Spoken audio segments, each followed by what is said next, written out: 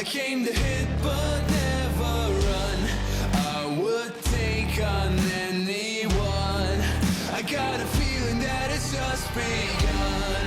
It's my miracle. I got a feeling that it's just begun. It's my miracle. I got a feeling that it's just begun. Hello, can you hear me? I think I'm still alive.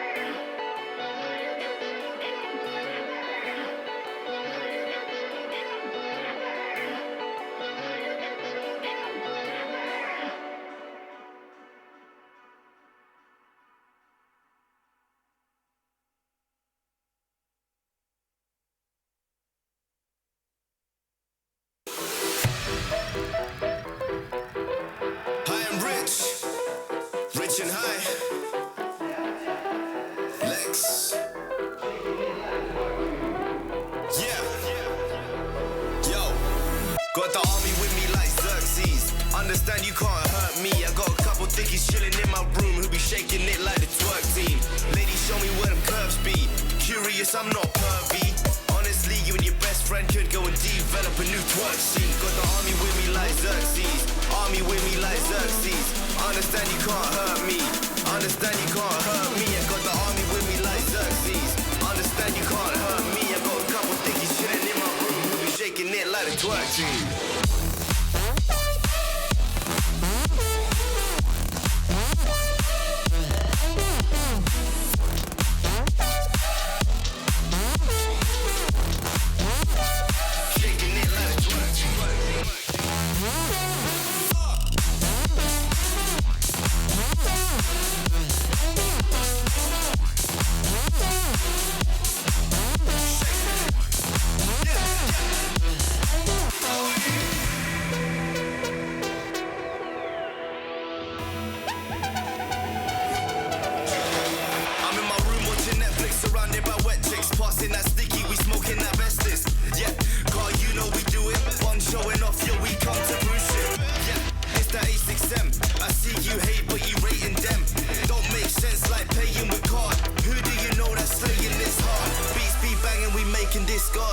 Girlfriend run straight to my yard and have her up in my bed. Yup, 20 minutes I'm dead. I tell her okay leave, no Snapchat or back chat please. What color is your backpack? Yep, green. Tell your boyfriend he's a whack twat G. Shake it.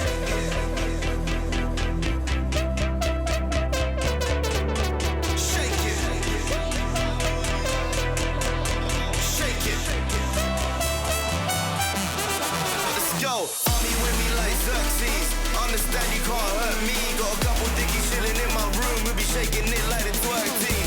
Ladies, show me where them curves be. Curious, I'm not pervy.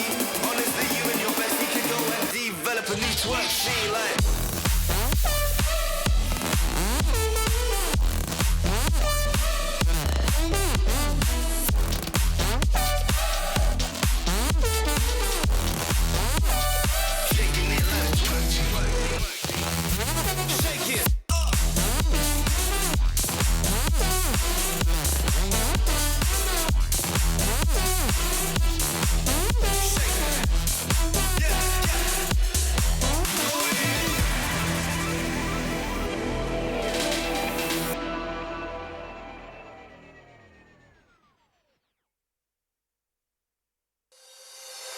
Call my bluff for the last time. This ain't a song, it's a battle cry. No life. I see the clue between the strobe lights. I'm haunted, black face. Hey, follow me around, okay? Black face. Hey, follow me around, okay? Used to want it bad, used to want it bad, but I can't taste it. I can't help you now, okay? Follow me around, okay? Black face, hey, follow me around, okay? Follow me around, okay? Black face, hey, follow me around, okay?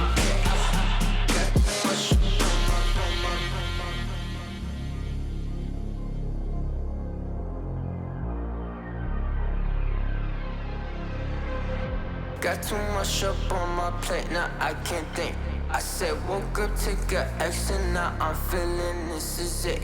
Want the money, want the rest. I do purse, not no cess. They say Darnish, why you sad? I said I just need the thing. Red tape, got too close, I hit the city. Black face, show you everything you need till you fornicated, you bad. Someone said it, you sad. I used to want it bad.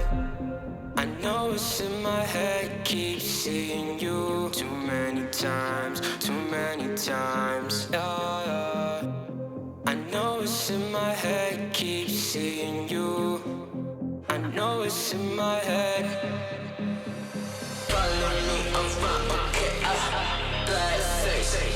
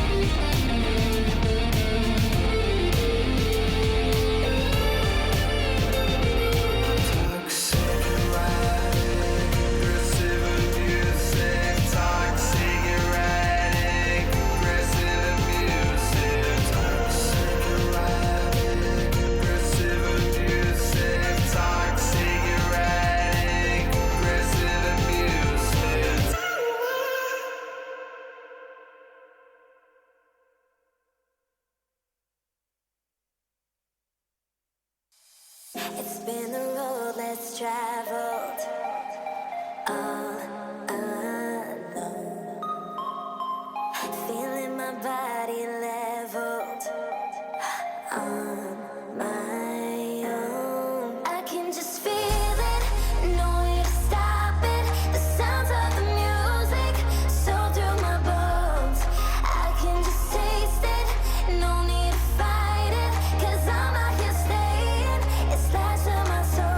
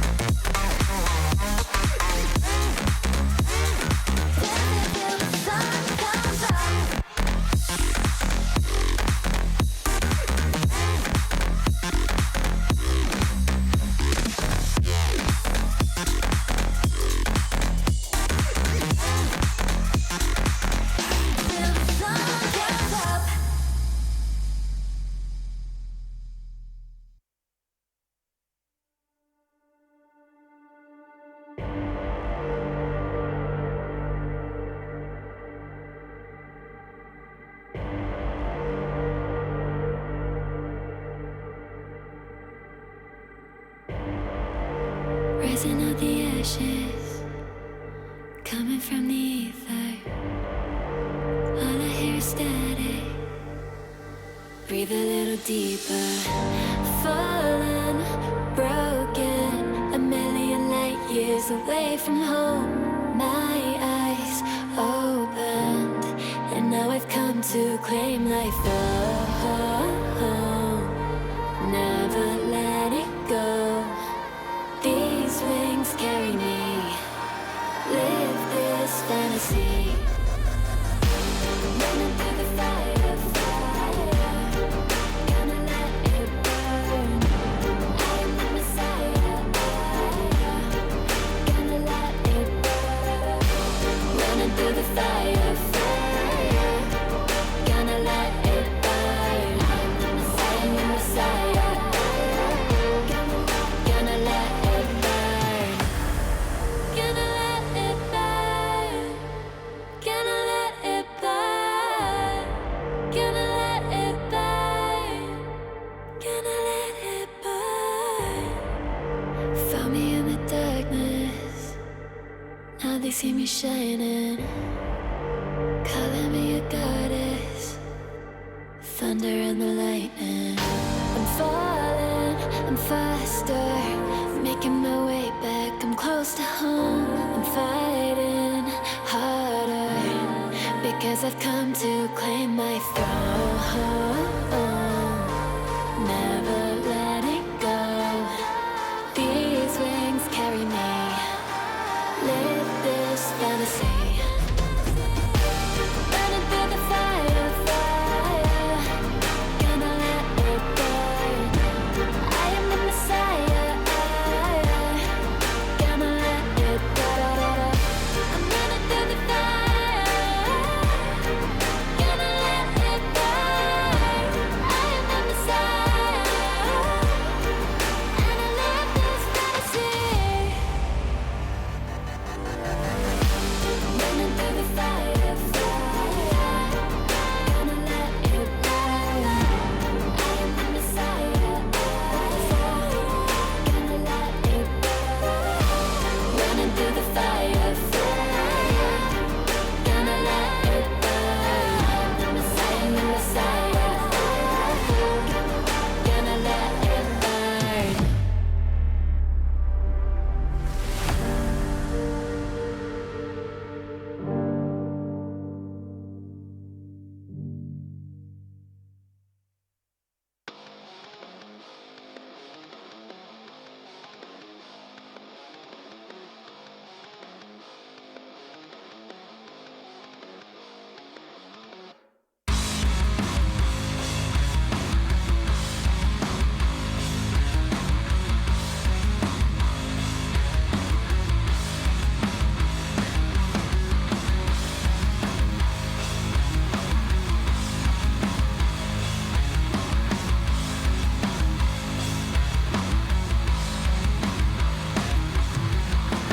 First thing you notice, you feel a bit excited. You see a purple butterfly is flying by. A little tension in your jaw, let your teeth shine. Put on your blue dress, it fits just fine. You go to hell, never coming back. There is nothing as it seems in your requiem for a dream.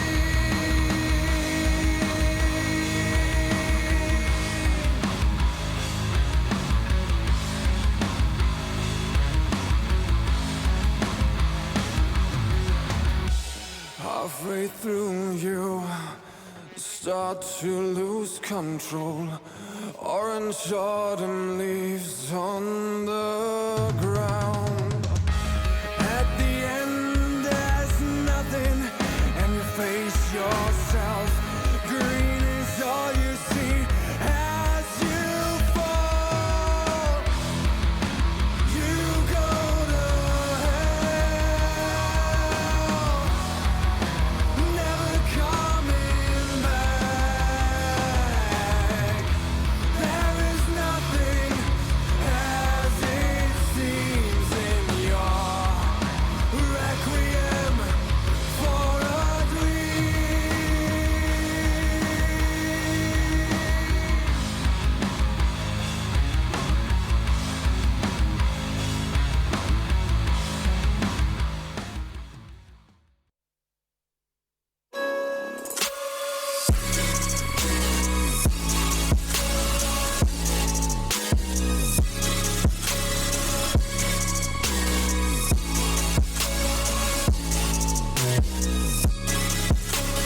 You love it, you wear it.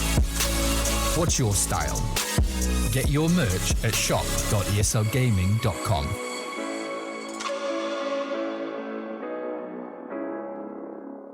My name is Jordan Gilbert, aka Nothing. Hi, my name is Sue Lee. My handle is Smix. I think it's important for these initiatives to happen. Empathy really, really goes a long way, and it always means so much to us, and I think that's where initiatives like this really help. I encourage everyone in the community, anytime they see bullying, anytime they see someone getting called names, I encourage you to step up and say something. Good luck, have fun. Good luck, have fun.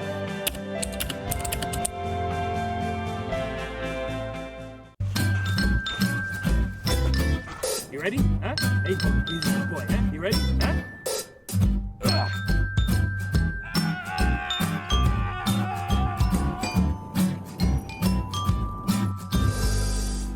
Start your esports career now at play.eslgaming.com.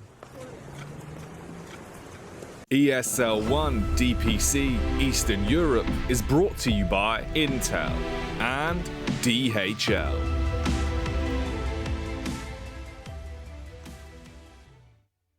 Hi all, I'm Let's Wanna Fly, Andriy Bodorenko. I'm playing position 5 for Team Navi. Hey, my nickname is Yamich. I'm the position 4 player of Strike team, and that's all. Hello, I'm Safe, and I'm playing position 4 for VP.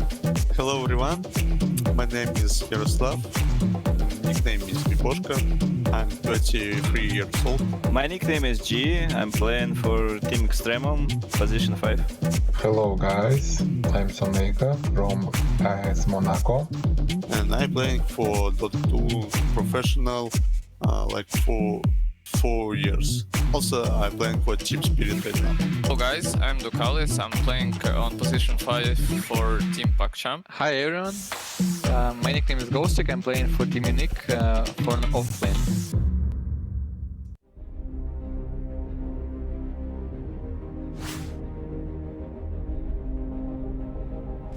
Basher done for V-Tune and Iceberg. He's in onto Mello.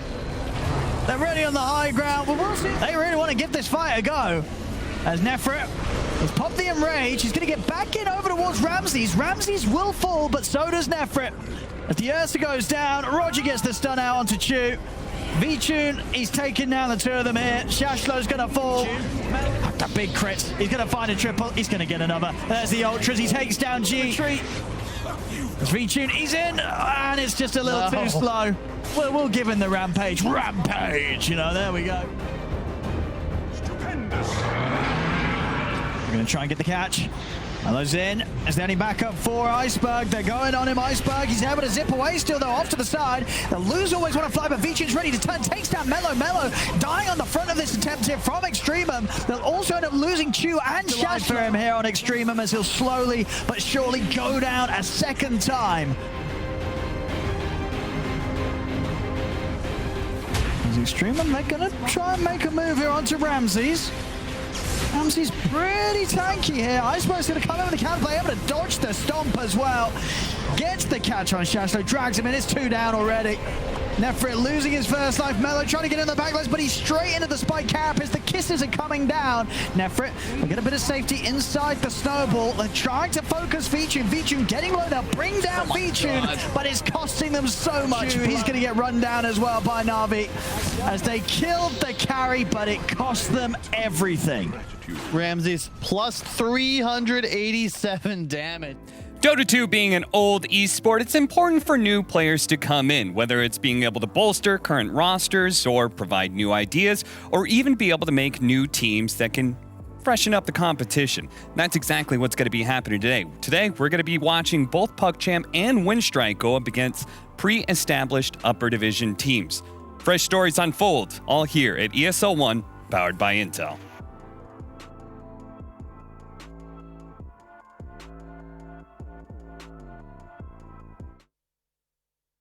These are those moments I don't think anybody else is going to forget.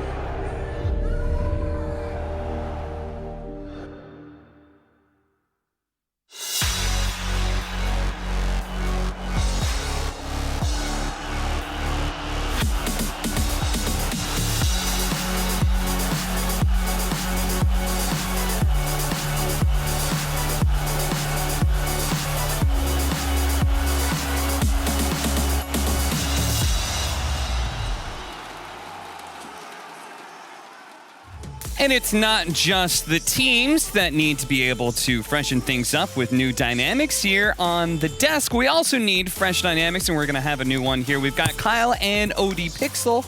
They're both going to be joining me on the desk. Good morning, gentlemen. How you feeling? Morning. All good. How you doing, Cap?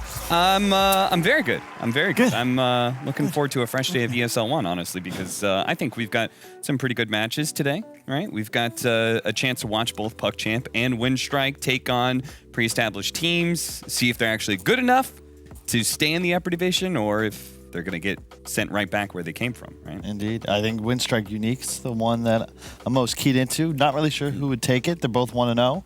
And this kind of, I would say almost for sure pushes you out of the possibly eliminated from Division 1 category into the could you actually compete for a spot at the major? Because this is a pretty even district. I was watching the Hunger Games yesterday. Pretty even division.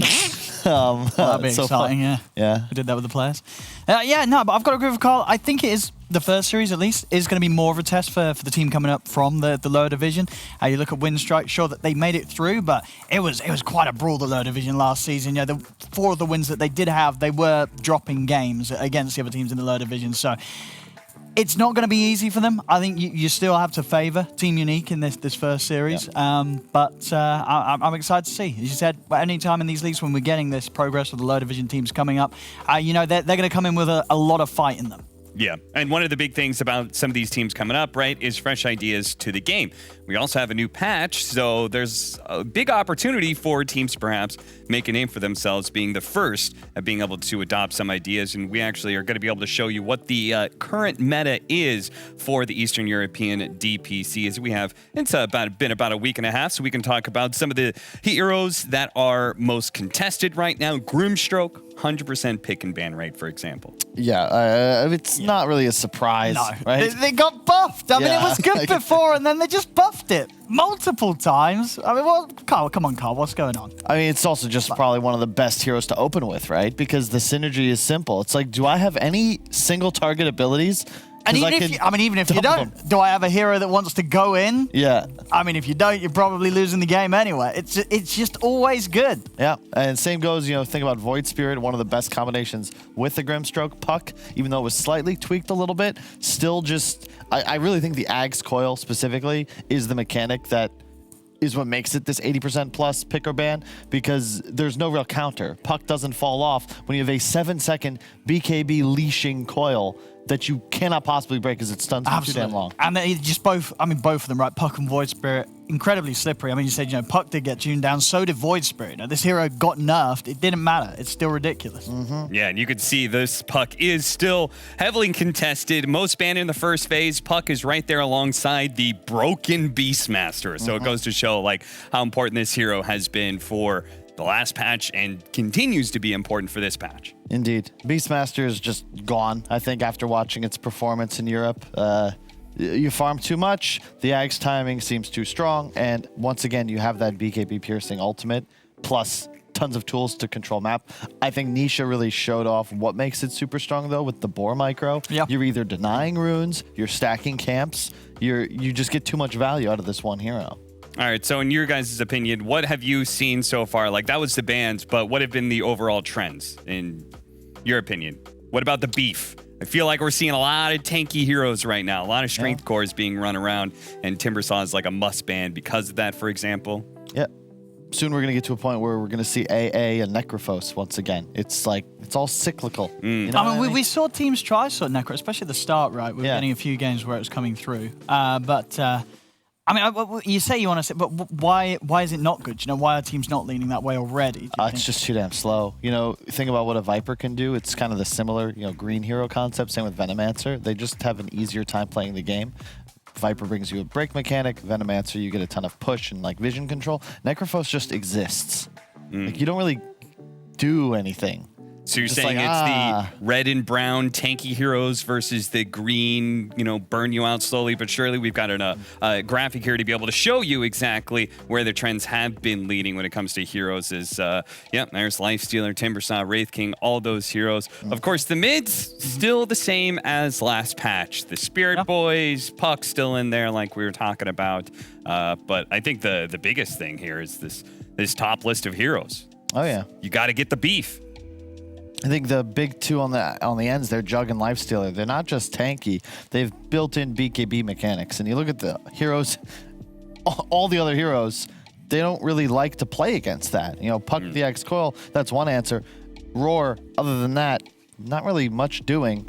The Dusa, we haven't seen too much. I think there was a couple games. There's some over in Western Europe. You know, teams trying it out. You know, we're seeing teams build the Ags on the Dusa now, being sort of played around with. Yeah, Yatoro, I think, was playing that last season. I don't know if I've seen him play it this season, but you know, we'll see how that goes.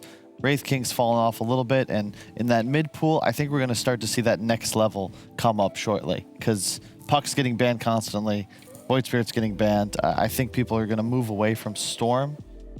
Not really. What? No, they won't. No, they're not. Why would you move away from Storm? Storm feels pretty good right now. We're seeing some of these Storm builds, right, with like the Kaya Sanj feels great. You know, you're not, you know, unless they have a lot of lockdown, you're going to be able to zip away. Yeah. And these are the two we were talking about. You called it. 100% win rate. I mean, well, what more do you need, right? They don't really have bad matchups. Both heroes have that built-in steroid in a sense. You know, the feast on Lifestealer, crit on Jug.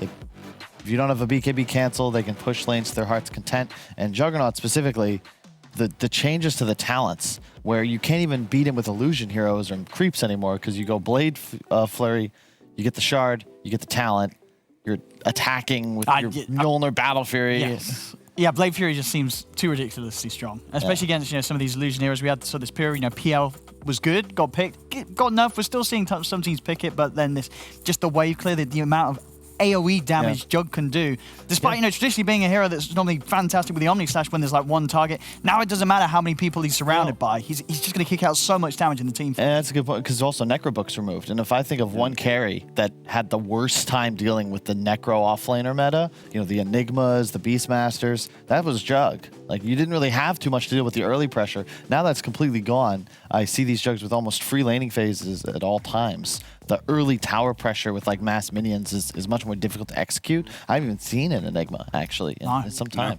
And little things as well, of course, you know, with the change to now being able to put points when you level up into the stats. You know, heroes like Jug, traditionally that was one that you'd love to do it on. Now you can be greedy. You know, you don't have to put too many points in the healing ward. 1-2 points, you're probably fine. Those extra early game stats can make the difference. All right. Well, with a patch, with a trend that is already established, these two teams that are going to be coming up next have an opportunity to be able to stay ahead of the meta. That's going to be Windstrike versus Unique. We'll break that down a little bit more after the break.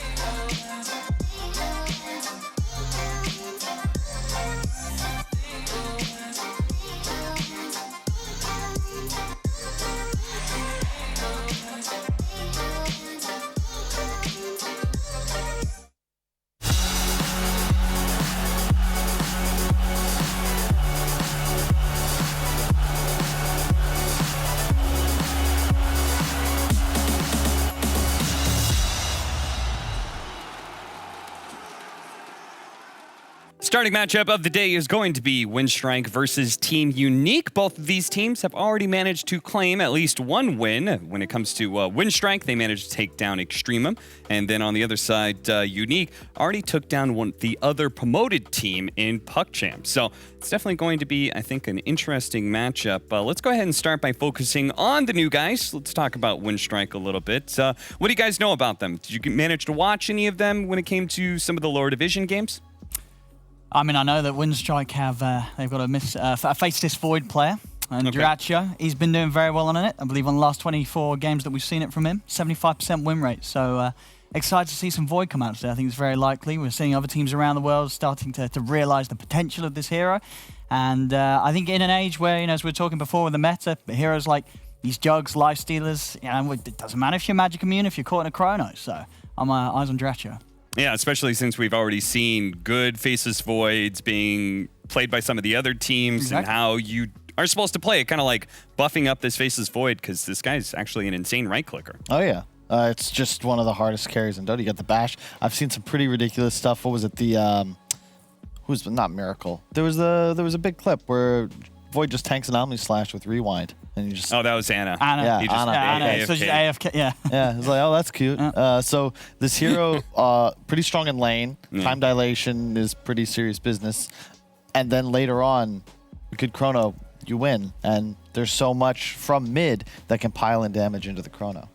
Yeah, and then one of those mid is going to be like the Storm Spirit they were talking about earlier, Rival. Is that the name we settled on, Owen?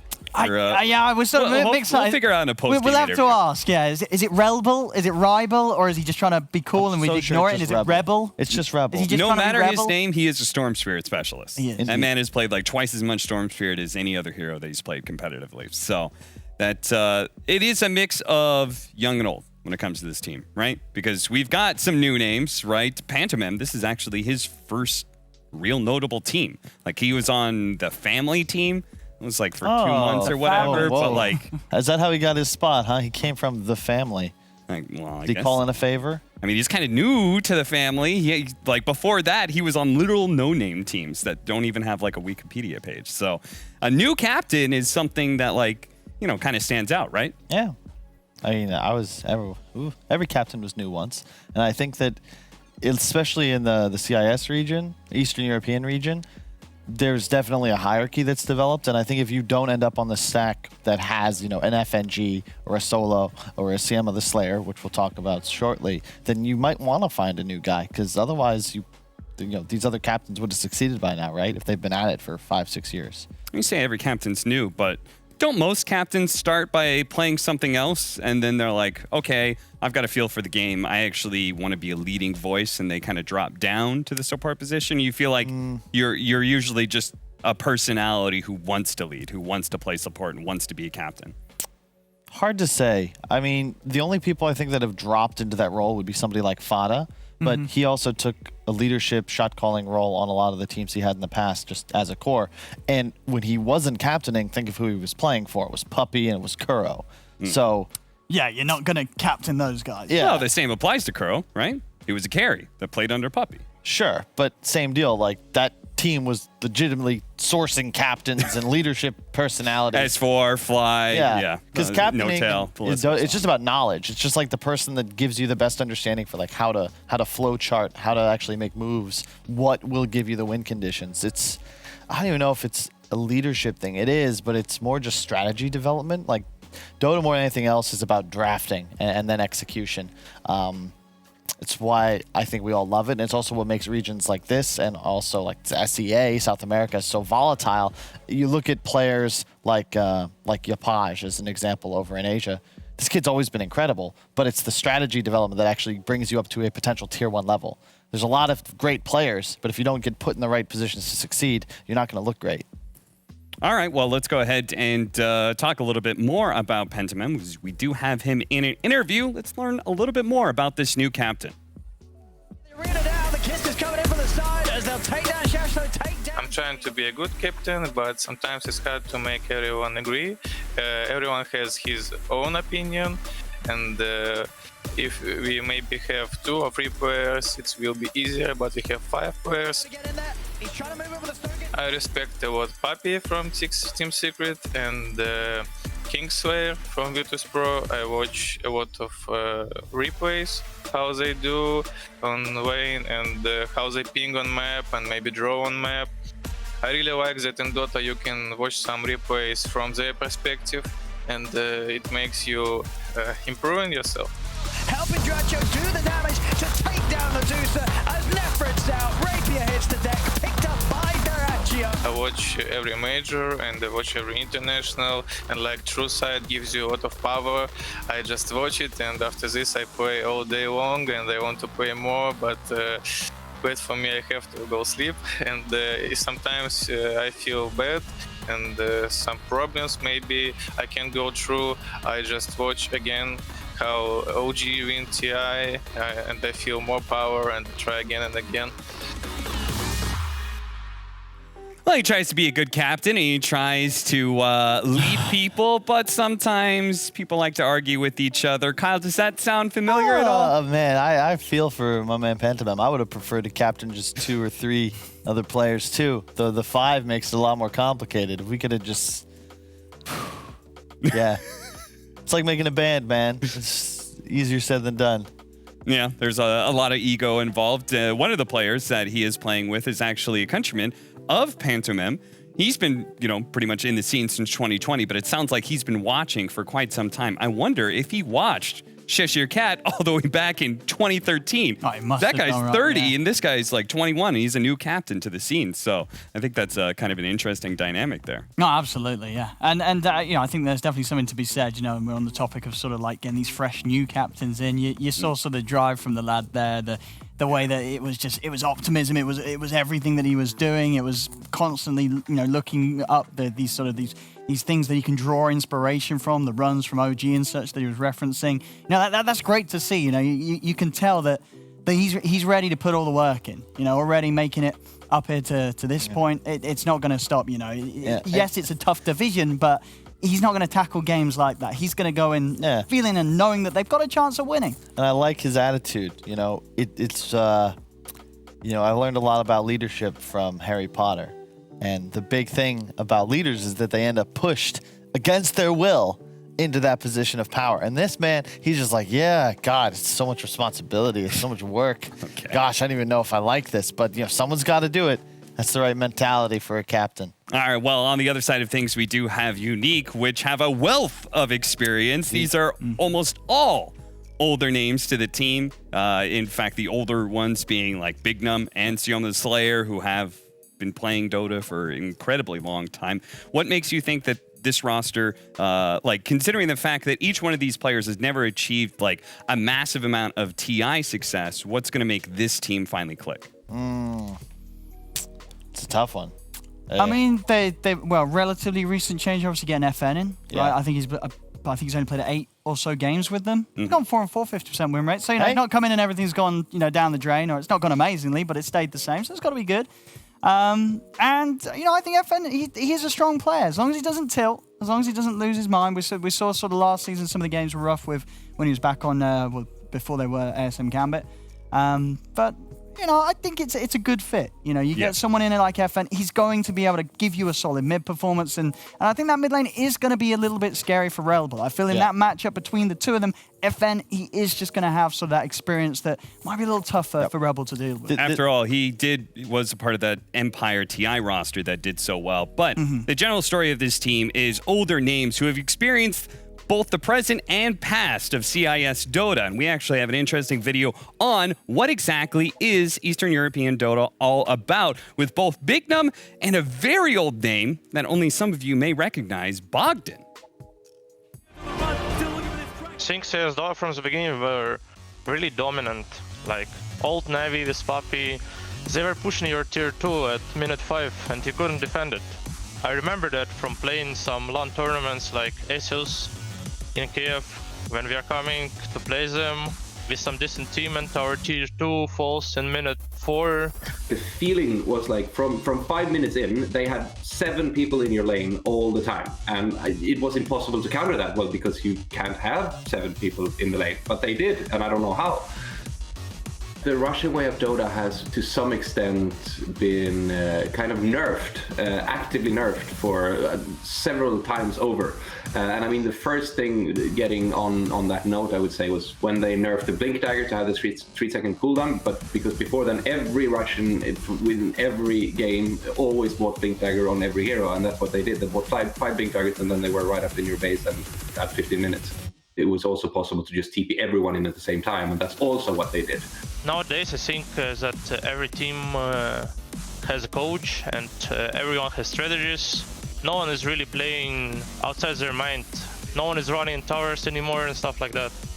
For my part, I would really love it if this kind of style of Russian Dota would come back again. I'm not sure if it can in the current meta, but maybe if they would do just stuff like making it a lot more profitable to kill people early on, a little bit less profitable to farm, and maybe even that you get even more bonuses for team fighting together. I think that maybe could get us somewhere along the way. And at least me, I would really, really love seeing that.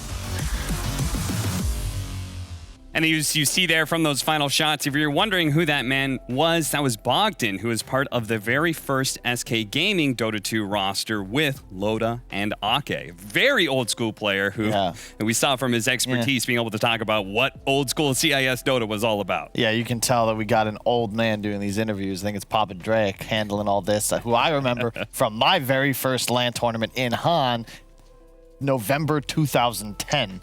Yeah. He was there, and he was already old. So he knows the history. Dota is actually such an incredibly storied game, you know, with nearly 20 years at this point of play. Cap said, make a quick point. Mine will be fast. This roster of Unique, this is the kind of matchup they've got to start winning. They've had FN, Palantimos, Shioma the Slayer. They've been in this, like, middle range of, well, they're not S tier, but, like, are they good? Could they be better? Like, is FN somebody you'll see on VP? He's been there. He's been a ringer, what have you. I think they are good enough, but they've got to win matchups like this against a really hungry squad coming out of the Division 2. Yeah, no, I mean, you sort of asked earlier, you know, what is it about this squad, you know, Team Unique, that means things are going to be different, things are going to start working out. I don't know, but to agree with Carl, it does have to. I really do think this is a matchup that Unique, they shouldn't expect anything less than a 2-0. And if they're struggling against this team, you look at these players and you've got to maybe ask yourself, would they be better off elsewhere? You know, this squad should expect a victory here. All right, well, we'll have to see whether or not the old dogs will prevail or if the newcomers are going to be able to break down the gates. We'll see all of that unfold, but first we got a draft. So be sure not to go anywhere. We're going to be right back. Go ahead, go to the kitchen, get yourself some cake if need be. We'll be back with the break.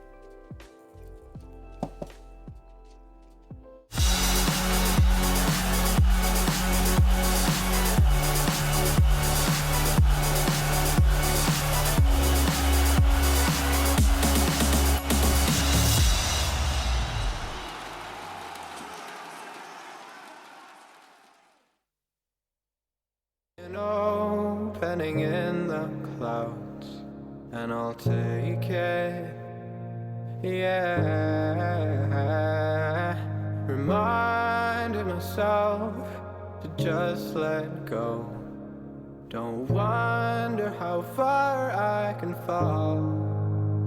Don't look down, never fade out.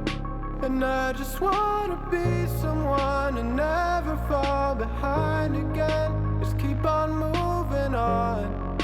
Never look down, never fade out.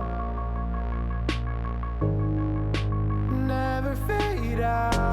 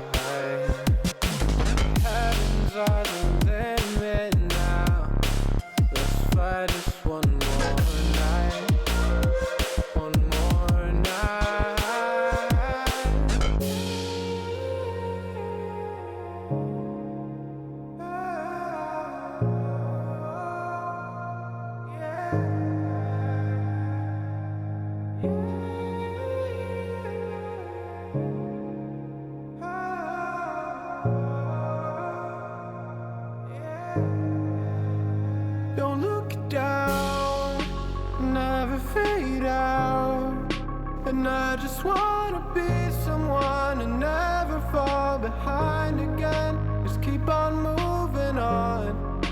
Never look down, never fade out. Never fade out.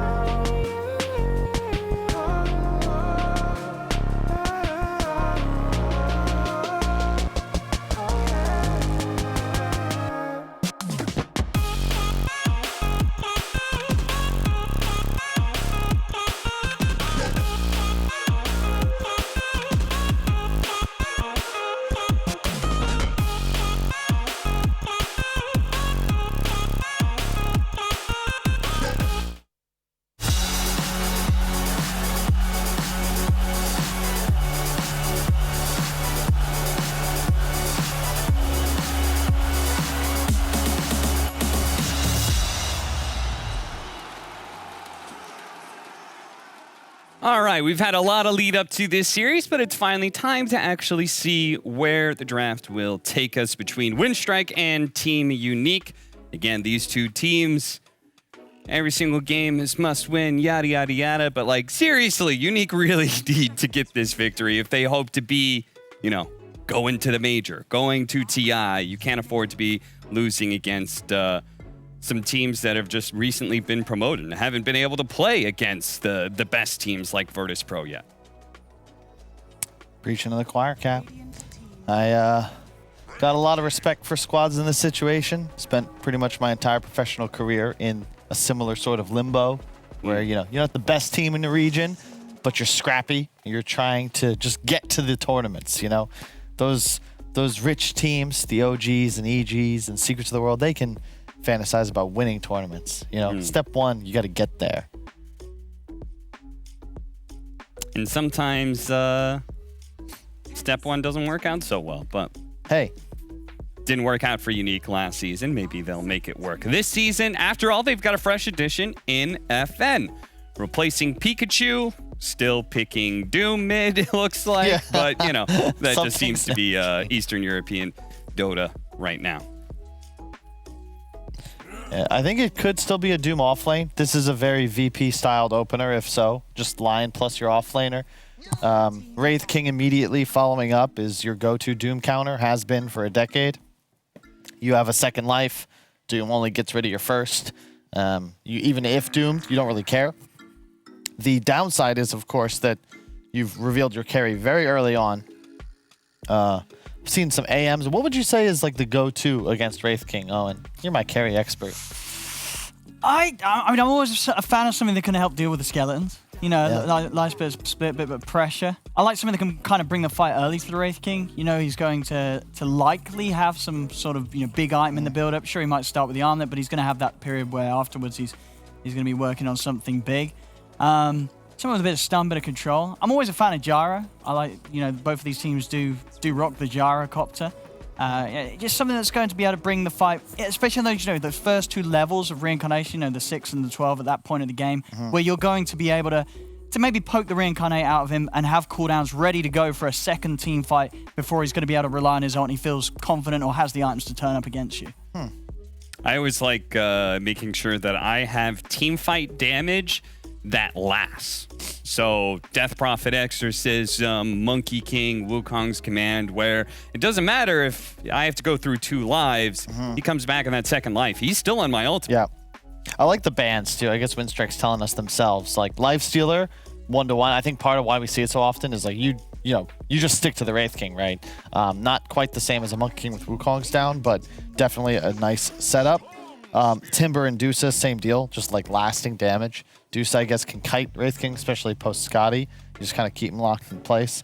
They go for a Storm that'll likely be the mid for FN. That is a hero I don't love against Wraith King, personally, because you do not have that sustained DPS. You're reliant on the mana. Sure, and you tank a stun and a crit to the face. It's half your health. We just don't get stunned, Will. It's a good point. It's a great point. What's your counterpoint, Kyle? What if you do get stunned? Well, I mean, this is FN, not you, Kyle. You know?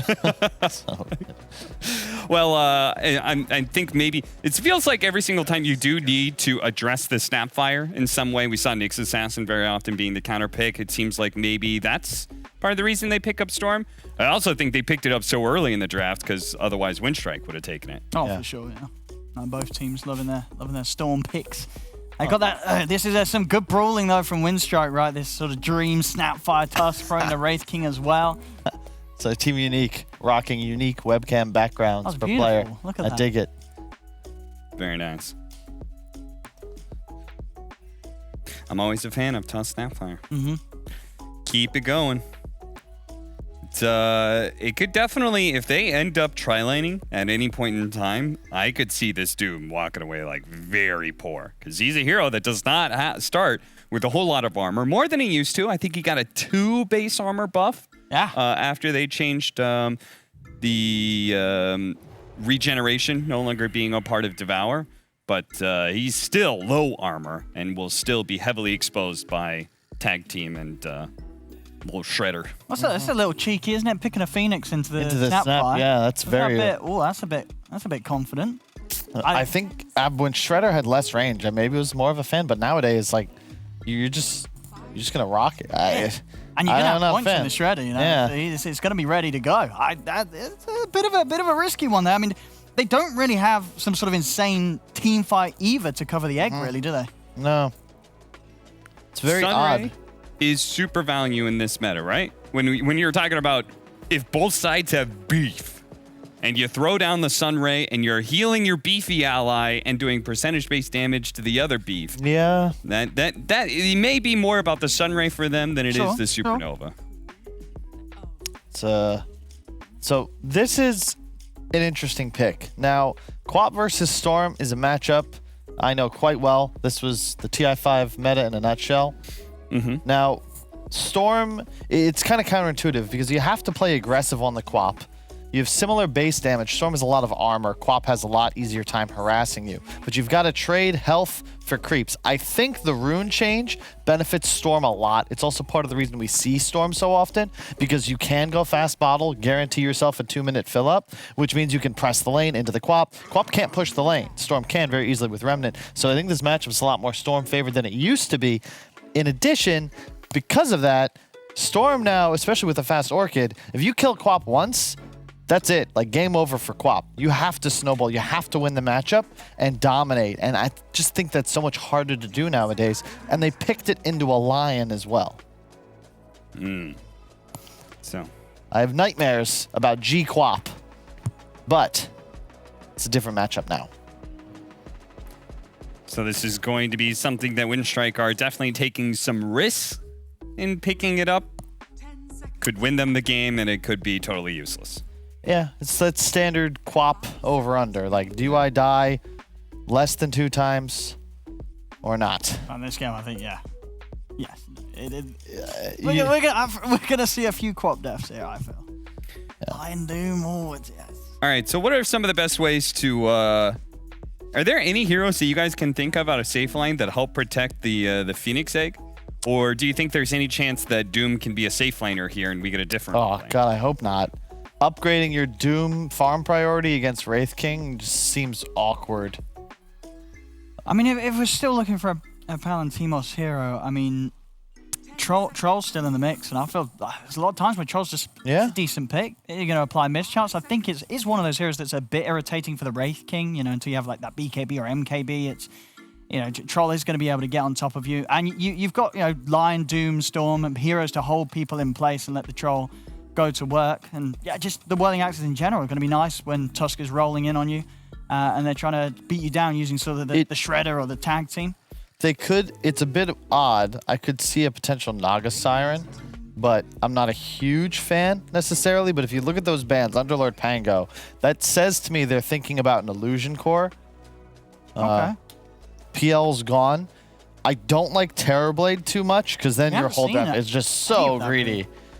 But I think yeah, Terrorblade against some of this burst as well, against a Quap. I think the Yeah. campaign's going to be pretty happy if you pick But Naga, you have that ability to protect the egg and just shove lanes without risking your hero. And right now, I think that's what they need. It's just, check out this Windstrike lineup. Very strong kill potential. But if you can just shove lanes and out-farm, Quap, Tusk, Snapfire, if they're not able to find kills, like they're not pushing waves. And they can't deal with illusions after a couple of items. I don't think they've got insane sort of level of wave clear. I like it. I feel Troll would be the more standard fit, but sure, some of these Eastern European carries. Troll's like your just going to run the illusion heroes very solidly. Troll's your sausage and eggs. It's maybe avocado toast. It's never a bad thing. You're not going to be displeased, but it might not be perfect for the morning. Well, Troll is his most played hero. 56 win rate with 76 matches under his belt. He's also a Chaos Knight specialist. You guys think that? Oh, there we go. Yeah. Hell yes, actually. CK, I have been a big believer, just owns Wraith King. Talk about lasting damage. You kill Wraith King once, he pops up, you still have Phantasm, he's dead again, crushes the Quap. Nice call, Cap. This is a hell of a... I would say... Oh. Well, there's your next Okay, it's a little harder to pick CK now. So this is one of the heroes that you did think would get picked because it can deal with the beefy heroes? Well, it's weird, though, because you're picking it into Lion, Doom, Storm. Like, none of these heroes really scream Necro. And there's a lot of burst. Yeah. But... So do you like it, or you kind of... this wouldn't be a game where you would feel like, Here's the thing. Necrophos. Necro is weird. Necro is just a great hero. And the thing about it is there's this... it's one of the most, tipping point based on balance heroes due to the kit. If it's a good patch for Necro, it's a great hero. It can be countered. It'll be pickable. If it's a bad patch for Necro, then you'd argue it's just not strong enough to pick ever. And in this case, it's kind of on the fringe right now. So, yeah, the matchups aren't perfect, but theoretically, you're going to have a really strong landing phase, and it kills waves for you. Also removes the ability to pick a Chaos Knight, I think, completely. Yep, and you would be right about that. Instead, they go for the Morphling, a hero that does... if I recall, very well in laning phase against Necrophos, because you are so good at CSing, and Necrophos really needs that. Yeah, I take back everything I said about Necro. This is just... the hero's got to be incredible if this is... this is just not a Necrophos game. Storm, Morphling, Doom are 3 cores you really don't want to play against, right? I mean, it does still offer percentage-based damage against Morphling, right? That's never terrible. I guess. It's just the fact that he has to lane against him sucks. You do have the Scythe for big kills later on. Actually, it goes both ways, I'll have to say. You do the percent-based damage.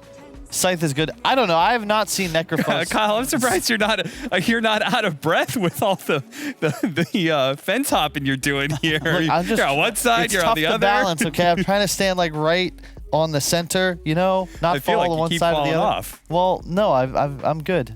You good? Yeah. Okay. Just gonna go the rest of the panel on one foot? No, that'd be dangerous. All right, Owen, do you have we'll let Kyle figure it out a little bit more. Do you have a more solid read that you believe in when it comes to these drafts? I feel that Team Unique, it is a nice ending to the draft. You sort of look at the way that they can set up onto it. It seems like it's going to be a draft that may have to be forced to use the Reaper Scythe for sort of the instant catch on the Morph, because everything else, the Morph, if he's keeping his wits about him, he's going to be able to dodge. I don't think there's going to be too much that will be able to catch this Morph by surprise. And sort of outside of that, I look at heroes like the FN Storm.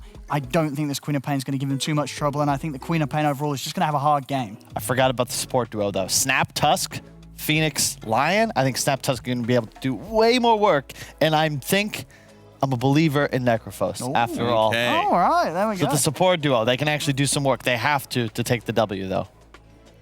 All right, will Kyle's faith keep true, or midway through the game, will he just talk about how Necrophos is a terrible hero? I guess we'll have to wait and see. We'll be back after the game. We, of course, have Moxie and Fogg. You're going to be doing the casting here. Well, I don't know about you, Fogg, but that was one heck of an emotional roller coaster that Kyle just took us on. We went through the whole spectrum of human emotions while he tried to decide did he like Necrophos or not. But I want to ask you, this Morphling pick, it seems really good. It feels almost like a little bit like a gotcha pick. What do you think about it? It definitely feels really strong. I think that we see Windstrike have drafted themselves more for just lane dominance. That's kind of what I see from like all their heroes. Snapfire, Wraith King, me and you've seen that lane a bunch of times now, how dominant it is. You know, that minus armor, those big crits, the setup, it's great. Tusk plus a ranged hero, usually in off lane, is quite strong. Necro overall is a pretty strong laning hero. And Queen of Pain, hero that used to be all about dominating lanes. So I feel like Windstrike, they really have to come out quick in this laning phase, come out with an advantage. Because other than that, I don't like their draft with what they're up against, to be honest with you, right? They don't really have these great actual stuns versus that Storm and the Morphling. They have stuns, but they're telegraphed, right? The Snapfire Cookie, the Snowball. The Reaper Scythe, like Owen was saying, I think it actually might have to be used a lot of the times for setup. So we'll see. And also like the Tusk, we'll have to see if he gets good timing on Blink Dagger, because I really do feel like they lack some big forms of initiation. And the team fights, I have to give to Unique once they all start kicking off with Doom and Phoenix, as long as they're careful not to just get little shreddered on the egg. It sounds very much like Windstrike just has too many pieces that have to fit together exactly perfectly, you know? Whereas Unique, it seems like they can be a little bit more freeform, they've got a little bit more wiggle room, and just wait for, you know, item timings, basically. Yeah, I do feel like they can just be so patient, because like I just see like Lion and Doom, right? Lion and Doom versus your Queen of Pain and your Necro, two of your cores, they get just super countered. We're gonna see first quick aggression though. Slayer, he's got Fire Spirits leveled. He actually survived. Yeah, he's fine there. I think they were hoping maybe they could try to bait out something like, you know, the Icarus dive or whatnot, which would be a bit of a disaster for a Phoenix to pick up. But instead, you know, just gonna go walk back, heal up, and then most likely teleport over to that lane. And we will see how these lanes go. I'm curious to see how they all will be. I really do feel like Windstrike has to play super aggressive. I'm going to be looking at top just every time tag team is up, use it and just start hitting that Morphling. Get yourself good lane positioning and just, it's all going to be about lane focus. Getting a big advantage so that you can actually take fights in the later stages and actually have some forms of control. Because like we're saying, very telegraphed disables. However, let's say Orchid comes out on the Queen of Pain at a good time. That's going to open up the map so much for them to actually shut down a lot of these heroes on the side of Unique. So yeah, laning is really going to be everything, I do feel. How many deaths is this Queen of Pain allowed to have before she just really starts to fall off and not feel good anymore? I'll give her 2. Okay. I never like saying 1, because 1, like a slip up sometimes happens here and there. 2, I think might honestly be the limit when you're playing versus just a tough game. You're playing versus Lion and Doom, and you're probably the biggest focus target besides your Necrophos. And it's a hard game for Necro too, just like Kyle was saying. There's so many things that just burn him out. There's so much magical damage, even just a Sunray later on. It's very tough for you to actually stop that Sunray with your limited type of disables to get to the back. All eyes again on Windstrike to try to make these very aggressive plays early and try to slow down the lanes as well. But currently right now, the mid lane seems to be going pretty evenly. 11-1 on Storm, 10-1 over on the Queen of Pain. So, you know, it's still very early. And I'm sure, you know, runes will come into play at some point as well.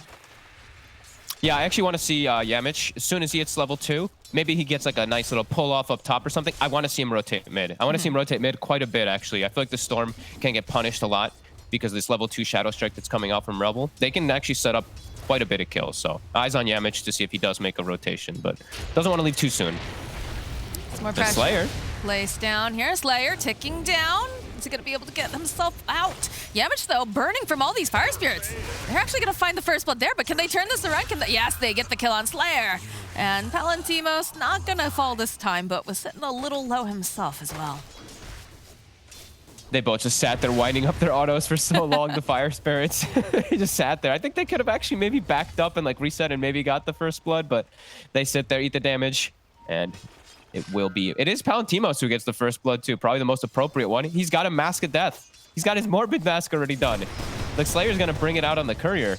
So sure, he's suffering a little bit as we're seeing bottom. Ooh, a cookie hop though. I'm not sure if it's going to be quite enough to save Pantaman, but looks like Ghostic is forced back as Jacho. Oh, he's looking. Can he get a couple more hits off? The Stoop is got a so stun in very 2. fast. And Pantaman has to be careful. They'll turn around. They might actually be able to get the kill. Down will go the Snapfire, and then Ghostic finally gets hunted down by the Wraith King. Action lane down bottom. That's Yeah. the fun one. The Doom with the increased armor actually able to tank decently versus that Snapfire Shredder. I was very surprised that they tried to make the play on the Doom, specifically for that reason. But I guess, you know, like you said, with the Snapfire having Little Shredder, being able to reduce that, trying to get these kills early on Doom is maybe one of their best bets. Yep. We see 4-minute runes. Bignum, he's actually stacking at the same time as checking. Love it. Love to see that. Hard camp already triple stacked up for the Storm Spirit. And we will see on the other side, Yamich. He can't quite do the stack, but he will check a rune. They both will be able to secure themselves those water runes. And yes, I think this is actually just really important to point out is Palantimo's getting this early Morbid Mask because he gets first blood. I think that kind of changes that whole dynamic of top. Where Necro might be able to bully Morphling at the start, now it's just gone. Morphling's going to be able to free farm up here pretty much completely just because of that Morbid Mask and that first blood. So what's the best way to play it now? Do we want to see just... All right, you can see that Yamich is TPing over to that middle. Oh, no, he cancels out the TP. Guess they're going to try to make some plays on Palantimos. Or try to save Cheshire Cat one way or the other. I don't think that they can ever... I don't think you can really go for the kills or anything on Palantimos. If he does die, it's a pretty big mistake by him because he does have this solid start already. So I actually wanted to see Yamich finish TP. I actually want to see him go toward mid to slow down Storm, but now he might have already missed his window as Storm is going to clean up that triple stack we mentioned earlier, and now he's going to be 6. So the Tusk's movement for room... movement for room... Wow, my mouth is not working right now. It's all right, dude. You're fine. Yeah, the room for movement is not working now for the Tusk. No worries. No worries. But yeah, no, that stack really, you know, coming in handy has really paid off for sure. And now things are going to start to look a little bit spooky for the side of Windstrike because Storm is, if he gets any really nice runes of opportunity, he is definitely going to make use of them, having that little bit of level advantage. He could make a move to one of the side lanes if he deems necessary. He does have that point in the vortex, so if they see someone stepped up a bit too far, maybe, but if the lane's not in a good position, he'll probably just return mid. So he sees the lanes are not in a great spot. He's going to go defend mid since that catapult is there. And he's actually going to bring one more over, Bignum. Maybe try to bait this Queen of Pain into getting the hop on him, but... You can also see Yamich making his own rotations. We're going to see some action in this mid lane, I think, soon. 6 minutes are up, though. And it's going to be a nice regen rune. Very nice. Go farm. Now he can out farm that Quappa as he already kind of is doing. Very small, very slightly because of those stacks. And we see Ghostic. He finds himself a nice creep in this bottom lane. I didn't point it out before, but he did get that toughness aura from the Wild Wing. So that minus armor, not as effective anymore. So about 6 minutes into the game, are we liking the way that, you know, the draft's really playing out over here on the side of Windstrike? Obviously, Unique has got to be really happy. Palantimos is pretty much unkillable here in the top lane. I know you mentioned you would have liked to see Yamich possibly make that rotation over to mid, but, you know, all in all, still feels fairly even. Yeah, I think that's not in a great spot for Windstrike. I wanted them to get, you know, it's still very early, obviously, but I wanted them to get maybe a little bit more kills, a little bit more rotations, because the game is going to start kicking off where Morphling goes jungle. It's up to the onus is on you to start getting that pressure going. Storm is very elusive, so he can make these moves around. And look at, I'm just watching Slayer getting all these stacks up and ready for that Morphling. So I do feel like the pressure is going to be on them to make the moves. All right, well. Let's see, Queen Pain just picking up the bounty rune. I wouldn't be surprised to see her make a rotation here top, in fact. Looks like she's headed that way. Trying to figure out what she wants to do, actually. She's kind of running around in circles, but... No, looks like she's... That's kind of what happens, farm mid. right? Because you want to gank the morph, but it's kind of obvious if you just head up there. Because you can surprise Palantimos as a Queen of Pain or that high burst damage from tree lines and stuff like that. You could try to get a kill, but doesn't want to leave mid either, because then FN is jungling and taking mid. So he doesn't want to get out-farmed, out-maximized on the Quap, but... Yeah, tough to know where he really wants to move as top. Oh, yeah, but he was overrolls. trying, but he had... Oh, dear. Palantimo's turning himself into his own Tusk as well. Has made it very difficult for him to try to escape. But a little bit of a jump over here on the Queen of Pain. Oh, it's going to be... Oh, no! At the last second, Rabel is able to go pick up the Invis rune and possibly go top here. There's a lot of stacks in this jungle that look very tasty, but... That could be the dream. I thought he might actually go in, because Morphs usually sit at that very low HP. If he just gets a Sonic Wave and a connection, he might be able to. But Palantimos, he's being careful. He's actually not sitting at 1 strength, because they know that Invis was there. He has a raindrop, so he's safe. And he's got some nice wards that were placed down as well, so they can keep eyes on it. But again, over in the middle lane with the little rotation from the Lion, that is the first death of this Queen of Pain, and Bigum's got to be feeling very happy about that. Oof. And that's the painful one. Queen of Pain dying once. You're already starting to get out-farmed from the 3 opposing cores. Your Necro and your Wraith King are doing great, but Quap is a hero. You know, this is your mid laner. I'm gonna say it, yeah, the second death, if he dies in the next like 5-10 minutes, I think it's gonna really just slow down Windstrike enormously. It's gonna be so much pressure on Dyrachyo to carry this game. I mean, on the bright side of things, they have some really nice stacks going on, coming out from the side of Unique over here. So that is obviously going to be a detriment here for Windstrike, but maybe they can sneak in, maybe they can try to steal some of these stacks. I mean, they don't really have the greatest heroes though either, right? No, they're very immobile. Like Necrophos walking into steal, that means like you're there. You once you commit on Necrophos, you're not gonna move out of that area, right? You're very slow. Queen of Pain can jump in and contest, but that's kind of it. So I feel like it's gonna be very hard for Windstrike to actually run in to contest them. But like we said, the onus is on them. They probably still feel pretty decent because Dyrachyo's having absolute free farm and the Necro's having a good time.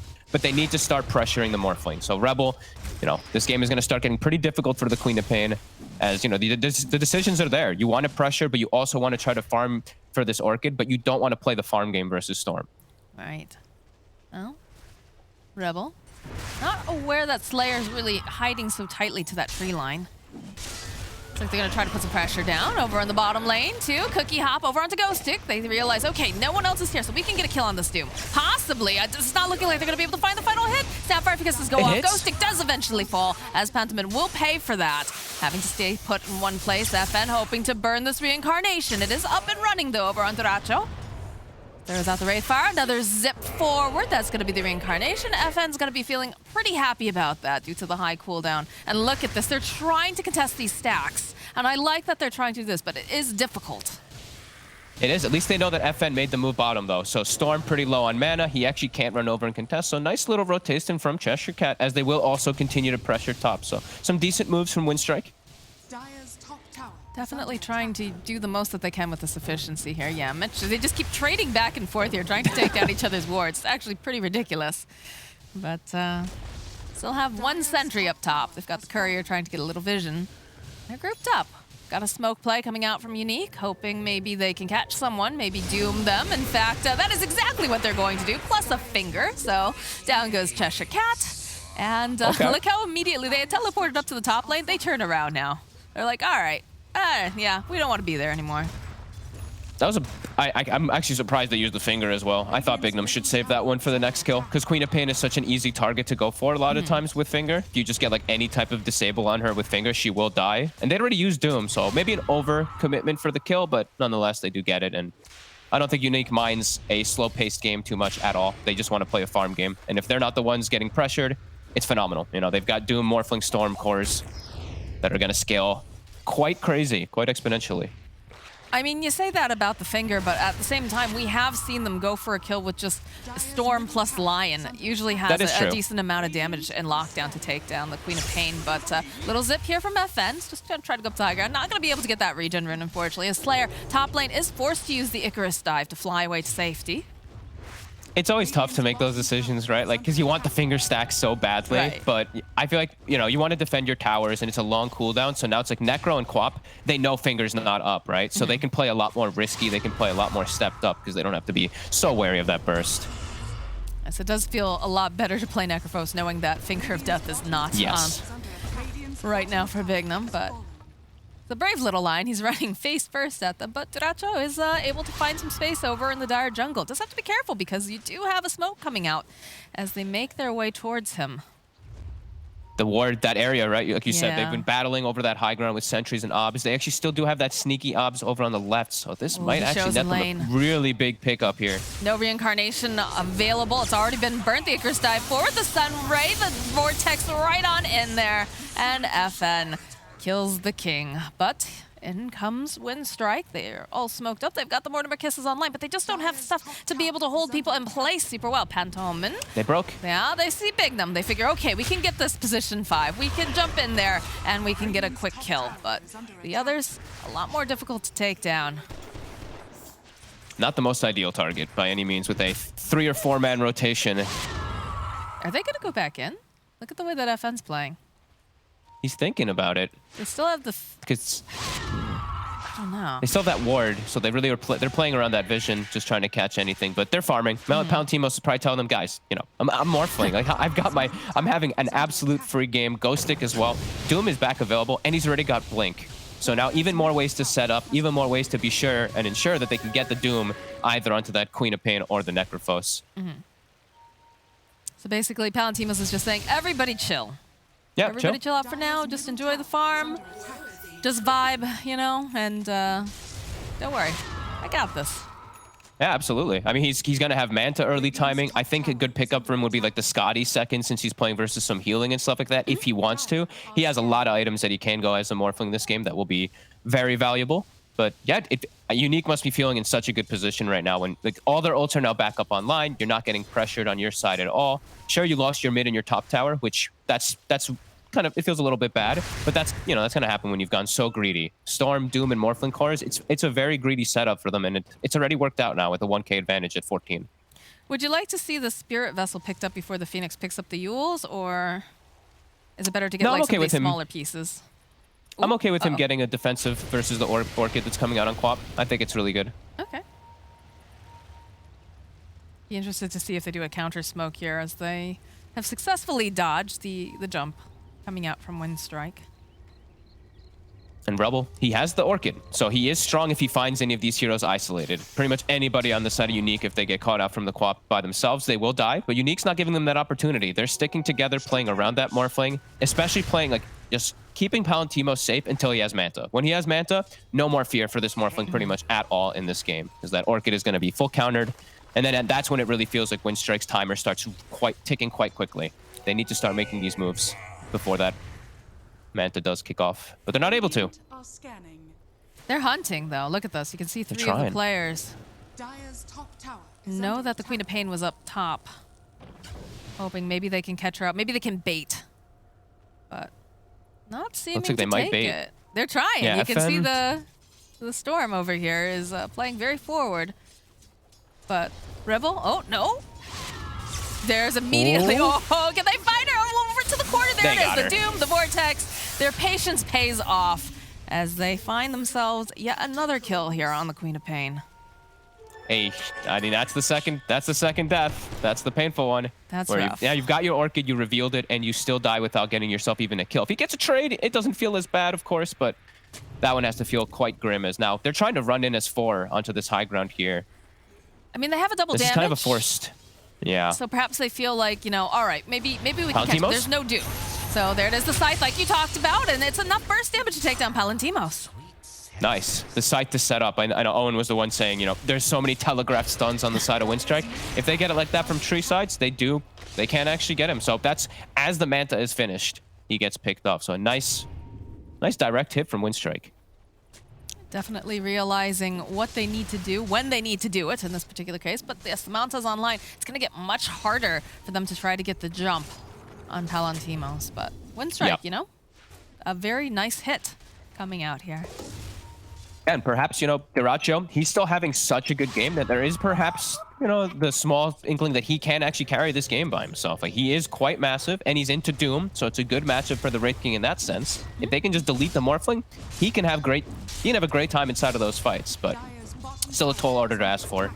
But Radiance is going to be up quite soon, so he's probably feeling very good about himself. I guess my concern is that this Wraith King, you know, standing at the top of the net worth still, looking very, very nice. But I'm worried that the rest of his team's starting to fall a bit too far behind. So, agreed. You know, yeah, he survives the initial jump, but the rest of the team either is not going to survive or they're going to have to back. And then, you know, Unique, who is in a slightly better position here, is just going to be able to keep rolling over him. Oh, no, I absolutely agree. It's going to be a very tall order for Diracho to carry this game. And it's so weird to say, right? Because it's 5-8. Like, they actually still have a gold advantage, but you can feel just that Unique draft, like how greedy it is, just paying off into all this. Like, it's going to just get stronger and stronger and stronger as the game progresses. And they've actually gone greedy. They've got like this really interesting build that I saw China doing actually on Storm Spirit.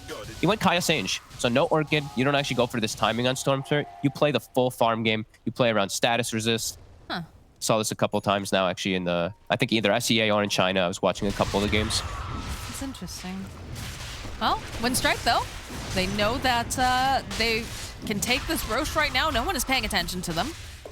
They've got some very nice vision up and around the pit, so they're going to go and secure themselves an Aegis. And I'm guessing probably for the Quap. What do you think?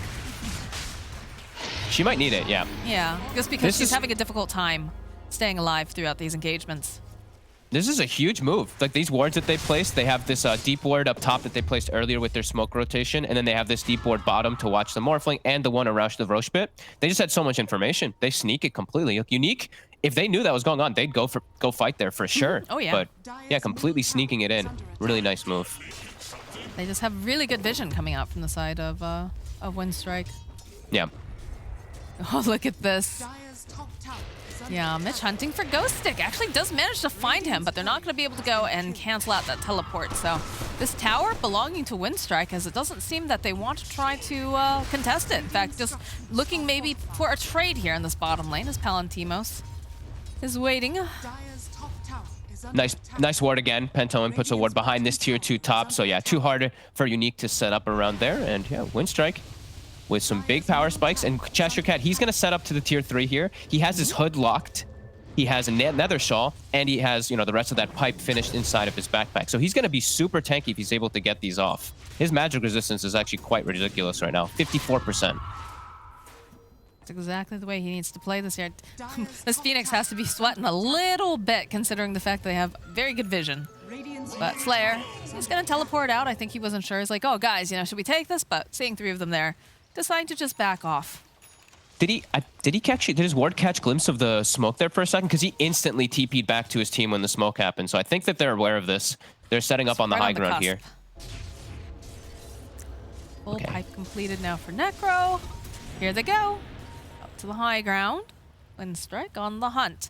And look at the way, though, that Unique is just immediately backing up. Palantimos is still over on the bottom. Slayer is going to get just spotted immediately. The silence. He's waiting, hoping. No. At the last second, they actually used the side for him, though. So I think Unique is very happy about that.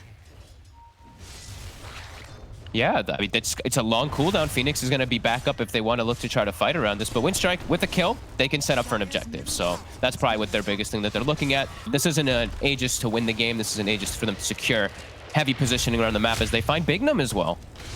Yeah, gets a nice Earth Spike off, but okay, Ghost Stick decides he wants to go back in. They got the finger, but look at these kisses coming out from Snapfire. They're going to be able to protect Yamage, although no, FN zipping on in. So the BKB popped over on Ghost Stick. Palantimos now is looking to hide underneath his tower. But Windstrike hit hard. They dive forward, get 2 kills, also get the tower now as well from these movements. And yeah, the Reaper Scythe, it's going to be back up in about 70 seconds, so they can patiently back up. They've done some, some very nice objective damage here. Definitely moving as one cohesive unit. Looks very, very nice. Again, it was looking a bit dicey for the Quap, but he's, you know, doesn't have to be a lone wolf all the time. Sometimes just fighting with the rest of the team is enough to keep you back in the game. Yeah, I can't believe how farmed Dyrachyo is during all this. Like, he's 2,300 gold above the Morphling. That one kill they got on Palantimos completely slowed him down, and now they get another objective. Are they even going to threaten the high ground? I think they are. I mean, why not, you know? You have to be careful, though. The Doom, of course, high ground's scary. Is still available, and they do have the Phoenix Egg, but they're feeling very, very powerful right now. Zip in, immediate silence over onto Phoenix. So he can't stop, can't go for any sort of egg or anything like that. And look at the damage that they can just dish out over on the tower, and they're not able to do much of anything. They actually got the whole thing already. Dyrachyo. Yeah, he's gone a little far. There's going to be the blink forward here coming out from Ghost Stick, and they do get the Doom up, but the Quickie will save him. And now Ghost Stick is just totally separated from the rest of his team. Sonic Wave coming through. Look at the damage from the little shredders. Pentoman finds the kill. And now, over on the side, Tusk using a little bit of time here, using that snowball. But Dyrachyo, he's still alive. They're still doing damage, and we still have Cheshire Cat alive after that initial Doom. He's absolutely fine here. They do eventually take down the Wraith King, but it took a lot to get to that point, and they lost Ghost Stick and Bignum during this process. Are they going to go back in? Yes, they are. Okay, all right. That's a cooked chicken right there. They're going to get a range Rex. I don't know if they can stick for the melee, though. They're going to try. They're going to try. I mean, they've got the Aegis still online here. Not a lot of mana left over. They're actually going to be able to get the Rex. Wow. Okay, Palantimos hoping he can get the jump on anyone. Cheshire Cat will get dragged back. A Cookie pop forward, though.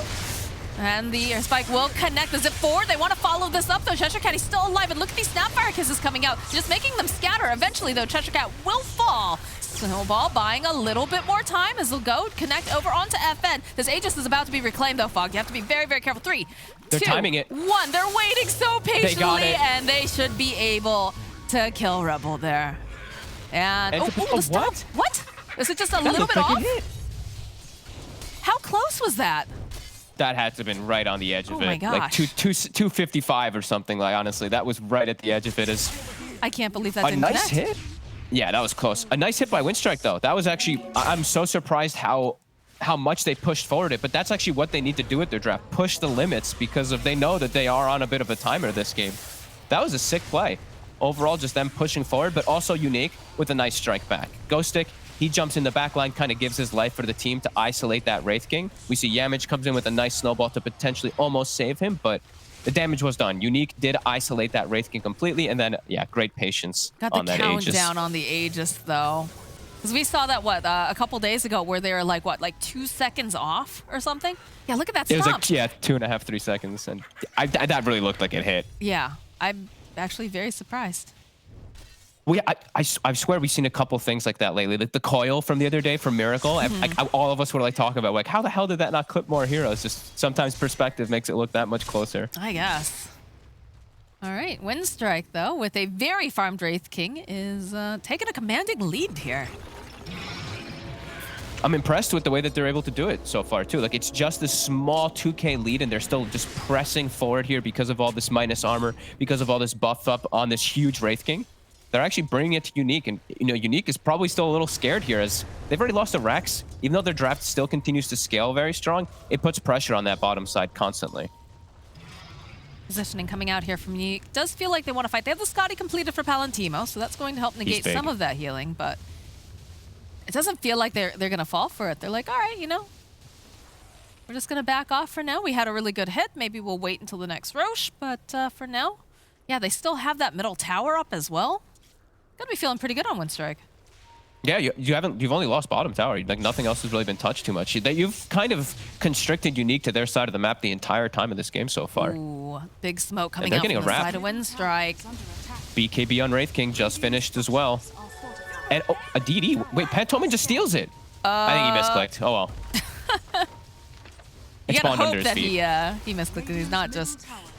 Diracho opening up with the Walrus Punch. They've got those BKBs online. It's a nice egg as well. They just chase down Diracho, and they have just a split fight going on. Egg will pop. That's going to be the first life of the Wraith King. Rebel? The Doom came out, though, so Cheshire Cat falls. Rebel also to fall, though, too, as FN is just chasing them. They get these nice stomps off. Diracho eventually falling, and Pantoman, one more boop. It's a triple kill now for FN. 5 for 0. Perfect setup from Unique. They just jump in. FN gets jumped, but it doesn't matter. They jump into the backline with the rest of their heroes. The egg comes down. Wraith King isolated. And for Windstrike making such a good move on bottom, I think their time has come. The Morphling, he's got the Scotty. He's so strong. And the way that they take that fight around the Phoenix, just perfect from Unique. Our poor observer trying to watch that entire fight. There are just too many things happening at once, but it was perfect. It was just really nice chaos coming out from Unique, finding these vulnerable positions, and then just striking. No pun intended. Yep. Yeah, and it's a high ground. They had the high ground. Perfect high ground advantage, even with a ward. So as soon as the fight kicks off, they see everything. They see the entire fight. Like that ward on the right side, they get the Doom on the Necrophos, so he's completely out of the fight. It kind of feels like all of Windstrike was controlled in this fight. Because even the Quap blinks in with BKB to help hit the egg, and then gets hit by the egg too, stunned during our old BKB. A disaster, really, for Windstrike, as Unique just smashes the fight. And very nice positioning, and just, it almost looked really nice going over for the side of Windstrike with the way that they swung around. They're like, okay, we're going to be sneaky about it. It also almost makes you wonder a little bit about that double damage rune, if it would have made that big of a difference as well if Pantoman had not accidentally picked that up. Nah, they got way too, they got jumped perfectly. CC'd. He didn't even get an attack. Like, the only thing he hit in that fight was egg. I think he hit it like 4 or 5 times, and that was literally his entire contribution. It was just a perfect jump. Unique just had way too good of positioning, and Windstrike, they probably have one more good fight in them. If they can win the next fight, they can still have a chance in this game, but that next fight, it's going to be absolutely everything, and they're hoping it's around Roche. So let's see what that timer is. The fight's about It's to come 20 to them. seconds. Ooh, it's a good scan, though. They realize that they're on their way, so perhaps they can set up. They do have all the ults back up. They're hunting. Doom is back in Palantimos. 10 seconds. All right, the stun comes out immediately. Look at them. They're waiting. They're being very patient here. They figure, okay, if they're around the pit, there's got to be more people here. Can we lure them over? But looks like Dracio's just going to walk back over to this mid lane, hit some of these creeps. And the rest of the side of Unique is now struggling to find how they want to get into this area, although smoke comes out from the side of Windstrike. Roshan is indeed up now, so this is going to be a big fight for them. If they can secure that Rosh advantage, it's going to be very, very good. Let's see if they can get a jump. Palantimos is the one just face tanking it. Oh. They actually dived to break the smoke. The dive, yes, it did. Immediate silence, though. The hit, the follow-up, and we're on with look at the Sunray is doing so much. The Finger of Death comes out. Rabel, though, falls. Yamich Pantome also now down. As Dracio trying to run, he can't run fast enough with the Scotty. They'll clean up with the Egg over back line. Chishket to fall, and Dracio, oh, that's a dead Wraith King. It's a team wipe. I'd like to highlight that Big Gnome lands a 3-man stun beautifully along the connection of the Sunray. Perfect by Unique. Perfect read. They knew exactly where Windstriker was. They have Palantimos in the front. Super tanky Morphling. Slayer gets the dive, breaks the smoke, and from there, it's just a highlight reel for Unique really inside that fight. FN perfectly positioned in the back. Look at that. Look at that. 3-man stun into, look at the whole Sunray. And then he turns into the Egg too on top with the Sunray connecting. Picture perfect. They're just like little ducks in a row, all 4 of them doing that. You can feel that, you know that they're under pressure, right? That's why they're doing that type of play. That's why they all stick together and run into. Stuff like that will happen when you know the way that the game state is getting, the way it's kind of happened. Even though you got that early racks always going pretty well for you, you know the way that these heroes scale, and yeah, 1 or 2 slight mistakes like that where you stack up will be really problematic. As FN, can he get an arcane? Nope, he's gonna get silenced as well. Does have the BKB back up and running, but they'll stun him and just force him away. He'll be able to grab the bounty rune at the very least, but definitely not how you want to be using that BKB. It just came back up too, like literally 1 second from when he got jumped there. There's actually a chance he dies if it's not that exact moment where it comes up, but we'll be safe. Finishes up the Bloodthorn. Continuing to scale quite heavily on the side of Unique. We're still holding on to the Agnum Shard too over here on the Phoenix, which is kind of interesting. I'm guessing they're going to hand it over to Storm, if I had to guess. Yeah. It's really strong with Morphling. Speed that you attack with the Overload. And they pick up a gem as well, so all of that vision. And I have to say, Windstrike has had wonderful vision throughout most of this game, but now it's going to be ripped down by Slayer. I think they actually had the vision advantage for the majority of this one too. Like the way that they set up wards around where they were making moves, and just like the way they even smoked around that vision, it was really nice from Windstrike. But just a couple rough moves, and the last 2 team fights going completely dominant in Unique's favor. Now they don't know what to do. I'm sure they're feeling that like that completely. Like everyone's just kind of sitting around near each other, not really knowing how they want to approach the next fight, because it's into Aegis, it's into Cheese, and their heroes just don't fight into these heroes anymore the same. But you feel bad for Dracio because of the fact he had such a good laning phase. He was looking very dominant, very far ahead. They managed to get an early, advantage. Maybe not as early during the laning stage as you and I both would have liked, but once they hit a certain item timing, it was just foot on the gas pedal without letting up. Yeah, but that's they've stalled now. nature They've run of out of matchups. gas, it feels like a little bit. They have. They did open up with this Wraith King very early in the draft, right? It was first 2 pick to counteract the Doom. And I think Unique set themselves up really nice to counter that Wraith King. Phoenix overall in the game, sure, he was countered by Snapfire. We actually haven't seen that happen once this game, by the way, the little Shredder interaction with the Egg. He's actually completely owned the Wraith King, I feel like, in every single one of these fights that they've had. I feel like it's a situation where, they're trying to stand very far back in terms of like having the Snapfire be able to get the ultimate off, but because they're sitting so far back, then the Phoenix is able to position themselves just even further away, so the Snapfire cannot use that little Shredder to that maximum capability. They just have they have more natural forms of initiation and ways to get into backline. That's always what happens when you pick a non-traditional offlaner like a Necrophos, right? Like Doom he blinks in the back, he stuns Dooms. Necrophos has to just walk in as we see Palantimos. Yeah, look at this. They immediately follow up. Good snowball though, buys a little bit more time. They'll use those BKBs. They're just being held in place here. It's a beautiful Icarus dive plus the egg on top of it and the Sun Ray. And they're just dishing out the damage, but it's not enough to protect the egg this time around. Sonic Wave coming out. They use the Doom over onto the Quap. She will fall. Reincarnation is down now on the Wraith King. It looks like they want to back out though. Ghostic forced to go and pop that BKB. Just doesn't want to stay here anymore. The rest of the team is in position though. They could go right back up again. They've got the Lotus. Palantimos has to be careful. He's stunned up. There's going to be the roll back in, but over on the back lines, FN finds a kill on Rabel, and Palantimos, he's still alive and kicking. He's got that Satanic. He's just doing so much damage, and his hands are tied right now, but they're going to be untied in just a moment, Fogged, and I have a feeling these buildings are just going to crumble. Yes, they are. And Rebel, the poor Quap, this is just nature of matchup things. Yeah. He jumps in, Bignum is a lion. He stuns him, hexes him, and then the rest of the team cleans him up. And that's your mid player just getting countered from pretty much the 4/5 position, just those chain stuns. Sunray, again, they just keep trying to disarm this Morphling, but the rest of his team, they're there. They've got good sustain, so they'll throw a cookie hop over there on the Morphling, but he's still just focusing down these buildings along with FN. They've got great jump. I don't know They how can't they hurt get him in anymore. there. Yeah, I mean, you talked about it. They don't have the most traditional of initiation, so they'll keep trying to just get their hands on Palantimos, but they don't have anything really to just instantly seize him other than that scythe. Yeah, it's been like one of the freer morph games that I feel like you can get. As we said, like the Reaper Scythe is the only death that he had when they initiated on him from the tree line to set it up with all the rest of the stuns. But besides that, it's just too tough to execute. It really is for the side of Windstrike. I think the draft from Unique just, it really ticked all boxes with what they're playing up against. Windstrike, they had a timer, the timing was hit, and now the game is kind of just chaos. They have to hope that Unique makes a really bad move for them to come back. It's very scary because they're 21K ahead right now over on the side of Unique, and they can pretty much do whatever they like at this point, whereas, Windstrike has to set up a very elaborate battle plan, it feels, to find any sort of foot at this point. I mean, it's Gesture Cat, right? Like, they need to get a Reaper Scythe, they need to kill a target instantly and somehow outnumber the team fight, but even then, it's so difficult. Unique is prepared time and time again for all these jumps. What does FN got now? FN almost has his Lincolns too, so more ways to protect himself just in case versus that Reaper. And they can continue to, they can even go multiple Lincolns if they want to do something like that, since it's so good versus Reaper, versus a lot of these target abilities that Windstrike does have as the final racks. Unique, they have it set. Look at how bold Palantimos is here. Just no cares, just running right at Duratio. We have a refresher now over on Doom. We're going to have double Doom. Oh, he popped it, actually. He insta-popped it when he picked it up.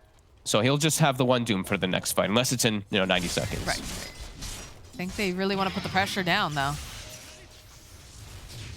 They want to win on the next Doom. That's what that tells me when he refreshes it early. Tower going down. There's not a whole heck of a lot that they can do, although Windstrike is trying to make some plays here, perhaps. No, they're looking to grab the bounty rune. You can see Duratio already like, just hightailing it out like, haha, I got it. Please don't kill me. Oh, God. I love that. The team's like, yo, we need a little bit of gold. And he's like, guys, I got it. 100 gold for everybody. No problem. Jumping into the high ground. That's what a core does. He supports and, he provides for his team. Unless he dies there. Unless he dies, then the team all flames him. And, dies in a very bad spot. Ezra, I mean, he's got a second life, I'm sure. Sure, they do something with that, They give, Unique more time to have that other Doom up. Oof. Maybe. It is going to be back. It is going to be up, so they will have double Doom for the fight. So there's no downside to Unique waiting. Their draft just continues getting that much better with what they're up against. They got all these items. Windstrike trapped in their base. They can't even get their tier 4 items. Got a nice leveler for FN. He's about to hit 25 on the Storm Spirit too. Morphling also quite close, and Bignum just fingered a creep. All right. You can tell they're definitely having a great time playing this game. They're feeling like it's firmly in the palm of their hand. Windstrike, though, they're smoked up behind their Wraith King. I mean, that's still some confidence. But Bignum just, I know, like they definitely feel like this game is over because their draft is so good in these later stages, but still, like, just fingers a creep. Come on, Bignum. The worst is when you're like you've been working on a creep for so long, and then somebody just walks over and just, you know, Laguna blades your creep, or, you know, fingers of death your creep. Granted, he is a support this time around, so probably not as bad, but definitely always drives me crazy. No, it definitely does feel. I hate when people, you're a Crystal Maiden, you frostbite the creep, you're working on it for 12 seconds or 10 seconds, and someone just runs over and just, a jug just blade attacks it. You know, oh, thanks. Like, oh, man. The rest of Windstrike is, has returned home other than the Wraith King. Wraith King trying to find some farm on the map wherever he can. And, you know, for all intents and purposes, he's doing a very decent job of finding it and not dying. It's just so hard because the rest of the team has not had the impact that that they wanted, especially, you know, this Queen of Plane. It has just been such a difficult game for her against all of these heroes that they've drafted on Unique. Yeah. This is a very brave Wraith King. Very brave Wraith King. Oh my goodness. He's feeling a bit strong because he has Abyssal Blade, so they actually have like a point-click disable. If he blink Abyssals, maybe they can chain stun somebody down. I think that's what he's trying to go for. Yeah, but there's no vision over there. That's so scary. No, there is not. He'd have to go fully blind into the high ground versus a very strong team fight lineup. And FN also has a DD rune, has hit 25, so we've got the attack bounces with the Overlord, with the Shard. So some fun maybe coming into play in this next team fight for Unique. As heroes are going to die fast. All right, they're all hiding in the trees. Try to make some plays on Diracho over on the back line, though immediately Walrus punch with the force forward here, coming out from Bignum. They use the roar, but Rabel just goes down almost immediately. Sunray coming out from this egg. You see Pantoman trying to put some damage on his Yamich, falls on the back line, and Diracho, he's just chasing after Bignum. He cannot do it, though. The GG gets called. And it just seems like Unique had just the better draft and kind of did a gotcha with the Morphling pick here. I think so, yeah. I'm so surprised that Windstrike was even able to push forward and get a Rax. I gotta be honest, that was a really ballsy move from them going up and getting it, which was, I mean, it set them up for a decent attempt maybe if they were able to just stay clean and not die afterwards, but the next two fights, they just got 5-0 wiped back-to-back right afterwards as Unique. Knowing exactly which targets to really go for, and as the game does progress, their draft just gets so strong. Like Doom, Storm, and Morphling, these are very greedy cores. If you get all three of them, you have to be able to super punish it. Windstrike did an okay job of that, but they needed to be a bit more ahead and just needed to be safer. Can't make even like 1 or 2 slip-ups in this game versus this draft. I mean, like you said, the margin of error for this quap was just, it was about 2 deaths, and after that, it just got very hard. But, you know, Windstrike, they had heart, definitely. You saw them start to move together as 5. They started taking objectives early. They got a very early tower and Rax. But then after that, everything just sort of fell apart for them, and Unique's draft came online and just was superior. So we're going to toss it back to the panel, and we'll see how many different reactions we get out of Kyle about the Necrophos pick. Oh, I'm sure we'll get plenty of reactions out of him. Of course, we're going to break down all of this series and talk about perhaps some of the stake that we have here after the break.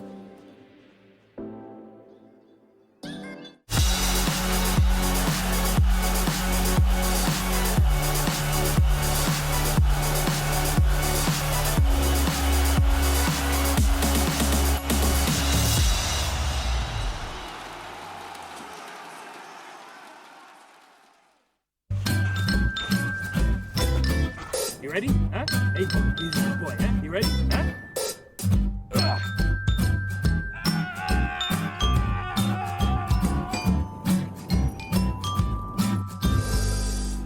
Start your esports career now at play.eslgaming.com.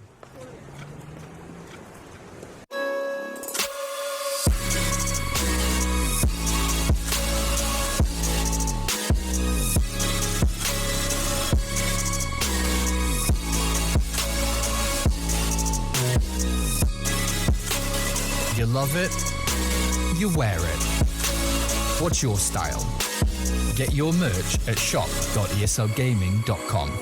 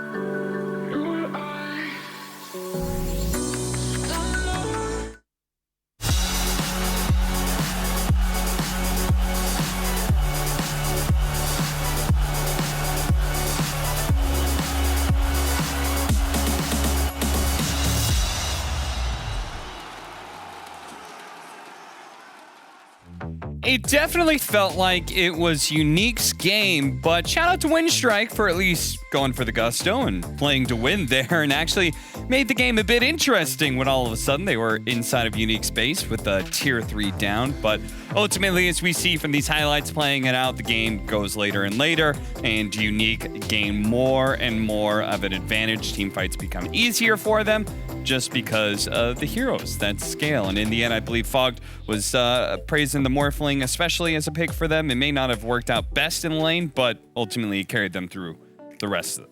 Yeah, closer game than I think I expected, but I would say that while Unique played well, Winstrike definitely were over-eager. Some of these fights that they're taking, you can see even at the very end of the game, they're all inning for this line with an Aeon disc. It doesn't work.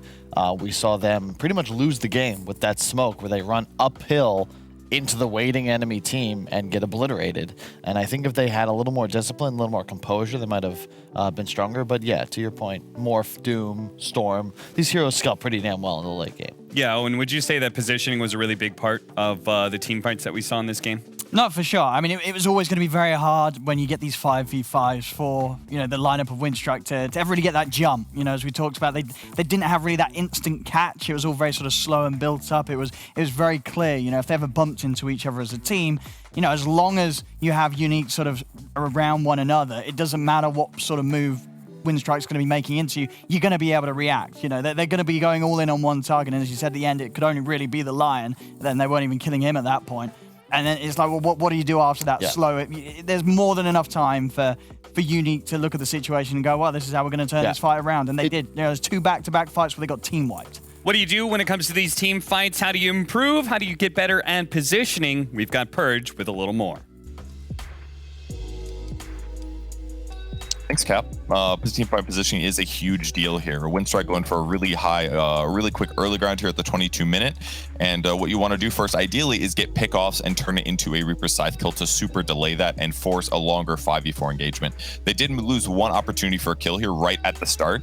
Phoenix dives in, very well played by Quap to Orchid, but no follow-up stun from either the Wraith King or I guess the Reaper Scythe is on cooldown, so that one's a miss. But because of that lost opportunity there, that could have been a dead Phoenix right there. And this early into the game either would have forced him to initiate or would have basically guaranteed the rack. So a little lost opportunity there on the Winstrike side. Instead, what happens, Wraith King goes forward, breaks his smoke, a great blink initiation with the fast BKB, which disables the Necrophost, takes him out of the fight. And while they do kill Ghostic on the back line, they get that second kill on Wraith King using the entire rest of their team, which provides some issues. And obviously they do end up eventually re-engaging here, killing the Phoenix finally, and taking the racks, but it costs them a lot of hero deaths, which is kind of the story of the game. And then the crucial team fight that was probably the most significant for turning things around was this one coming up. But what got them into this positioning? Well, there's a lot of moments that happen before team fights that we don't take enough look at. So let's take a look at what happened that got them into that bad high ground position. Here they are trying to bait their opponents to initiate onto the Necrophos using the Lotus Orb. It didn't work, so Winstrike, what they're going to do is they're going to leave the center lane and they're going to move here as a team to farm the Tri-Camp area together as a team. And in this moment, the Dire team, who's sitting in this area, feels like, well, we're going to sit around here while they had great vision waiting for their opponents to go high ground, but nothing happened, so they invade the enemy jungle. And now because Winstrike has cleared their Tri-Camp area, they're sitting here like, well, we got to go do something else. They're going to start moving out again and get put into the same position that they were before. They are smoked this time, but now Unique is all set up. They've got Morphling safely to the right of the tower. They've got Ward Vision over here to protect themselves, and everybody else on their team is well positioned to set up for this. And you can see on the back line, Storm is running back and forth trying to break smokes. Here they come. They pop the smoke. They initiate. Storm tanks it with BKB, and they get the ultimate, the Doom off on the back line. And from here, complete cleanup by Team Unique to win this team fight and ultimately get massively into the game with 5 kills for no responses. Thank you, Purge. Excellent. Well done breaking all that down. As we could see from the breakdown from Purge, there was a big part of the experience of Team Unique being able to shine through and ultimately put them in the right positions to be able to win those team fights. Another part of it was, of course, the draft and the way Unique's lineup was able to scale. We've got a fresh draft coming in for game number 2. Who's going to be picking what? Will there be a Dragonite? Will it be their dragon? Will it be a snake? We'll have to know after the break.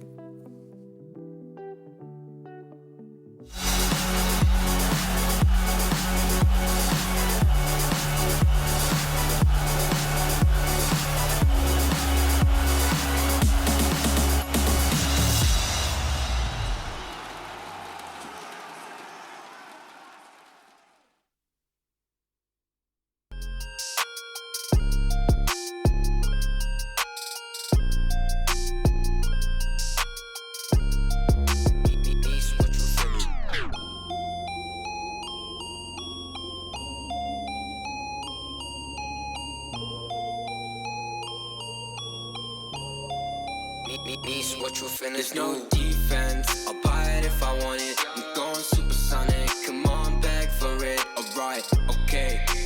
Running out of luck. Too much in my cup. Nishi, run it up. Why you always tripping like you top? Cause you not my team pop. Shawty, I know. Why you always tripping like you top? Cause you not my team pop. My team pop.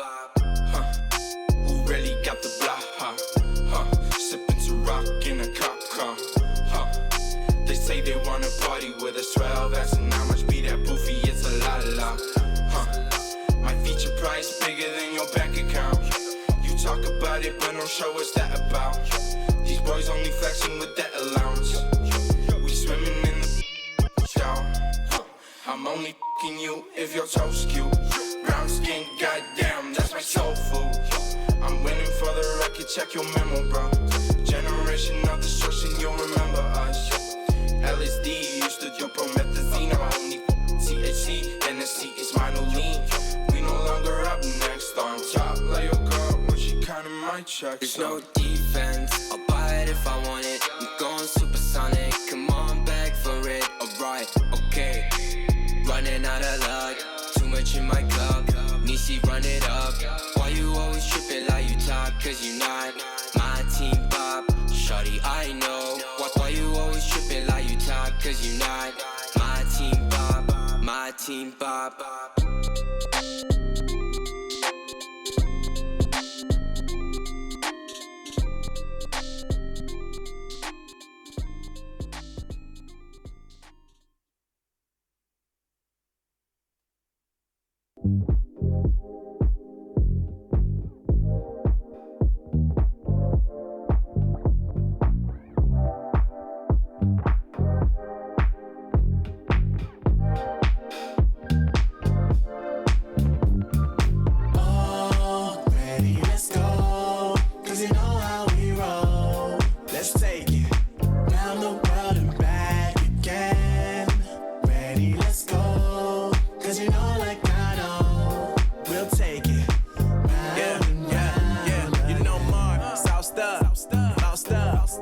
Never let you double cross them. Moving through the city like it's Gotham. They told me get one, so I got one. Stop saying you're about.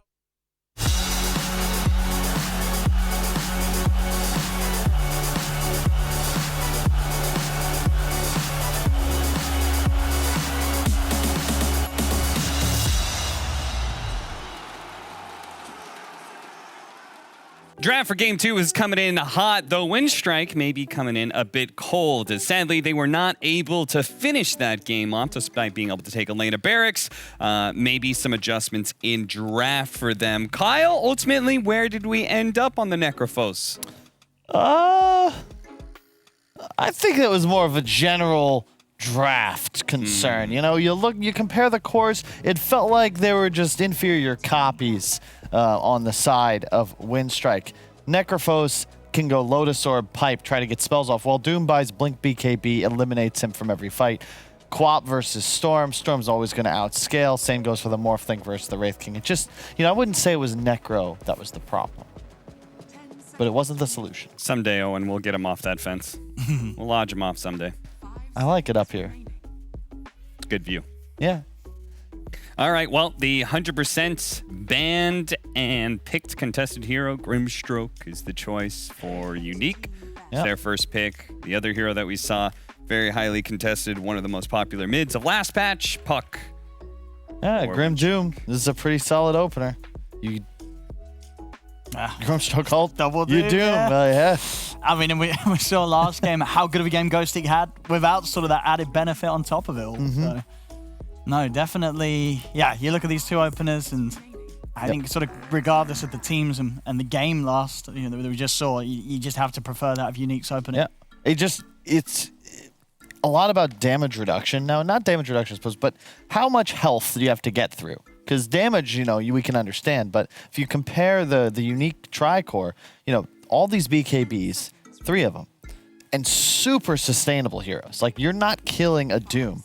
Puck's problem is that your damage output is pretty much based on your spell cooldowns. It's not sustained. So in a skirmish, it's kind of nice. Get some pickoffs, 2 rounds of spells, you'll take out anybody. But Grim Doom represents so much power.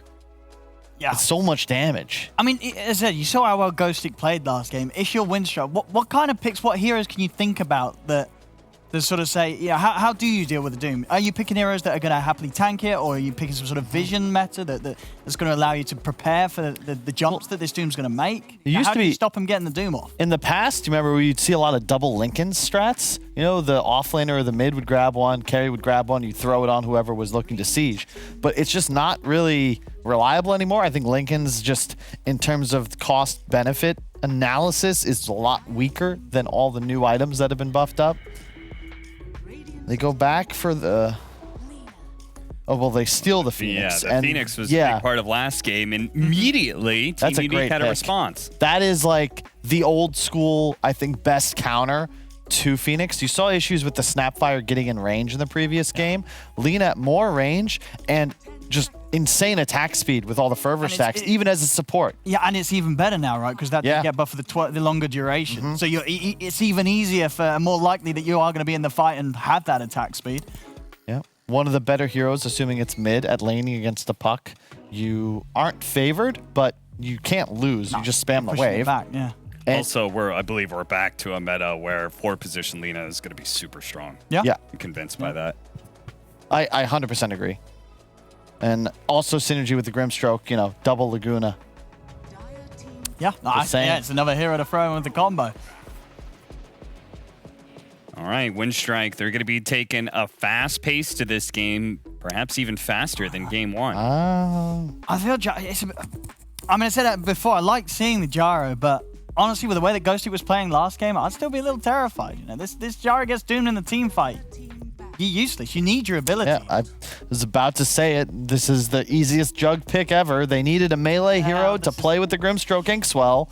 And you're against Phoenix. You're taking out the egg. You're against the Gyro. It's going to be very hard for the Gyro to make moves into you early. This is a disgusting draft, and I think a big advantage is one, they counterpicked the enemy 1 position, and the opener of Grim Doom, it's just so powerful. You can pick anything you want. It'll synergize pretty damn well with these heroes. Any other red heroes you can suggest for Team Unique? Axe. Doesn't quite fit. Ember Spirit. Dragon Knight mid. There you go. All right, I dig that, Owen. Dragon Knight. Another the stun with the Soul Bind, something else to throw on top of it all. I love an instant blink catch for the puck with the Dragon Tail. I think that Grimstroke is one of the reasons he's so OP is this tank meta. These heroes that are given Inkswell just waddle on in super fast. Getting healed up as well now with the shard. Yeah. That's true. He's a hero has like 4 active abilities and a 5th if you buy Axe. It's just not. It's not fair. Don't forget the shard. Oh wait, never mind. Sorry. Reverse that real quick. Yeah, no worries. Join me up on the fence, Cap. Much less likely to make any sort of mistakes. Yeah, you just hedge your bets all the time. Even Humpty Dumpty was doing just fine until he fell off.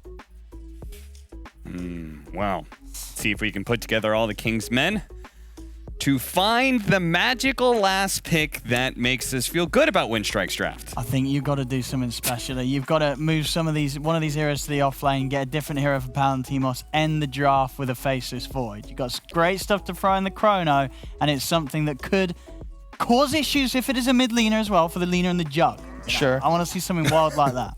Unique are the ones who ban away the axe. I mean, for draft show, sorry. I'm just concerned about a Void because I don't know, man. Windstriker just in trouble. Like, this draft is effectively all spell damage based, and I know I've waxed about the Puck Ags, but, where's the damage going to come from on that coil against a Doom BKB and a Jug who's just casted Spin?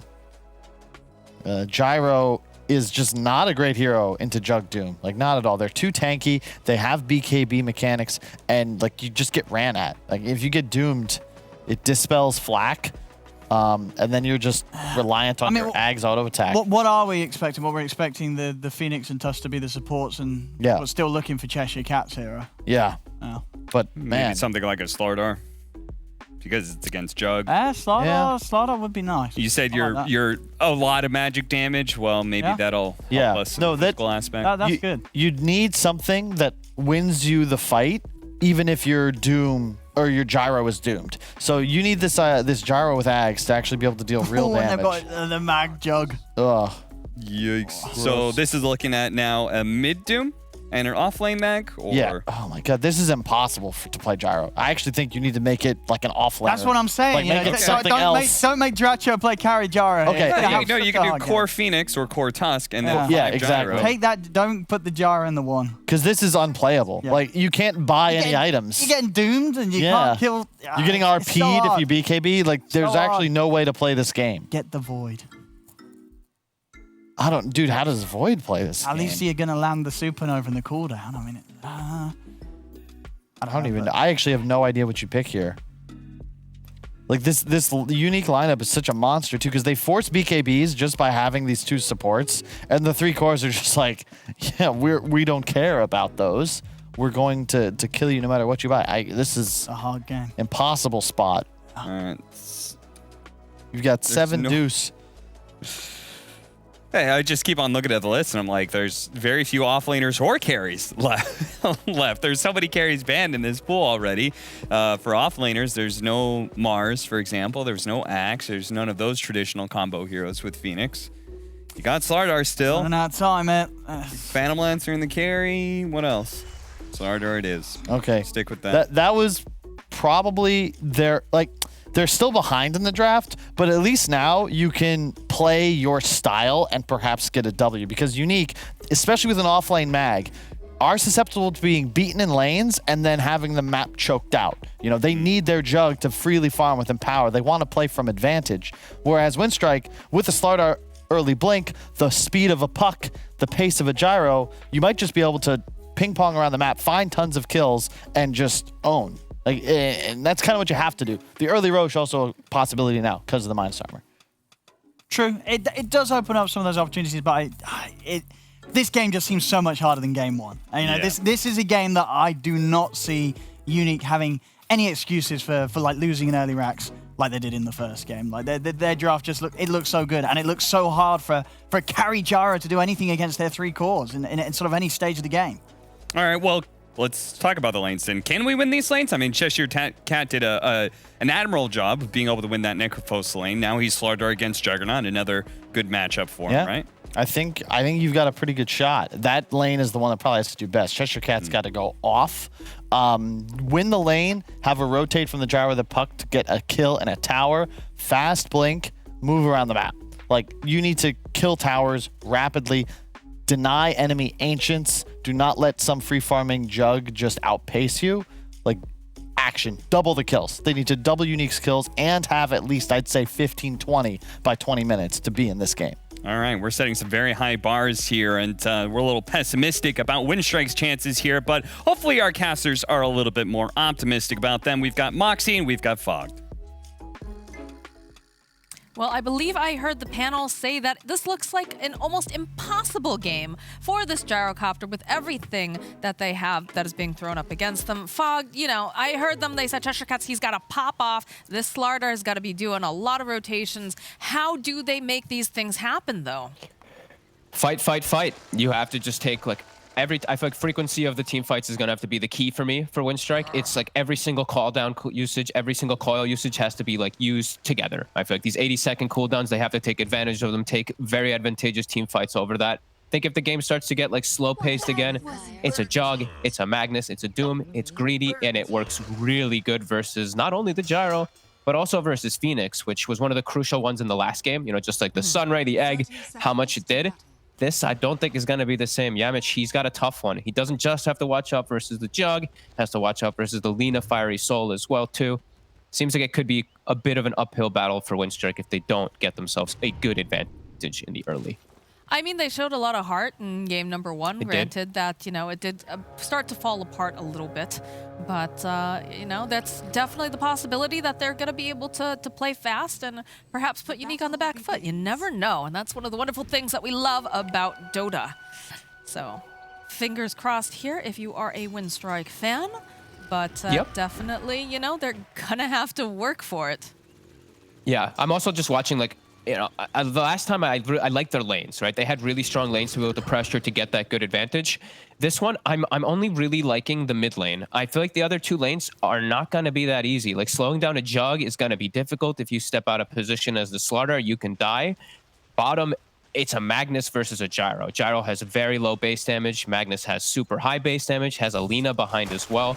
Seems like it'll be pretty hard for Dyrachyo. Mid, though, Rebel can win this matchup. We saw Miracle actually do incredibly well versus Doom, and now I've seen it like 3 or 4 times where mostly Puck favored. Even if the Doom gets some help, the Puck overall is able to actually harass him anyway through that high armor, and with those runes and, you know, all that mana being infused, can actually put some pressure onto Doom. So eyes on Rebel, really. It's funny, you started it off, you know, I've seen Miracle win this matchup, and I'm like, yeah, but that's Miracle. But then, of course, you know, following up with, I've seen several Pucks now. So, yes, that should go fairly well. Rebel's got to be very happy that he's got a favored matchup this time around, just because it was such a difficult game for him. And the last one, just having too many counters to that Queen of Pain, where he wasn't able to do much of anything, unfortunately. Yeah, also, I feel like FN is one of the more comfortable Doom players. I think it was Nisha who was playing the one versus Miracle, and Nisha... He just got bullied. Like, FN, he's played this one even before it got buffed, so I'd imagine that FN should have a pretty solid start. All right. Well, can't tell right now. At some point, I'd love to see the CS. There we go. Perfect. Oh my gosh, our observers, they're so on the money here. But just checking out how everything's going over in this mid lane right now. You see looking pretty good. FN, he always finds this creep. Whenever FN is playing mid, he's always finding the Alpha Wolf. So now that should make it quite a bit harder, actually, for Rebel, since that last hits, you have now a clear advantage. You have like 30 base damage advantage, plus the chance of critting on the Doom. So last hits for him should be a lot easier. I mean, the really nice thing about this, especially, you know, for the mid lane, is that this time around, you know, you don't have a high chance of... you know, falling 1v1, obviously, because the Puck is very, very slippery until you reach 6, right? Maybe you get a little bit too aggressive. But also, you look at the supports, right? The supports are going to be babysitting mostly. You know, Slayer's going to be staying up there with Palantimos. Maybe the Lina makes a rotation, but most likely, you know, it'll be easy for Puck to just dodge away from things like that. Yeah, and it'll be more likely that Pantomin actually goes and checks, because there's not like the craziest amount that he's contributing to bottom. Like, Dyrachyo's getting some good trades, but I want to see him actually go check as this Tusk, so that he can actually put pressure, because Puck is a hero that utilizes the, you know, the tag team and even a shard block very nicely versus something like Doom. And just pointing this out, very interesting pickup. Check out Dyrachyo. This is your carry Gyro. He's got an urn. Oh, that is interesting. That is definitely not something that, you know, that people would think that you were griefing in the pubs if you were doing that. But, no, that's usually your 5/4 gyros that we saw popularized so much. That's the build you go for. But I think he's also feeling this is not going to be an easy game for him, just because he's playing against some natural counters, and he's cured. Yep, in the bottom lane here. Looks like he's going to be fine. Couple whacks coming out from Ghosty, but you have to be very careful. The top lane as well. They threw out that Phantom's Embrace over onto Cheshire Cat, and Palantimos is taking a lot of damage here. He needs to be careful. I think he's going to be at first blood. He is indeed. Yamich will find that opening now. Slayer too. Bash coming off here from Cheshire Cat. This is exactly what we wanted to see, is Cheshire Cat. Ooh. I think Cheshire Cat's fine here. I don't think they have quite enough. Yeah, with that self, he's fine. So a very nice play there in that top lane, finding the kill not only on the core, but also getting kills over onto the off laner. That's very, very important and needed to pop off. I didn't think that lane was going to go that well for them, to be honest with you. I've seen it go both ways, of course, but I think they went too aggressive on the side of Unique. They went for the kill on the Slaughter. When I've seen this lane played as just a farm lane, the Jug usually just is able to free farm, but they actually went to try to kill the Slaughter, and I feel like that's when you actually trip yourself up. Now Cheshire Cat is significantly ahead, and they have great positioning in the lane from them non-stop blocking the camps and just pulling it back over and over again with Yamich. Now Palantimos is going to be in a bit of a struggle to catch up. The play? Yeah. Oh, it just doesn't have quite enough damage. The crit! He crits! The crit! Oh my word. Alpha Wolf, baby. The response from the puck line too. Oh, that was close. That was very close. The crit, like we said, that Alpha Wolf coming in clutch, even using the Fairy Fire, thinking, okay, I got this. And then I'm sure you have that split second of, oh my god, I don't actually have this. If he doesn't get crit, Rebel very likely just gets the kill, though. FN also bottled between the attacks, too. So it was well played by FN. Very comfortable, as we said, on the Doom. Very comfortable always finding that Alpha Wolf as well. So that's pretty huge. You know, your Puck now is actually losing quite significantly to the Doom, because Doom, you're even on last hits. And look at the bottle charges. Look at this. Oh, my God. Oh, my God.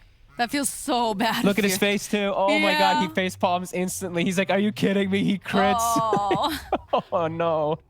And then 0 reaction on the other side of things. Oh, goodness. This is going to be one farm Doom. That's what that means. He's already going to have the phase boots if he does want to pick those up very soon. I mean, I feel like that's just one of those things, right? You just didn't have any control over. You thought you were going to win it. You thought you were looking pretty there. And sometimes life has... Sometimes you get Gabened. Yeah. Sometimes it'd be like that. Yep, sometimes it is. This Palantimos, he's still just really struggling. He got like 2 last hits or something in the last minute and a half. They're not able to reset the positioning of the lane. Yamich just is continuing to mess with Slayer, not letting him pull it back. And this is going to be a slow start for the Jug. Actually, way slower than I thought it would be. They get the silence. Oh, the silence, though. Not quite sure. The nice sidestep. They do have the Phantom's Embrace. They should be able to cut it off very quickly, but I thought that was going to be a dead Phoenix there for a minute. Slight sidestep, dodges that stroke. Maybe that little slow would have gotten him killed, but okay. Diracho actually having a better game, a better start than the Jug, which I didn't actually expect in the lane setups that it was. As he's gone Raindrop, he's gone Urn, and now what? Does he just have boots? Oh, he's gone pure, just like fighting items in this bottom lane. Just be able to battle back rather than go for farming at first.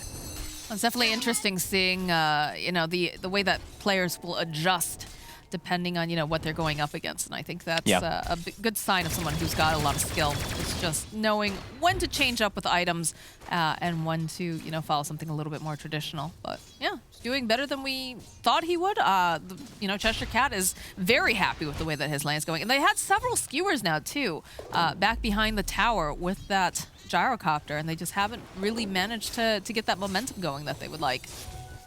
No, yeah, couldn't actually get any kills on him. He's 31 last hits. Jug's only 22 still. He's barely getting anything up on Palantimos top. I'm checking, do they have stacks? They do. Okay, so Slayer is preparing at least a 1 stack for the Jug to catch up, but he's gonna need it. Like 44 last hits on Slardar, 23 on Jug. I don't think it should be that one-sided. I think Unique has really messed up this top lane. Windstrike just really punishing them for these mistakes. Snowball, good shards over here. Maybe he can do a little bit of enough damage to Ghost Stick. It's so hard though, every time they try. Not quite able. Look at these teleports too. They want to try to protect them. They want to try to turn this back around again. LSA does connect. Big them getting up a couple of hits with the Dragon Slave as well. Pentiment trying to provide the support here to Diracho. Snowball, nice Snowball coming through. He's going to pay for this with his life, but he might be able to keep him alive. No, the teleports are coming out. Dreamcoil's going to come used here by Rabel to turn back around Diracho. He wants to try to put on some more damage. He tries to, but the silence comes out at the last second. Doom not going to be able to get those final hits off. LSA coming through, though, over onto Puck. They'll find the kill. They end up using the Doom over on the Phoenix, but it does not matter. Yamage gets himself a double kill, and Cheshire Cat takes down Ghost Stick's Courier. All right, they swing everyone over. FN gets caught. He tries to make a kind of greedy play diving for the gyro, and Rebel, he puts a stop to it. Nice usage of the coil, waits as long as possible, sees the hands go up, gets the silence as well to control the Doom, and Cheshire Cat just finds a freebie. Yep, he started wandering over that way, looked very excited for it. Ghost Stick will just skewer himself away. But I mean, you know, we talked about this, and so did the panel, right? They talked about how they have to play hyper aggressive. You've got to see, you know, Cheshire Cat kind of pop off. And I think, was it a bit of a mistake that they went that aggressive on the side of Unique? It definitely seems like it. They just ran into this heavy battle lineup. Like, Windstrike is the team that actually wants the battles coming to them with the way they've set up. Like, Puck coil with gyro cooldown, once all that starts to kick off, like, they want to be ran at. This is the ideal draft to turn around those fights, turn around over-aggression. I feel like Unique's just playing a bit too aggressive with their draft. I think they should be playing more around just like that farm style, getting themselves these like solid lanes and just starting stacks. You know, they've got Empower with Jug versus a Gyrocopter. But now they're off to a tough start because of this top lane. Slardar is going to have a very early Blink Dagger. Puck has a good timing that's going to come out on Witchblade. could be a tough early game for Unique to fight back with. Ghostic just forced to run away from these shards every single time. Cheshire Cat picking up the Invis rune. Might try to set up some sort of a gate. No, he's just going to go right back there and hit the creeps in the middle lane. He's going to have such a fast blink. That's going to be huge for them to be able to just blow up some of these squishier targets. And, you know, Doom, you may be tanky because of all that increased armor, but Cheshire Cat he's already level 8. This Corrosive Haze and just his high levels overall, they're going to make these heroes look a lot squishier than they naturally are. Dire's top tower is under attack. Oh, I mean, we saw when he just happened to run into the Grimstroke. I think it took 4 hits, maybe? Definitely made them look like paper here. And Slayer has to be careful here in this top lane. Coil does get used, but in comes FN. The Silence gets tossed out over on the side, and that's a big old egg as they're just held underneath with that Dream Coil. It snaps on Slayer, and they just have to walk away. They can't afford to get caught under here as Yamage, oh, he wants that kill on Slayer so bad. The Sunray maybe not quite doing enough damage as he is going to be able to just run away with FN, although Cheshire Cat wants it. The bottom lane, though, RP does get used over onto Dyrachyo. He has the call down out. I don't think it's going to be quite enough, although they are ticking down. He might be able to search the red, no, but they have the wand charges over on Ghostic, so down goes Dyrachyo. And the teleport did come out from Cheshire Cat. I don't think they really want to go head-to-head with him right now. He'll get a healing ward. He also got the kill up top on the Grimstroke with a nice bash hit on that Corrosive Haze. Catapult mid still alive. They're actually setting up for it here. Rebel has Witchblade. Silence over on Doom. FN waiting patiently. We'll just destroy the Cardi. Solid start so far for Windstrike. Cheshire Cat, if he wants to, he can buy the whole blink right now. I think he should. I think this is a really good game for it as he has the puck also, so now they have follow-up initiation inside of these fights. So yeah, he's going to have it, and it's going to be a very good time. And he's versus some squishies. Lina and Grimstroke versus a Blink Slaughter this early. It's 12 minutes in. These guys are going to just die in one stun or one hit with a Corrosive. There it is, Fogg. He heard you. He took your advice. He's going to grab that Blink Dagger, and they're going to continue to put the pressure down here on the side of Windstrike. That's even for Palantimos, like this changes the dynamic of the game for the Jug, because sometimes the Slaughter might just take a long time to get Blink, so you can play split pushing side lanes always. You have some freedom with your spin, but Blink Slaughter is going to make it that you're always pressured. You can't actually push as easily almost ever, because just a Blink and that bash charged up from Cheshire Cat could kill him as mid. Bignum's in freebie. Oh yeah. He was trying his best, just trying to get them off the tower, but unfortunately with this particular lineup, it's just too difficult being Alina. It's too squishy, so. What's also interesting is the fact that Rebel went bottom during all of that to just try to push them off, and they immediately just backed away. The side of Unique. Look at the stack to the Palantimos is taking Cheshire Cat, though. They're invading. Perhaps he can get himself a pickup. Palantimos has to be careful. Slayer's here, though. They want to fight this. They don't want to allow this. Spin coming out over on the back lines as Cheshire Cat just gatekeeping over here on the side. Does get the blink off. Just chasing after Ghostic. They don't want to allow him to do much of anything as the Doom does get used in the top lane. RP gets used by Ghostic, but he will fall. Dyrachyo gets chased down by the Doom in the top lane, and the fight is still on. They're hoping that maybe they can grab Palantimos here. They did go, and they used the Dream Coil. There's the egg, hoping maybe they can do enough burn. Oh, beautiful jump coming out from Cheshire Cat, as they'll be able to collect on Palantimos. They'll be able to collect on Bignum. And the Sunray coming in hot, trying to just heal up everyone. Can they get FN? They spot him over in the tree lines. The trees are just burnt to a crisp. He is, of course, very tanky. Yamage having to be careful, but Cheshire Cat, again, jumping right in with that Corrosive Haze. Are they going to be able to finish him off? That's the question. Yes, they do. They find him. Rebel somehow still alive as Cheshire Cat finally goes down. Snowball comes out, tries to buy him just a little bit more time here as Ghostic is not able to get the final hit. Oh my god, I can't believe they all get out. If that Ink Squall pops, they actually maybe get triple killed there, but they kill him right before it does. And Windstrike with some very nice invasive plays. Knowing that those stacks are going on, they run in. I believe Palantimos still finished off the majority of them, but a good aggressive move, just running in there. Unfortunately, they lose Dyrachyo during all of it. FN does make a nice heads-up play, but still feeling good that you're contesting like this. You're forcing reactions out of Unique, and Unique is really suffering because of all this. Ghostic is just very underfarmed as this Magnus. The position for Phoenix on the other side actually surpassing him. He's going to have to go for mech, and it's going to be pretty slow. I was about to say, I think, if you're Windstrike, any time that they come to you, you've got to be really happy right now, especially because of the way that Cheshire Cat has been playing, the just positioning coming out with him. And now a Blink Dagger picked up on Rebel as well. This is just going to be so scary for the side. In fact, look at the Slayer. Immediately the jump for the Sun. Ray heals them right up. Not going to be able to get the kill immediately here coming out. They'll get the Laguna. Cheshire somehow still alive during all this. Look at this Ghost Stick. He will finally be able to go and grab him here as they go, and the Icarus dive right into the stun. Yamich next to fall, and now perhaps I've gone just a little bit too far as Pantoman also will fall. Okay, getting a little overeager there that time. Yeah, jumping into the high ground kind of blindly. They get Slayer, but he's able to buy back. Rebel, he wants to keep going. I think this is a little greedy, my friend, but I guess he's going to be able to just zip on out anyway, so.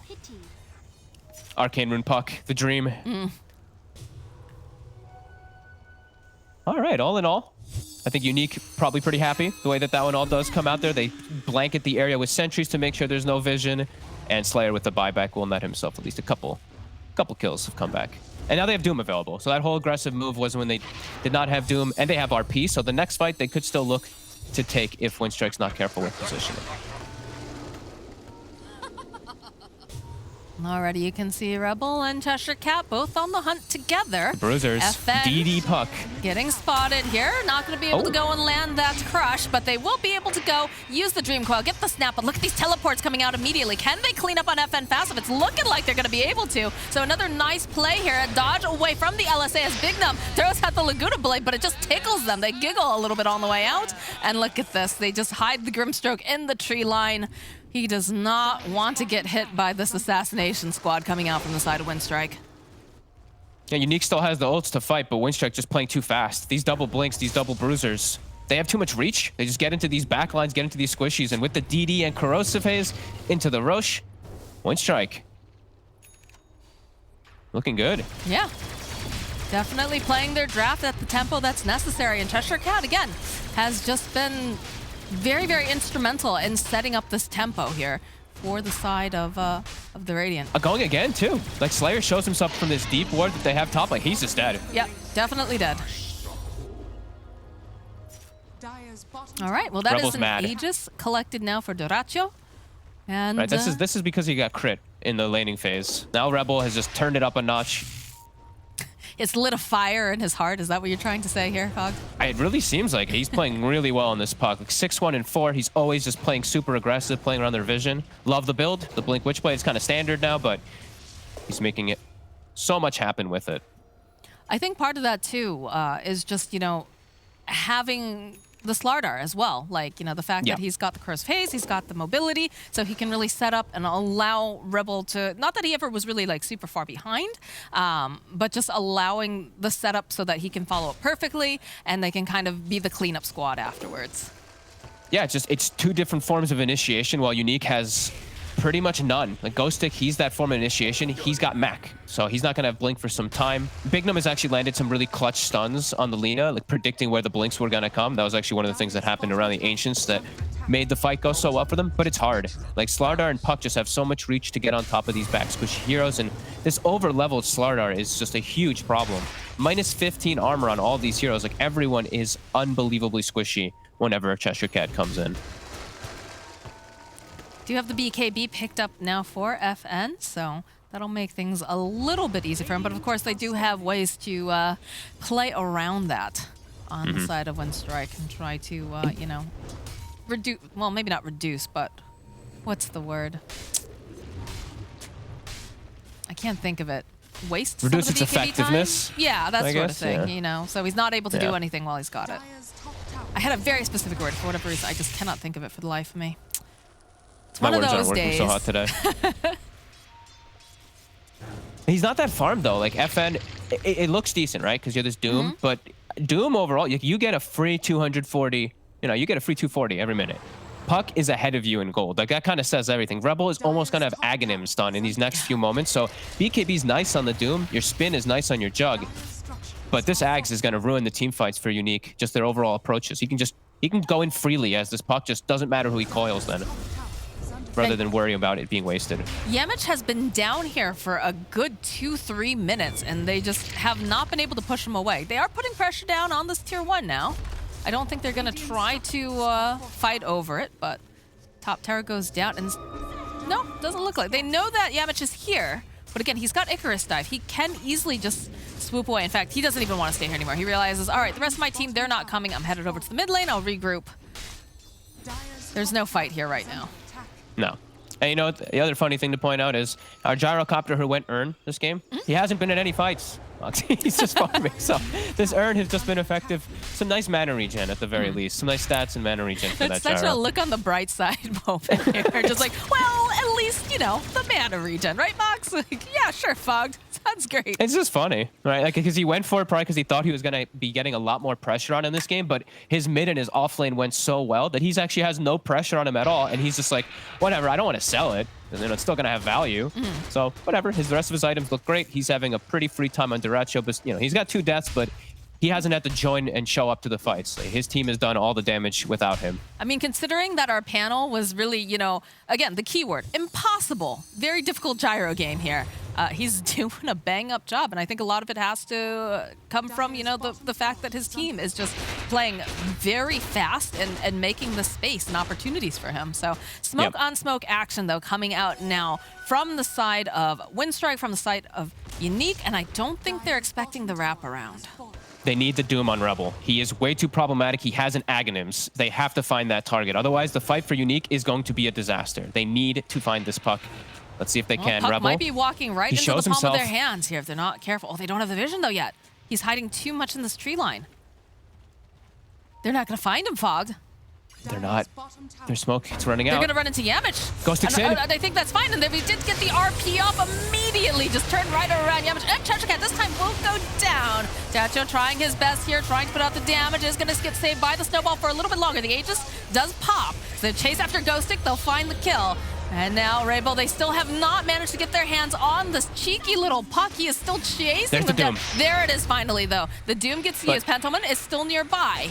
As Dyrachyo just continuing, throwing out the flak. Can he do enough damage, though, is the question. I'm not quite sure. As Pantolman thinking about going, LSA comes through. At the very last second, Palantimos is going to be able to teleport home. But they used the Doom, they used the Laguna Blade on Rebel, and they weren't able to kill him. No, they couldn't find him. Rebel, he played patient. The coil, it lands on almost everybody, but they're actually just, you know, they held their ground and just stood there the entirety of it for Windstrike, or for Unique. So it could have actually been worse for them, but it could have also been better. They couldn't get that initial grab on Rebel, and now Doom is wasted. Now they have a long downtime where they can't actually fight on the side of Unique. So Windstrike's still very happy and continued to get this huge farm. Dyrachyo, he's almost got BKB now, so he's going to be way safer in these upcoming fights. As he did get earned charges, right? Or did he actually get kills when he didn't have, when he was still in the ground? I'm not 100% sure on that. I think he was dead. I think he was Aegis respawning when the kills happened. Yeah, I think so too. Earns. I think he got focused down pretty hard there. But now they know they have this window. They don't have RP. You don't have Laguna Blade. You don't have the Doom. Now's the time to make something happen. And again, Cheshire Cat seeing that opening immediately. They follow up. They even go for the egg just in case anybody else tries to hop in there all of a sudden. And look at Rebel. He's just hunting Ghostic over here, but he won't go for that dive into the base just yet. Instead, he'll turn around, he'll de-ward, and regroup with the rest of the team. Yep, just keep playing smart. They still have coil available. They know there's no way Unique fights into this.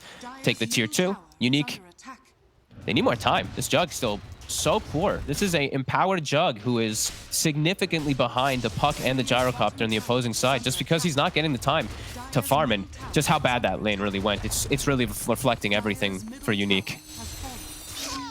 Rebel? Oh, Rebel finding this Jug. Yes, Silence should be able to run away here, but look at these TPs. Dream Coil does indeed get used, and this is an Ags on him as well. This is actually looking very, very bad for them as they go. They follow up, though. They've got plenty of damage with that Inks, but they turn right back in again. Bignum, though, is taking a lot of damage here from Dyrachyo, and they're just soaking up that Omni Slash. It's not looking good, although Cheshire Cat will fall. They'll follow up. They'll hold them into place. Do they have enough damage to take them out? Yes, they will, as Yamich now flapping those little wings, trying to get out. They were not expecting a hit that fast. And the Doom, oh, they want this kill so bad. Inkswell connects. Triple kill now for FN. Tip Slayer for sure. The little heals that come in from the Shard, from the Grimstroke, it actually keeps Palantimos alive. He would have died otherwise. They get a great connection with the double Inkswell. Bignum waiting on the wings here as the Lina.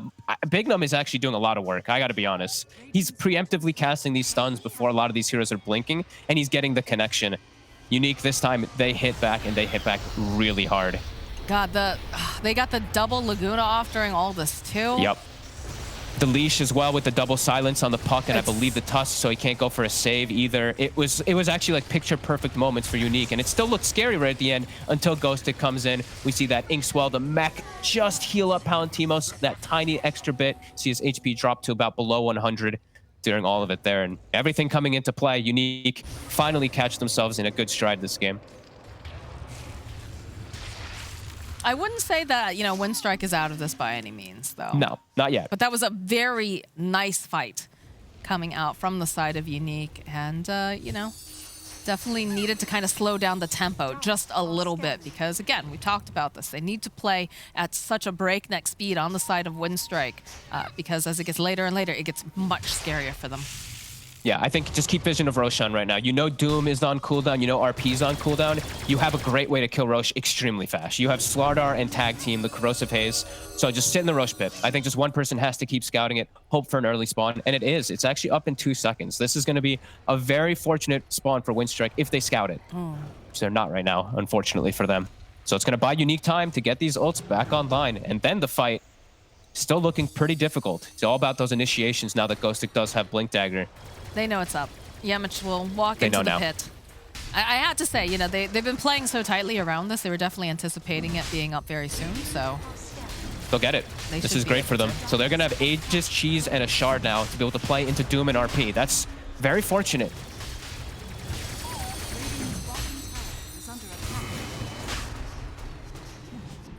Down goes Roshan, and Dyrachyo will be able to pick up the Aegis. So Windstrike now... And of course, oh yes, we have the shard picked up over on the Slardar. Ooh, really nice with Gyro. You can't apply Corrosive Haze on all 5 targets, or however many targets usually. However, you get a nice stun combo, then your flak is going to be really nice with that. So that could actually be really good combos, especially with Puck too.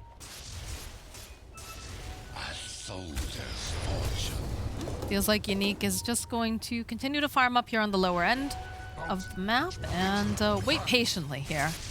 Again, I don't feel like they want to go running into them and taking that fight at this time if possible.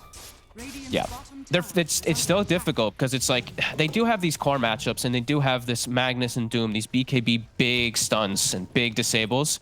But Windstrike, like it's not like they don't scale significantly as the game goes on either. Like Corrosive Haze with your Gyro, Phoenix is the best scaling support in this game in comparison to the Grim and Lina. The Phoenix just continues to get that much stronger, so they still do have shots even if the game does get to later stages. It's a little harder for them to execute in comparison to Unique if it gets to these crazy later fights. I know the panel was very concerned about the gyrocopter specifically within their draft too. As the side of Unique gets more and more farm, gets those levels online, it becomes very difficult for him to be the damage that's necessary. Absolutely. Jug just has such a good core matchup versus him. Like you Omni him or you Swift Slash him, and Gyro has like no counterplay. He just dies to it usually as Windstrike. Well, they're going to see an opening. They'll find FN. The BKBs get dropped almost immediately as they do manage to take down FN. There's the RP though coming out from Ghostic. They need more people here though. They need to be able to do out more damage. Laguna comes out. Are they going to be able to take down Pantherman? Yes, he will fall. Ghostic also as well. Now taken down. Palantimo should be able to teleport out, but it was a good pick-off. There is no Doom. There's no, well, Doom the hero, rather. There's no RP now, and the Magnus is down for 40-something seconds on both of those cores. So Windstrike has to be feeling pretty happy about that. Lotus Orb does get picked up for Yamich, and they're going high ground. They should. No RP. They also used the Soulbind, I believe, too, so it's a great fight now for Windstrike. I'm surprised Unique actually even went to try to help the Doom. Like, the Mag going in and RPing there, they did not have the setup. They also used Omni Slash to finish off the Tusk, so this high guard defense is going to be tough. I just didn't feel like they had enough damage there at the time. And again, they did have plenty of damage, but it just... the positioning, the way it all went down, it just wasn't enough here. They have to be explosive when they hit. Like if the RP hits, the Jug has to be there immediately when the RP is happening. That was just, it was very staggered the way that they showed up because the Doom gets jumped on. So Unique, they'll live to at least keep their racks alive after wasting a couple of those ultis.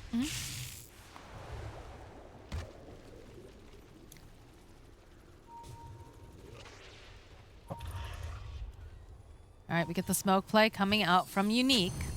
Slayer will lead the charge. Hoping to... Oh, they don't pop the smoke, though. They don't... Okay, they do realize it there because immediately that ward gets taken down. Yeah, they're going to know now on Windstrike. They got to just stick together, keep this high ground. Dyrachyo on the front lines since he's got this Aegis.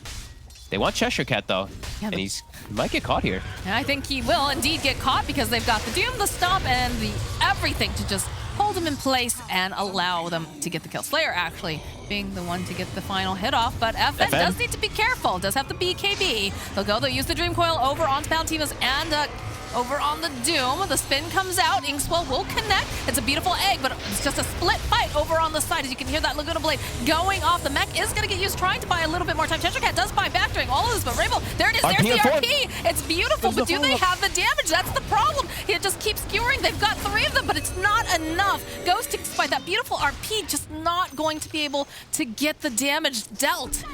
As 4 heroes on the side of Unique crumble. It was... They got the 4, but Omni Slash still on cooldown from that fight that happened in the jungle when he used it earlier. It's got a very long cooldown there. If he had it, maybe they can potentially get like a couple cleanup there, but Windstrike, they hit hard. Cheshire buys back just in case, and the coil comes out on the 2 most important heroes, the Jug and the Doom. They snap it, and they just get a full cleanup there. Windstrike able to surround them. Puck finishing up a refresher on top 2, so more coils, more spell combos for this Puck as Windstrike now are going to claim Arax. I mean, this Ags Puck is just doing so much work. And again, you must be very relieved as Rebel this time around because the Quap, a bit of a disaster in game number 1. This time, though, you can feel that presence, and it definitely is something to be feared in this game. Aegis does get reclaimed, though, during all of this, so it does open a little bit of a window here for Unique, but it's just so hard with a lot of their big spells on cooldown. They're so far behind too. Like the gold in general. Like the Magnus is poor. Even the Jug is quite poor for an empowered Juggernaut. That's Windstrike. Just some big hits. I mean, Cheshire Cat as well as Rebel have been the absolute MVPs for me this game. They've just always been getting on the right target. Sure, Cheshire Cat dies in the last fight, but he baits the enemy team into such a bad fight. And yeah, these double blink daggers have done so much work. Alright, well, Satanic completed now for the Gyrocopter. It is just very difficult to take Dyrachyo down now. And another smoke coming out here from the side of Windstrike as they're hoping. And this feels very aggressive, right? The fact that they're like, you take 1 step outside of that base, Palantimos. You are not looking for any good times here. As they do manage to get the Soulbind up, but there's too much damage over here on Palantimos. Is he going to make it out? No, at the last second, Dyrachyo managing to get the final hit. And there it is. There's that refresher orb we talked about. This Puck is hungry as Ghostic will fall. Dyrachyo finds himself a kill. The buyback now on Palantimos. They put the damage over onto FN. They will be able to get the Doom off, but he just doesn't have any friends. So he's just going to have to try to retreat as Palantimos looking for the opening. Once again, there does have the Inkswell. FN, though, takes too much damage. This Gyrocopter is just dishing it out in spades now as Palantimos trying everything that he can, trying to get the final hits off. They're just sitting so very low, but they have the juice. They have the Satanic. They've got everything. It's a rampage now for Dyrachyo. This Gyrocopter that was supposed to have an impossible game is going to be one of the reasons why they win it. That was clean. That was a very nice game from Windstrike. I feel like they never allowed Unique to do what their draft wants to do, which is sit back, get the Empowers going, get that farm going with the Devour, with the Empower, with the Jug, and just keep getting ahead and ahead and ahead. Windstrike, the Jug was actually almost never ahead of the Gyrocopter on the opposing side, but we do have to mostly highlight, of course, Cheshire Cat and Rebel. These two just breaking the team fights, not allowing Unique to ever take a fight in the way that they want to. Like this, we look at the idea from Unique. You have Lina with your Fiery Soul, Jug with your Spin. We've got some Soulbind combos and stuff like that so they can kill Egg, so they can focus targets. It never happened. Windstrike starts the fight almost every single time and just breaks the idea of Unique's draft. I mean, we saw some really nice LSAs coming out from Bignum. They were moving pretty well, but it just, like you said, it comes down to that hit squad of Rebel and Cheshire Cat. They got a little bit of advantage. Yes, Rebel ended up, dying solo mid. That was just very unfortunate thanks to that Alpha Wall crit. But, at the end of the day, they pair up. They realize this is what we need to do to win. And they fully deliver. It looked really, really nice for them. So, the impossible gyro game, somehow they made it happen. And I'm sure the guys over on panel will have a lot to say about it. Yes, we will. Windstrike, they kind of put themselves in a bit of a hole after that game 1. I'm not sure what tools they used to get out. Maybe it was a shovel, maybe it was a rake, but we'll break it down further after the break.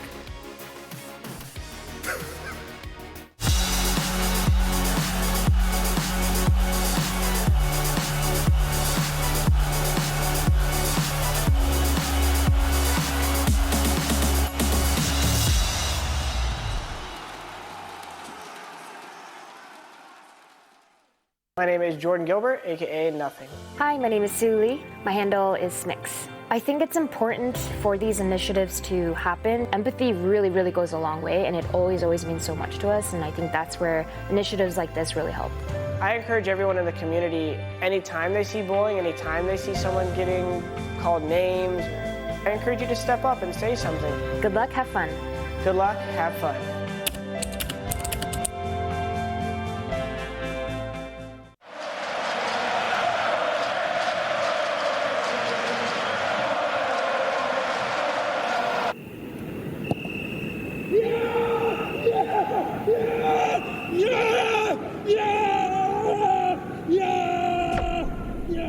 Start your esports career now at play.eslgaming.com.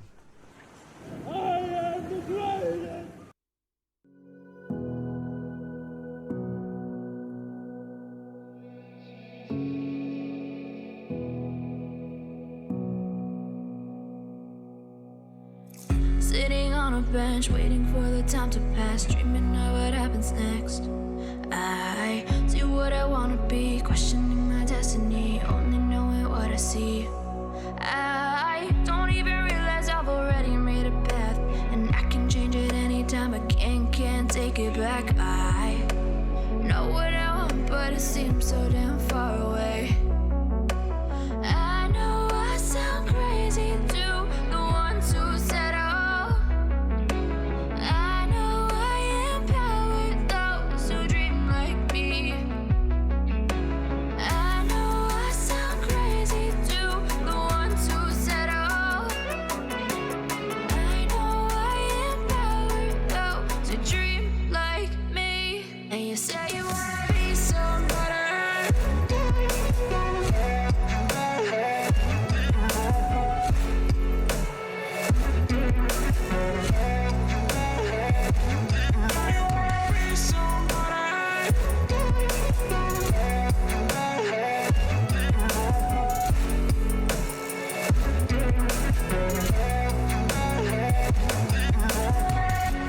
Voice, then you better use it. Tell yourself day after day it's time to prove it. No days off, keep the hustle moving. Wanna see you be what you wanted to be, prove it. I know I sound crazy to the ones who said oh. I know I empower those who dream like me. I know I sound crazy to the ones who said oh.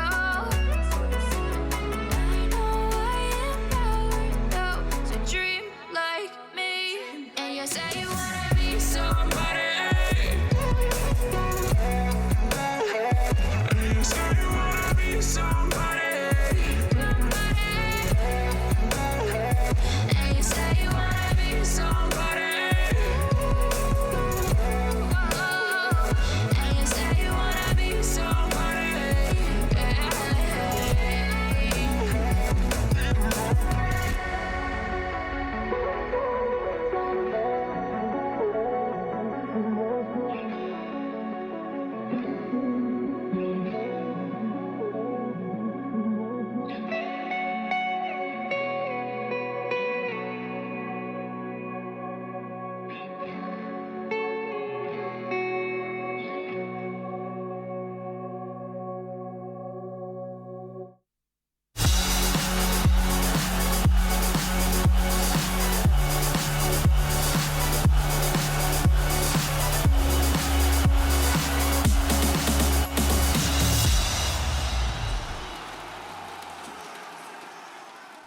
After the draft, this panel was rather pessimistic about Winstrike's chances just because we felt like much of their lineup was countered. But we did say they had to be able to win the laning phase and keep the ball rolling. And that's what Fog said as well. They needed to be able to fight. And Winstrike, they did exactly that. They took a ton of fights against Team Unique, most of which they managed to win out on and built themselves a very nice advantage that just continued to snowball until Duraccio ends it with a rampage. Yeah. Very well done by them. Oh, for sure. I think that was the way you had to play the gyro, right? We discussed it.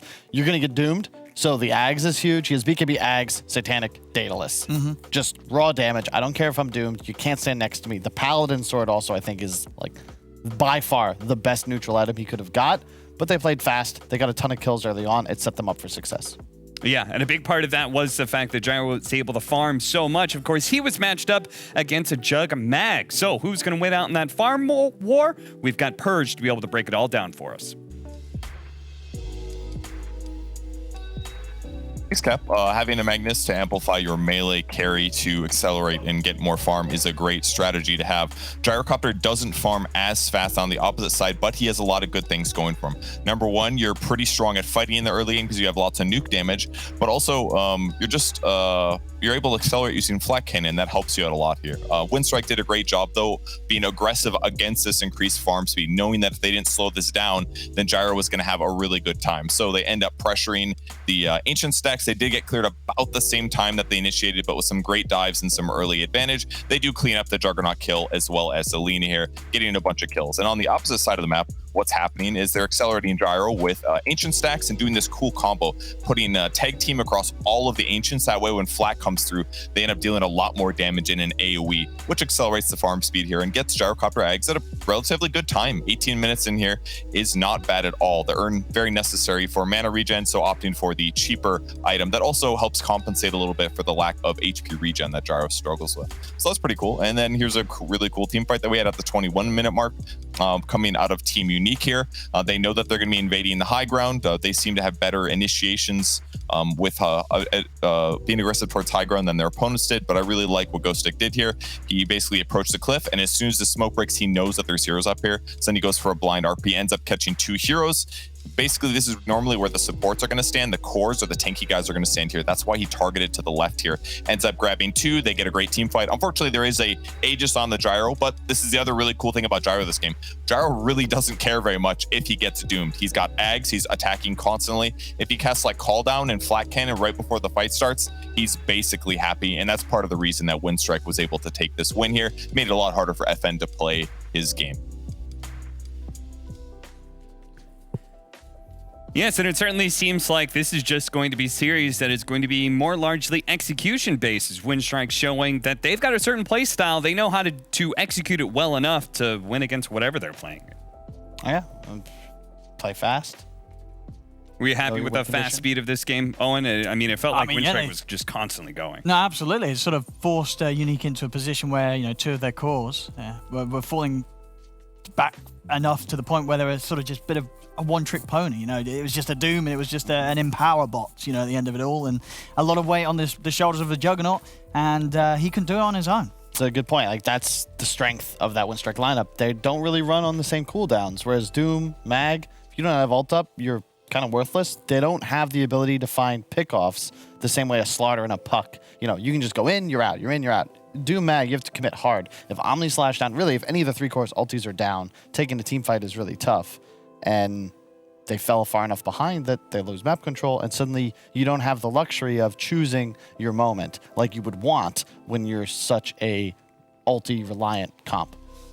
Well, despite being the new kids on the block, Windstrike showed that they can play very much the old school CIS Dota of run at you constantly. Are they going to be able to do it again in Game 3? Who's going to win on the series? We'll have to see. We'll be right back.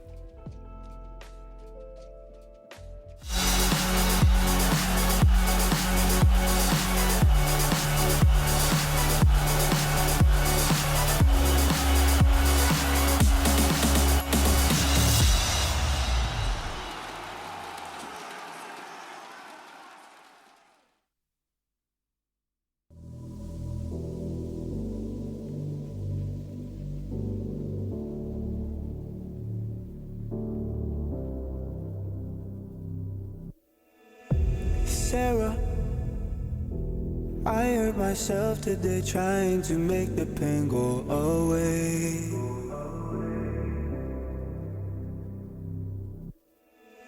Sarah, I want to fade away, be with the stars in outer space. You come and you go, you take me high, you take me low, but I don't know how to do this on my own anymore. Oh no, now it's my leave for the melancholy. Cody fill a hole inside me. Damned if I do, damned if I don't. Now it's Xannies till I numb my psyche. Cocaine just to feel my heartbeat. Nothing to lose, nothing to gain. Sarah.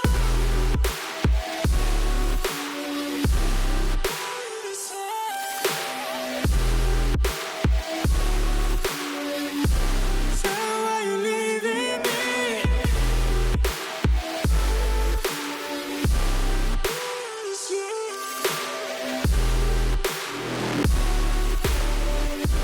Don't you know you clearly need her?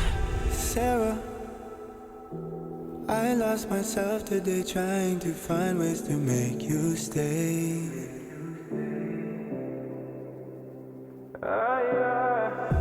Sarah, I want to go away, close my eyes, never wake up again.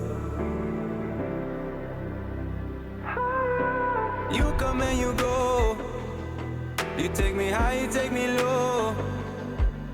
But I don't know how to do this on my own anymore. Oh no, now it's my leave for the melancholy. Cody fill a hole inside me. Damned if I do, damned if I don't. Now it's Xannies till I numb my psyche. Cocaine just to feel my heartbeat. Nothing to lose, nothing to gain. Sarah.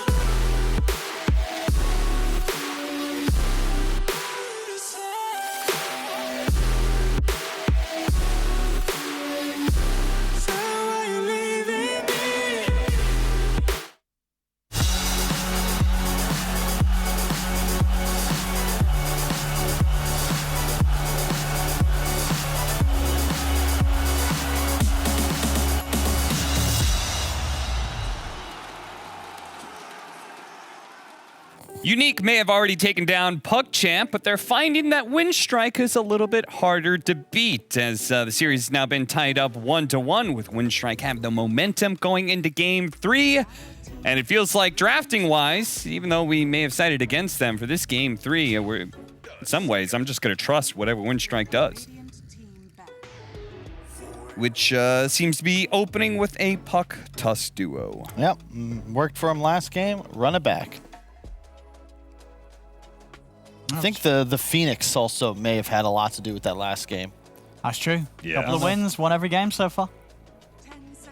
It's a lot of damage. I think the BKB, well, it's not really BKB piercing, but Sunray just seems to do a lot of damage. And the sustain, the power it gives you in a fight.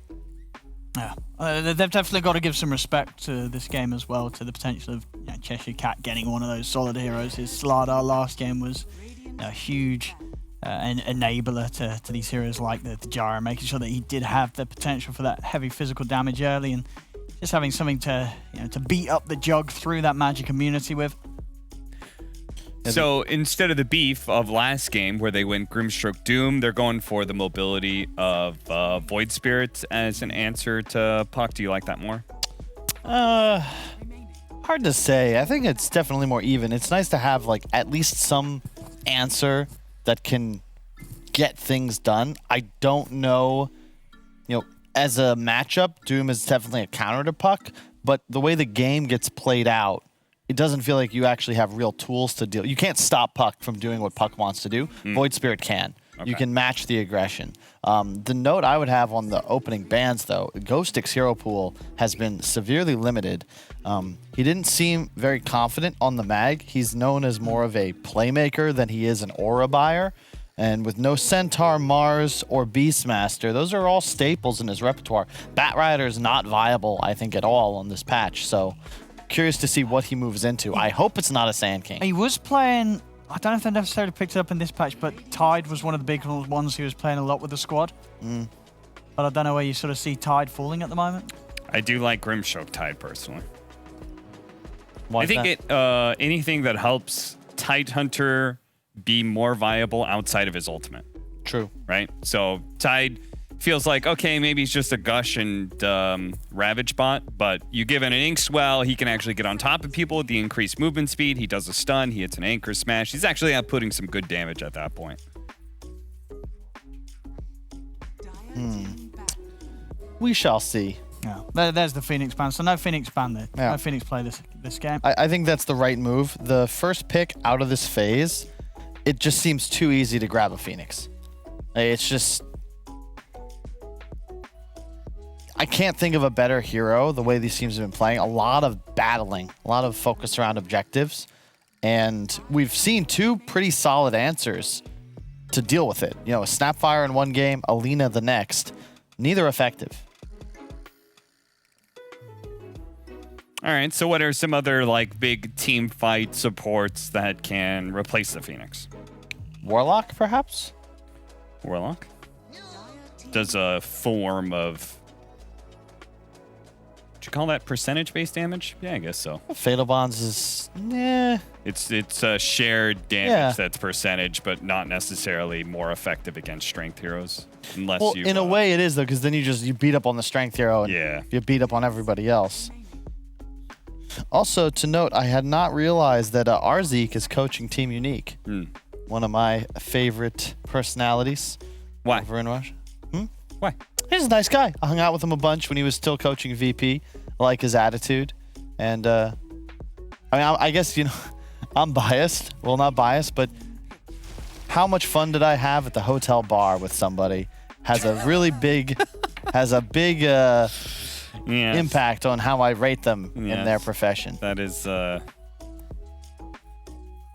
very accurate, I would say.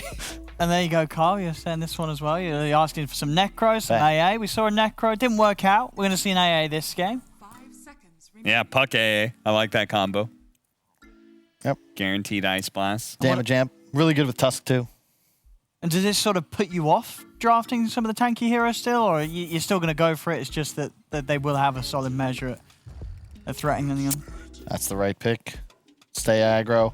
You've now kind of revealed your hand as Windstrike, where you got a lot of damage, but you're like a Death Star. You want to be able to pick a spot, unleash hell. Will be much more difficult if you have an ink-swelled spirit getting right on top of either the Puck or the AA. Wraith King kind of changes the status quo a bit, though. We saw this lane in Europe last week. You're way more powerful than I think we gave credit for. Just a stun with a cold feet, the E slow auto attack coming in, skeletons, like they were just straight up killing heroes at level 3. Yeah, and the 3 heroes you've got so far on Unique, I mean, they're sort of the definition of heroes that go in, will take you down, but bringing you down a second time is not really going to be any of these heroes' forte with everything blown on Wraith King the first time round. So it seems like a much better game for the Wraith King here compared to what we saw earlier today. Surely this is, they should have seen this coming though, right? This is like the preferred Ancient Apparition core to play. Yep. It is a nasty Medusa game if they want to go that route. I'm not certain that they will, and it's not really in line with the Unique style. Is Lifestealer available? Yep. I know. Yeah. Lifestealer is one of Palantimos' preferred. There we go. The go-to Wraith King counter pick from a lot of the higher level pubs I've been seeing, which I think doesn't really reveal too much other than what the regional Zeitgeist is for hero power, hero matchups, because with no real bans, no captain's mode, you know, if I have to pick my carry hero earlier, you get your choice of what you'd pick against it. From what I've seen, Lifestealer is de facto best option against Wraith King. Does, I'm presuming it does. Infest's HP increase that you give to somebody is probably ruined by Ice Blast? I believe so. You can't, yes, it would be. You cannot increase your health pool. But if you get it in beforehand. Yes, then it would be very effective. That will be very nice to have.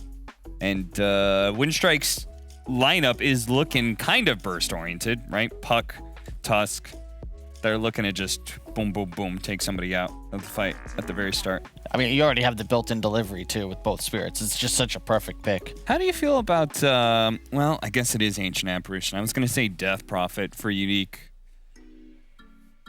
Trying to think of another offlane hero, maybe range that does well against Wraith King. You could Venomancer or Viper him. I wouldn't mind a Venomancer, but it's just real tough. You might end up feeding. What else is there? Actually, you know what you do? Maybe an Abaddon.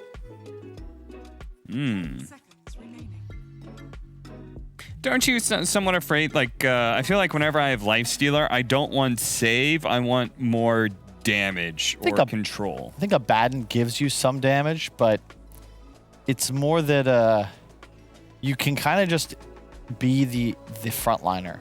You can pressure towers a bit. LC's banned out, right? Yeah. I think that having a cleanse in this kind of game would be really helpful against what's a pretty rudimentary, like 1, 2, 3 stun combo. You know, the Wraith King opening, Puck and AA following up, Tusk.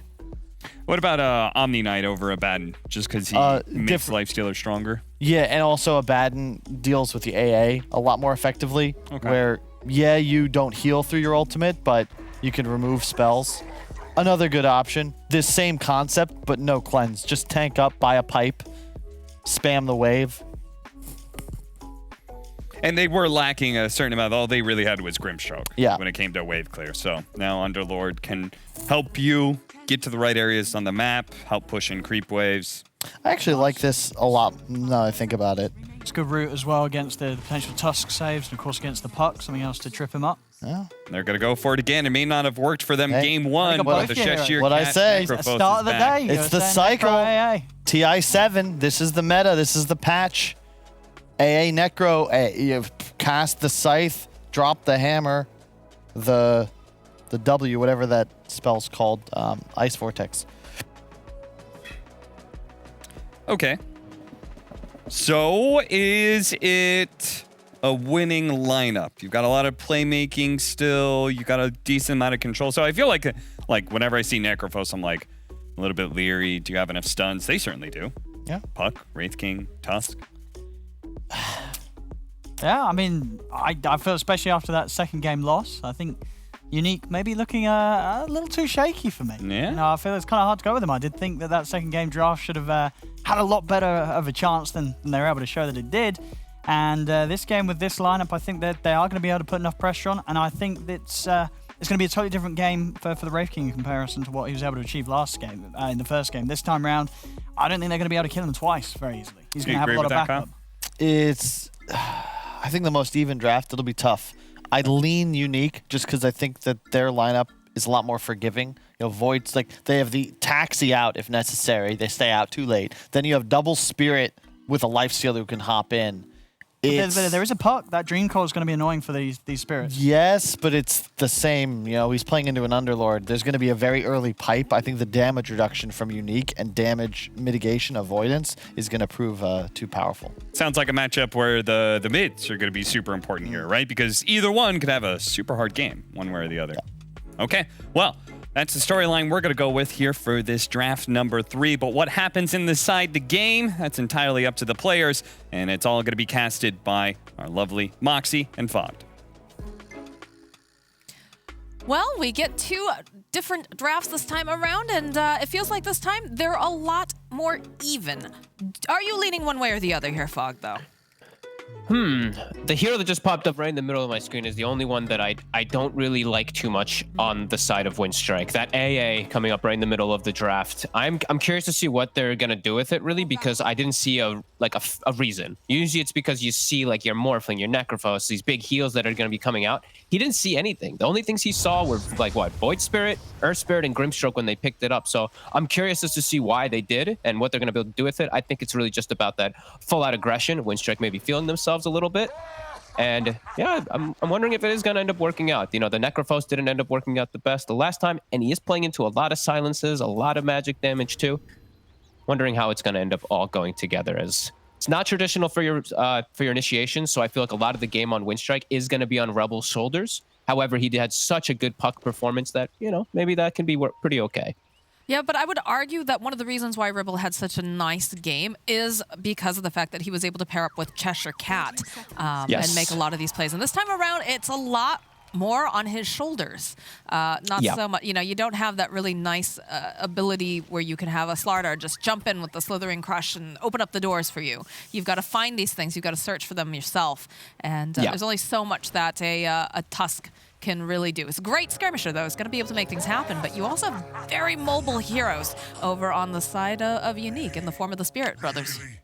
Absolutely true. And in the game when he's puck, you know, he's playing versus Doom and some other heroes with some wind-up, right? They've got some decent wind-up to be able to catch him. There's some just built-in silences. Grimstroke, you know, that one's a little bit of a wind-up, puck can play around it, but Earth Spirit, it's almost instant. Aether Remnant, also pretty disruptive. And later on, if FN gets to the points where he gets like Aghanims and stuff, the game can get a lot harder. And yeah, it's Rebel alone, right? He doesn't have the backup of a Slardar jumping in with him. It's going to take way more time for a Tusk to get that type of blink.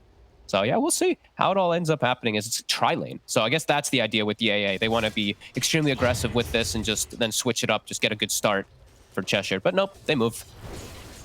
I think it's just going to be very, very scary for the side of Windstrike, just because, you know, again, you do have a, you know, it's a position 5 Grimstroke. He's not going to be getting that shard super, super fast, but it's definitely something that they have to really be mindful of when you consider the fact that, you know, Slayer is going to be staying so far back, and he's got the capability to just throw this nice stun out over onto, you know, any one of those heroes that are very, very mobile. You know, some skirmishing here in the top lane. They are going to be able to snipe a courier, though, so that feels pretty nice. And so you can see the taunt coming out from Pantomime here.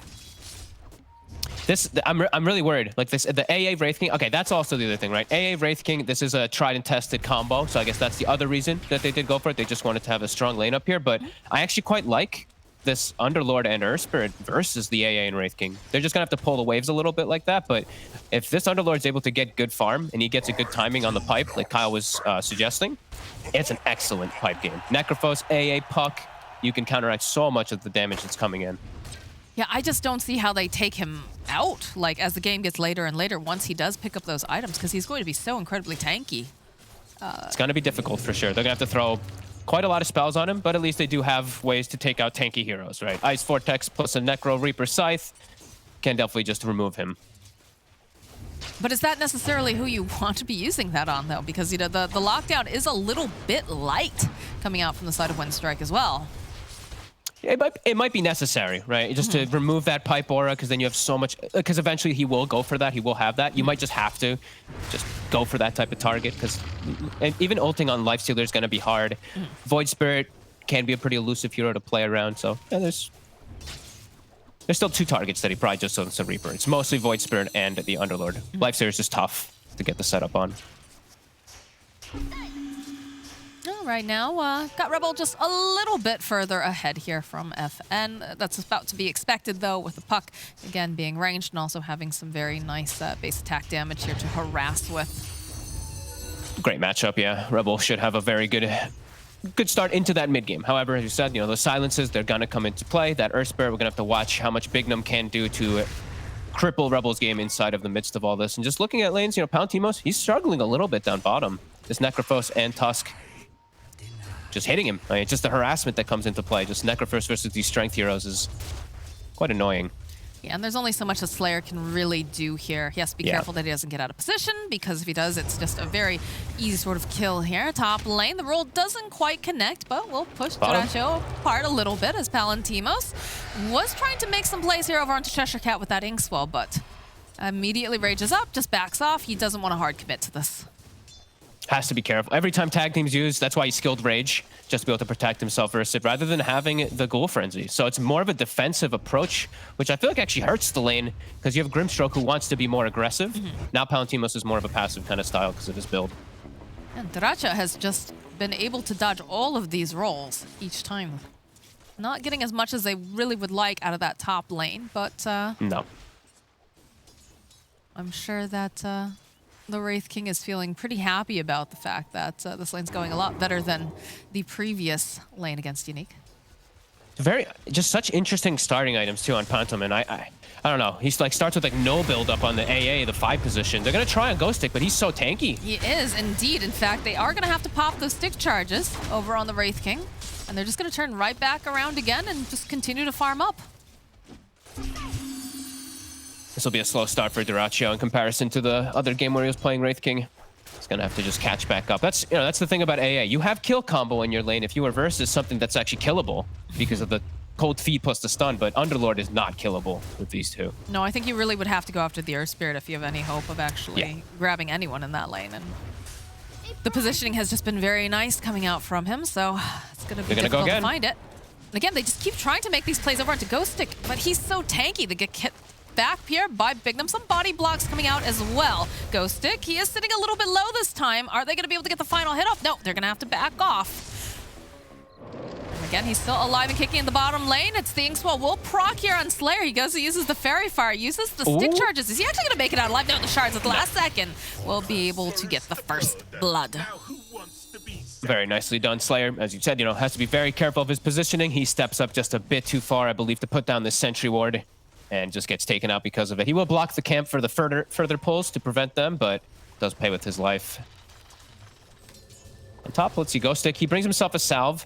So he's going to be able to counteract a lot of that aggression that was coming out. As we did see, Windstrike, they used a lot of mana to try to kill him before. I think it was, what, 2 sets of Cold Feet and 2 sets of Chilling. As bottom. Yeah, they've got enough damage to take down Cheshire Cat. Snowball will connect over into Palantimos in a moment. And there's the roll coming out now as we have a rotation from Bignum. This is looking like a dead Yamich as well. Couple more hits, couple body blocks. The shards are trying pretty hard. He's still alive. He's sidestepping, but eventually will go down to Bignum. Good move from Bignum. I like that he actually comes down here at the 6-minute mark, leaving the Underlord alone. Ghost Stick has to just be careful, but he picks himself up an Urn Charge. This is nice, though. We do get the Haste Rune that's picked up on FN. He's going to hunt through the jungle, see if he can find any stacks or anything like that. Any stragglers, perhaps, but... Okay. Nice deep ward. He knows Wraith King's going to eventually go into the jungle here, so potentially they could catch him off guard if he is low. They're also spotting out if there were any stacks. None, actually, at the moment. Windstrike still 1k ahead, though, off of this laning start. Puck having such a good start and getting that first blood, of course. That, and he did force FN to go walk all the way home earlier on, so gives him a little bit more of an advantage. And exactly what they need over on the side of Windstrike is for this puck to pop off. So all eyes on Rebel.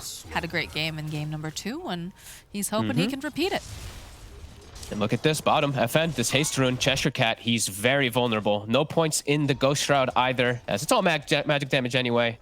He's going for a bit of a dive here, Astral Spirit, but look at the teleports that they immediately call out. Puck was thinking about TPing, will cancel. In the top lane, though, this is not looking great for Ghost Stick, as he eventually does fall, now that he doesn't have anyone there to help protect him and give him the little kick out in case. And the power of the AA. It's just about that lane, that extra control damage. And he even completed the null. Actually kind of funny to point out. Just any extra damage, some extra mana. Sure, why not? Not your traditional 5 stuff, but works out for Pantomin this time as 2k gold advantage now for Windstrike off of that one. I do like the way that they immediately identify, okay, we can see, how many heroes down here in this other lane. That means that this hero is all alone. Quick, let's make something happen. I love that. I love seeing that efficiency and that aggression. Yeah. I don't, I'm a little concerned still because of this AA overall in the game, because I feel like they might lack some type of follow-ups and lockdown, because it's like AA5 Necro as your offlaner, so it's like a lot is reliant on the puck to make all these active plays. But right now it's working, and I'm glad that they can at least just go for aggression. They're confident enough to just go for aggression because of how these last few games have gone. They do have to be careful. They know that Palantimos is alone. He's got the rage available if necessary, but the shards will come through. They're trying to body block. Again, he has that infest up, though, so he'll pop into a creep and wait patiently here. Hold him over at the side, but there's a step forward. It's a Snowball coming in hot, and he's just waiting patiently in front of the Astral, so the pop out, and FN collects himself a kill. That was a fast Snowball that he casted, too. Damn. But yeah, still does get brought down with that Aether Remnant. Wraith King now going to go to jungle. They're going to give AA the lane, so a fast level 6 coming up on the AA, that could be really nice. They have good ways to combo it with the puck, too. So that could be really good for their attempts at aggression, especially onto this Void Spirit. That extra little bit of damage might be everything. Again, I really like that they placed this deep ward into the Dire jungle, but you can see now that he's walked out, he's going to go see if he can collect himself the bounty rune here, which the dream has been left. I love it. And now Dyrachyo gets it, and now he can maybe make him play onto Ghostic. Yeah. AA is gonna get 6 off of this wave, so maybe waits till that 6 does hit. There's no mana over here on Ghostic at all. But he is going to move back. And there is a little battle here in the mid lane. They'd like to pressure this tower. See that the supports are sticking behind over on both sides. Level 6 AA. They're playing around the ruin, so 25 seconds until that next one will come out. If they can catch anybody. A coil onto anybody will be a kill now with AA. They have ward vision of Ghostic. Looks like that's going to be the target, perhaps. Or maybe FN. Yeah, I think they really would like to get FN if possible. And he's very far forward here. So the Dream Coil is going to come out. They'll follow up with the Snowball, with the Ice Blast. And that is a very dead FN. But they're going to try to follow up here. They have those shards, trying to find enough hits over onto Rabel. Not going to be able to quite get it off as, again, Cheshire Cat teleporting over to the mid lane. Palantimos is here as well. A lot of action over in the mid lane as Ghostic is forced to just teleport away. And we do get a pause. And we do get the same farm for Dyrachyo. Even though at first it looked a little weird for him up top, the pressure was coming out. He's now level 8. He's got level 3 skeletons. He actually forces Ghostic out of lane by himself as they make an aggressive move mid. Everything's working for Windstrike. So that aggressive picks that they've gone for are absolutely working. And I'm loving the way that they're moving around. They're not really giving Unique much breathing room on the map at all. The Wraith King being able to push that Underlord out of top is pretty huge. I think Ghostic might just rift back up to continue defending it, but that's the fact that your one position is able to force out an off lane, give this openness to your supports, that's huge for Windstrike. It's a nice D ward they're gonna get. 2 supports moving together, playing around their puck. Mid though.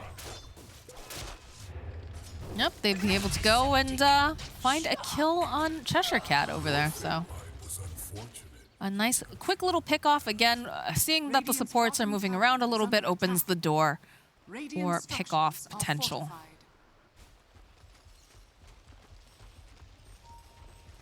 And the pressure's on here in the top lane. They've already rotated Palantimos up top. They want to be able to take down this tier 1. Again, like you said, Fog, they're going to want to farm up over on the Wraith King. And if they can take away those access points into the Dire jungle, it makes things a lot easier.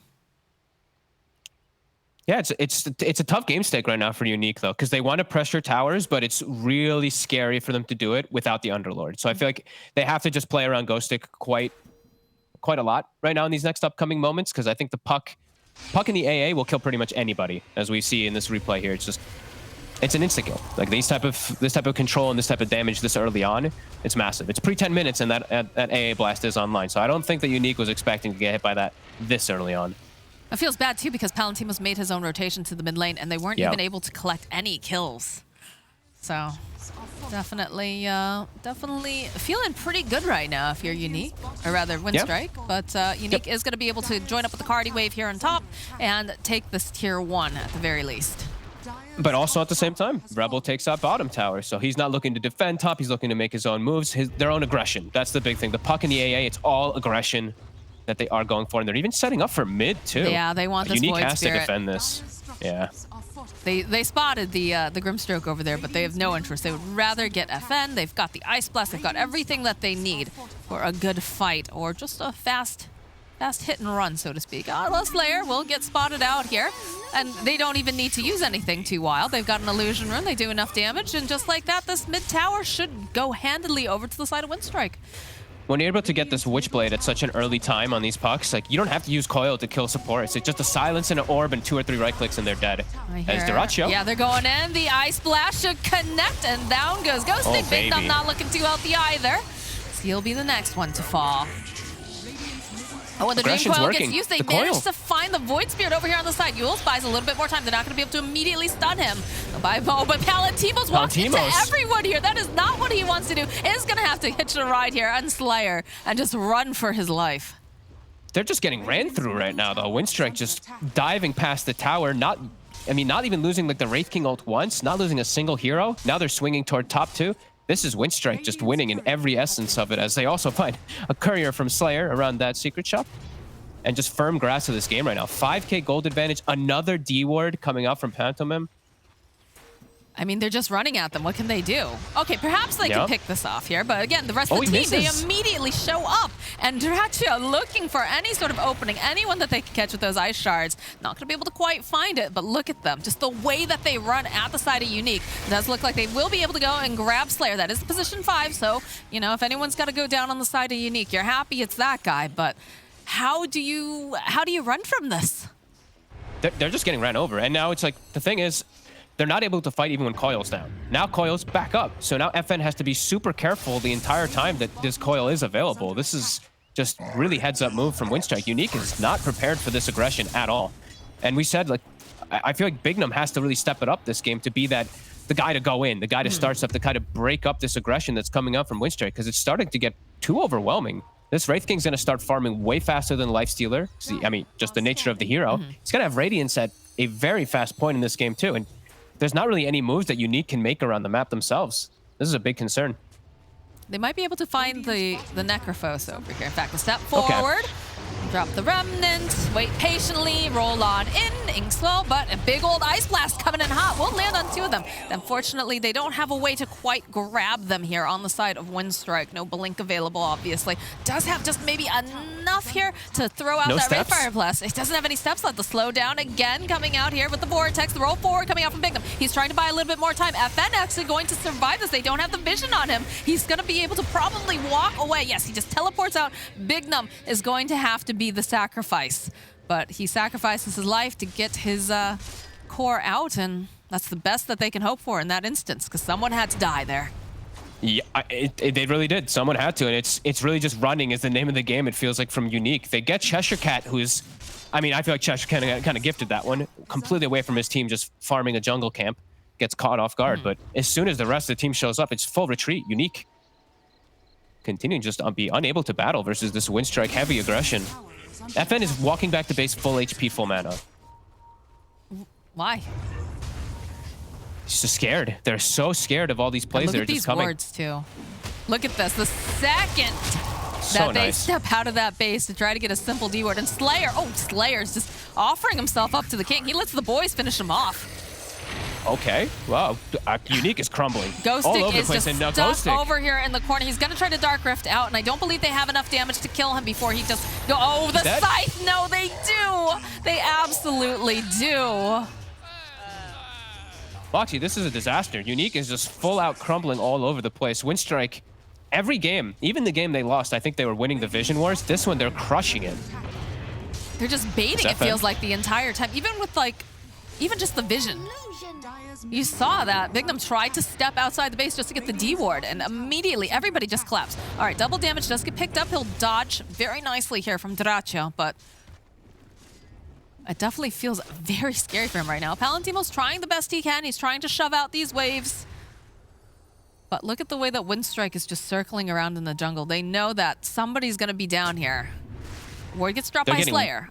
And they see They're getting way more of the map. Yeah, and another, like, I actually want to say that's, I don't know, I think that's like 6 or 7 D wards coming out from Pantomim as well as Yamich. They are just absolutely crushing it on these 2 supports this game. I've got some very interesting warding spots, and I'm definitely going to go back and watch this myself as a support player, because I'm really enjoying the way that they're positioning them. I think there was like a little cheeky one over at the, because again, you know, the map has changed. There's a lot more of these little spaces that we're seeing.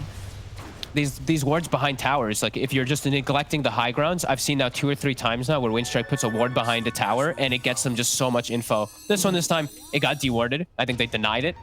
And it looks like Unique trying to make their own aggressive move, but they can't. I don't think they realize just who else is waiting behind. Yeah, the Dream Coil is going to get used over onto FN and immediately snaps. And he has that double damage. He wanted to be the aggressor here, Fogged. But the rest of the team hot in pursuit. They need the vision, though. Do they have the shards? Now at the last second, they'll be able to teleport on out. Space for Palantimos, that's what they would say. But at the same time, too, Windstrike would be like, well, we've got a Radiance already on our Wraith King. They do indeed, and they have a creep wave pushing in on 2 different areas here, and looks like they probably will be putting some pressure on this bottom tower very soon. This Wraith King is going to slaughter everybody, it feels like. He has 5,000 net worth over the Underlord on the opposite position. Oh, Bignum. You wanted to try to make a play here with that Inkswell on him. FN throwing out the Astral will drag back over onto the test. Bignum rolling in, does get the Magnetize off of the rest of the team as they'll just jump in. The follow-up is here. The Scythe comes through. Bignum will fall. Yamich still alive after being initiated on. And on the back line, FN, he just doesn't have any way to get out of here.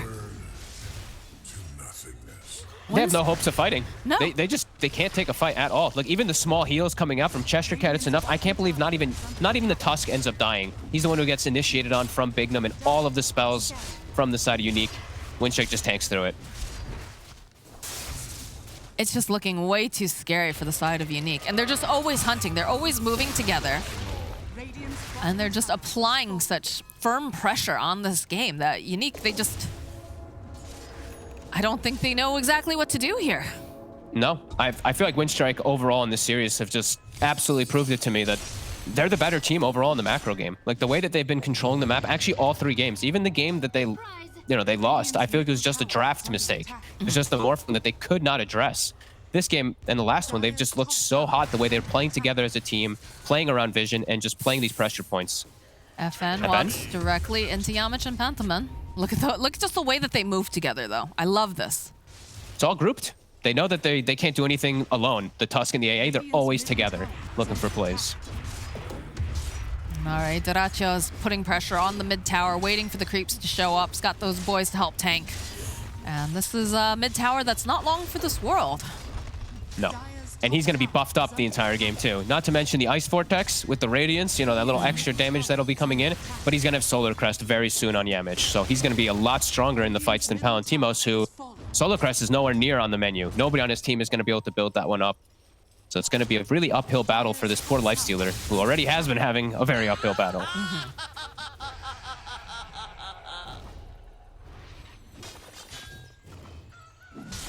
Well, looks like they've taken all of the outer towers over on the side of Windstrike here, and now they've got their eyes possibly on this top lane. Pipe is finished up, at least on Ghostic. Just running at FN, you see that? Look how tanky he is. He's 2,300 HP with the arm. Like, unless he's 5v1'd, he's not going to die. And now they've got a good opportunity for Roche since they've pushed in that mid lane. They're going to start it and force Unique hand. All right, so how do they approach this Roche fight? How do they contest this? Can they contest this? I don't think they can. No, I actually just really do not think that they can go in here at this point. That definitely feels bad, but they're trying to push out here in the bottom lane. Looks like they're going to make the moves towards the pit. They're not going to make it in time. Yeah, look at that immediate smoke. They're looking for that perfect angle for this fight. And look at the way that Unique immediately Delta split. They get out of the area. They're like, all right, well, let's get some farm at the very least, boys, before we have to teleport home in high ground. Yep. They do have, as I was mentioning, they do have the pipe on Ghostic. It's finished up, so a lot of that damage will be negated, but now the items have all started rolling in so much for Windstrike. It's not just magic damage. Ghostic takes a step too far out of that base, and he is just dead. So that's some of their beautiful wave clear. Yeah, he's the high ground defense. He's actually pretty much the whole high ground defense. They have the stroke at least from Slayer, but they really need that Underlord.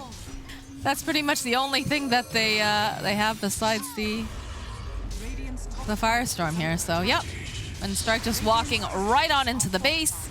Another 12 seconds before the Underlord's back up again. Constant Solar Crest onto Derachio, so he just destroys this tower that much quicker. Smoke over on the side of Unique. They're hoping to find a good angle here. Slayer wrapping around. He's got Bignum with him. Hoping to maybe pick off someone. Rebel has Aegis still. This is going to be tough. Yeah, he's just standing very forward here. Smoke will break. Immediately taunt back over onto the Tusk. Bignum, okay, gets the Magnetize off. Backline Rebel, though, poking away. Bignum, he's taking a lot of damage. He is going to fall. Yamich, though, he barely gets taken down as Derachio is just running at everyone. Takes down Palantimos. Is just going to chase after this Underlord who just came back to life now. And he's down. Slayer's just trying to cut some creep waves in the meantime while the push is happening, but a catapult is still alive, so the racks will go down in the wraparound. They barely even kill the Tusk. He doesn't die at all in the combo, and everyone on Windstrike is able to just cast their spells freely from that point. I'm so It's over. surprised. Yeah, You know, when your Grimstroke is your only hope of being able to just push out these waves right now, because you know that he cannot be there because they're just going to jump on him. Like, that feels so bad. Yeah, and by the time that your Underlord got his pipe for you to counteract the magic damage on the side of Windstrike, Cheshire Cat has a pipe himself. So your bit of damage, your bit of magic that you did have on Unique, it's completely gone, completely negated because of that, as Windstrike now just cleaning up the game. Look at Diracha here. He just doesn't seem to care. He's just going to continue to hit the buildings. He knows the rest of his team will keep him. Oh, look at that Dream Coil at 3 over Rebels on the in. back line. So they're focusing down the Wraith King, but he's going to be absolutely fine. So Ice Blast connecting over side, roll forward over onto Bignum. Palantima so just taking too much damage. Diracho does have to be careful. He's got to toggle carefully here as Bignum's a little bit off the mark. Rebel, it's going to be able to go. They take down the Aegis, but this Wraith King still alive and kicking. Still has the reincarnation. Is not afraid of anything right now. GGs get called. Windstrike, you know, they started in the lower division this season. They're up and upper, and boy, they look good. They definitely belong here. Yeah, these last two games, I think it really proved, excuse me, I think it really proved that that first game was just, it was just an outdraft, because their aggressive style, even in that first game, it almost won them the game. Just playing super, super confident, just diving into high grounds, going for Raxes. And in this game, that AA pick, it works. They get such a good early level 6. They start making all these moves, and it's really teamwork. I have to say, Windstrike just overall as a team looked way better today than Unique. Unique looked like mostly just a lot of individual players going around making their moves. Windstrike, it looked like a team. Just everyone on the same page, making all these moves for the most part in these last two games, even in the first one too, to be honest. Yeah, I mean, the efficiency that we saw coming out from them, the way that they just were grouping up. And one of the things I really loved, aside from, you know, we talked about the vision. That's something that, you know, we don't really get to see a whole lot. We don't praise a whole lot, but the way that they used the vision and the way that they rotated around their core the entire time, that once they hit that specific timing, they made sure that, okay, we're going to be aggressive. We're going to allow our position 1 to continue farming, but we're always going to rotate around him. Almost like he's a little mini sun. You got those planets, because you're able to protect them that way, and you're able to just continue that pressure. It just looked so good, Fog.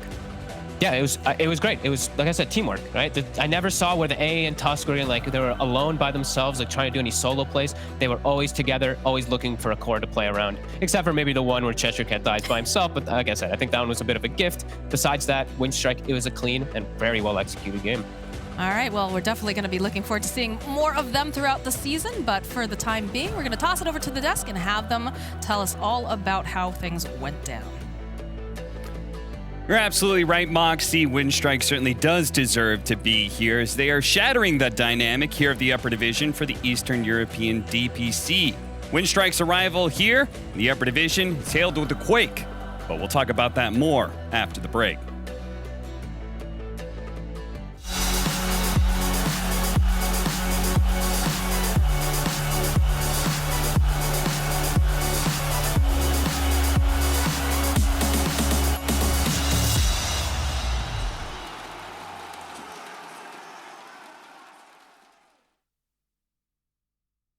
No, I can't remember the last time that I really felt fine.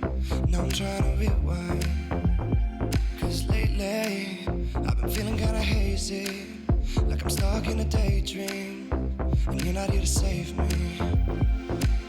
Down and out, I hit the floor. All is fair in love and war, but I can't do this anymore. No, no. So take me to a place I know, somewhere I can feel my soul. Lately I'm skin and bone, so hollow. I've never felt so alone. I need you more than you know, 'cause baby, you feel like home.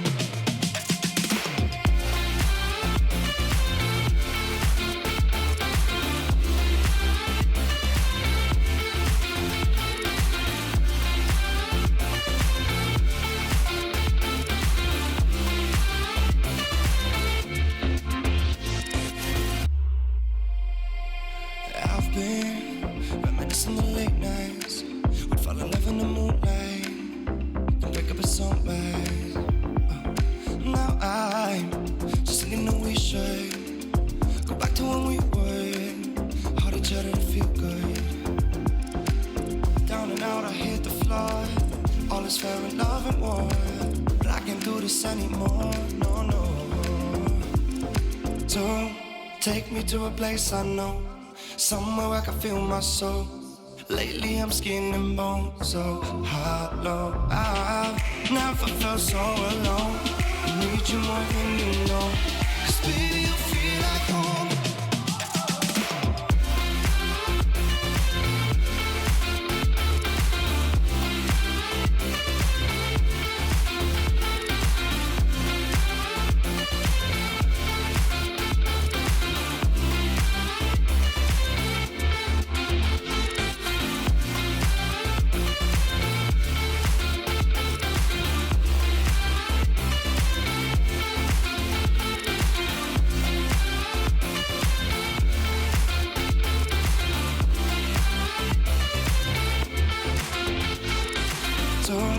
Take me to a place I know, somewhere I can feel my soul. Lately I'm skin and bone, so hollow. I've never felt so alone. I need you more than you know, 'cause baby you feel like home.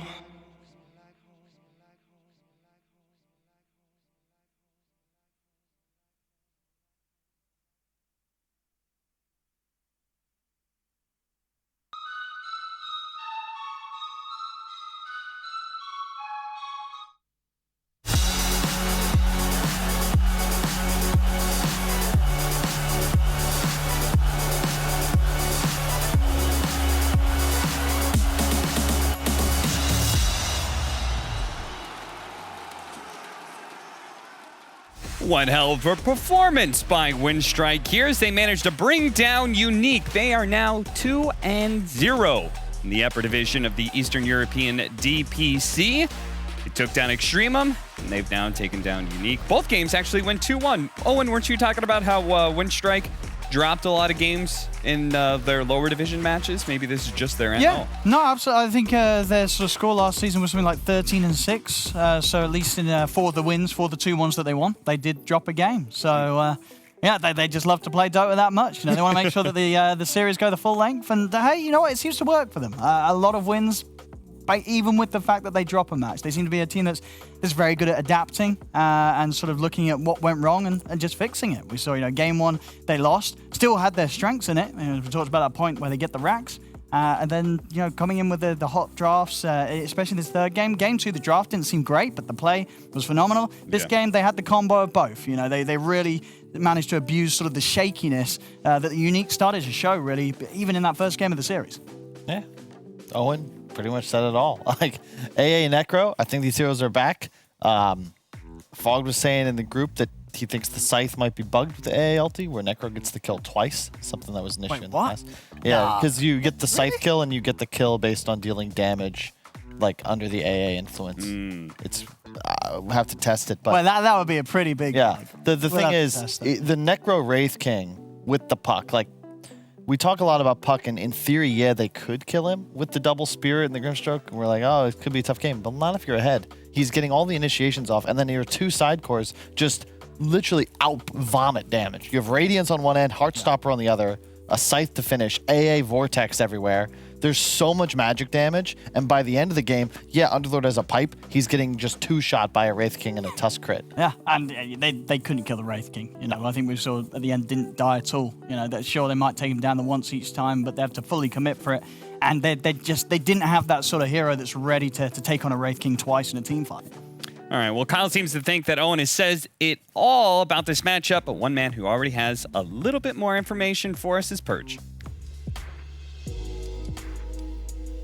Thanks, Cap. Yeah, the laning stage was pretty even up here in the top lane for Unique versus Winstrike, but crucially, Wraith King did a great job staying alive in these laning stage moments. Underlord plus Earth Spirit isn't exactly the most traditional matchup, but what's scary is that if A does go back and do pulls, that between Firestorm and a Rolling Boulder, you can get in some trouble, and 2 times he dodged these Rolling Boulders. This one, he's just like totally in the head of his opponents. Great dodges there that basically stabilizes the laning stage. At this point, Earth Spirit rotated to the safe lane to pressure the Necro Necrophos. And what this produced was just a couple minutes where Ghostic had a really, really tough time. If he approaches the creep wave, the nice thing about A is that pairing it with any stun combo gives you a really good chance to get a kill. And because that threat is there, he can't approach the creep wave normally. That allows A to get pulls off. This is a stack pull that's going to deny an entire creep wave from the Underlord. He can't even contest the pull either because Wraith King can slap him, and A could come up at any time and secure kill. He even gets an observer ward down in the meantime. Eventually, he does approach the creep wave, but it's during this that A comes forward and they end up picking up Ghostic as a kill, which is about here. Nice move by the Wraith King as well, moving past him to block off using phase. They get this kill, which is really effective. And then from here, what they do is they say, oh, this lane is completely won. Ghostic has to run all the way to the mid lane to push out the wave because it's safer than him staying top. And this gives A free experience on the creep wave while Wraith King goes in jungles a little earlier. And they turn that into a super fast kill in the mid lane with A to A rotating mid here. They smoke. They end up getting a Puck Dream Coil into ulti on FN. So not only did they win the safe lane against the Underlord and produce a really, really low net worth on him, they also won their other lanes and got Wraith King really far ahead with this excellent lane stage.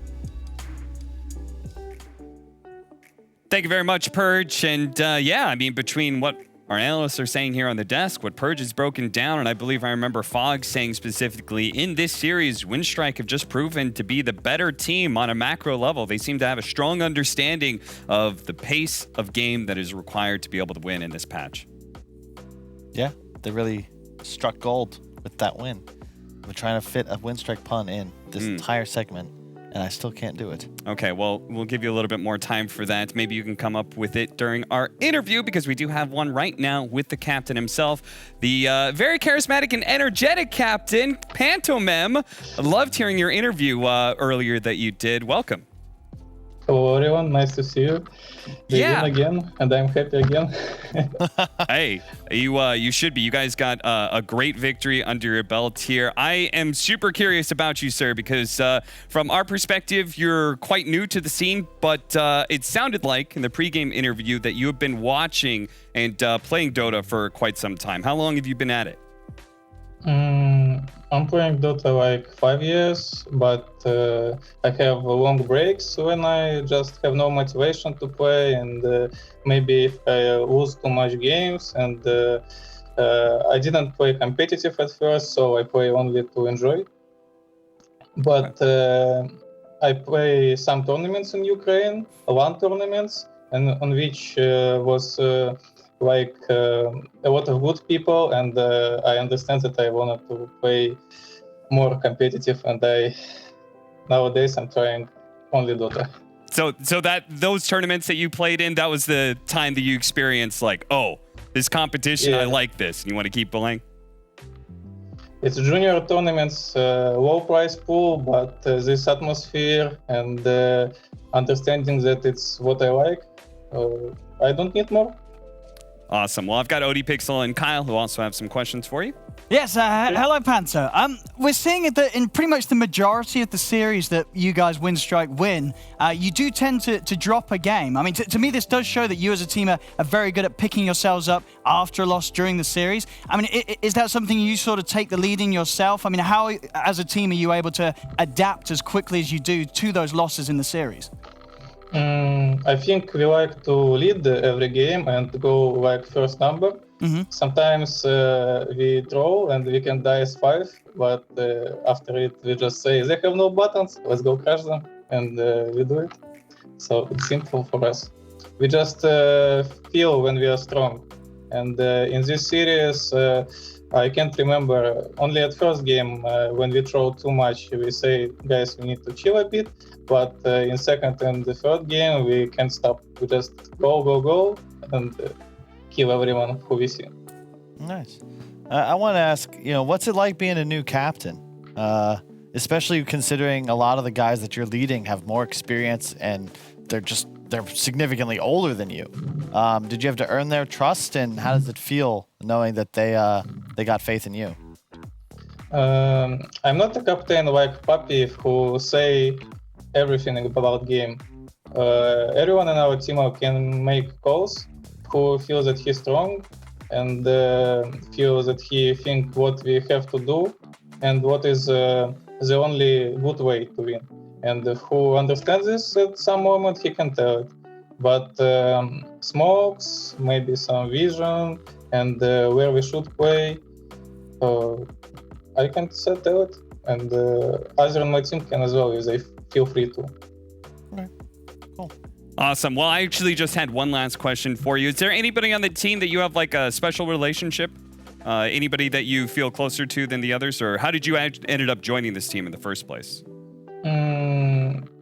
Coach Achilles write me in one day and asked me to try play this team.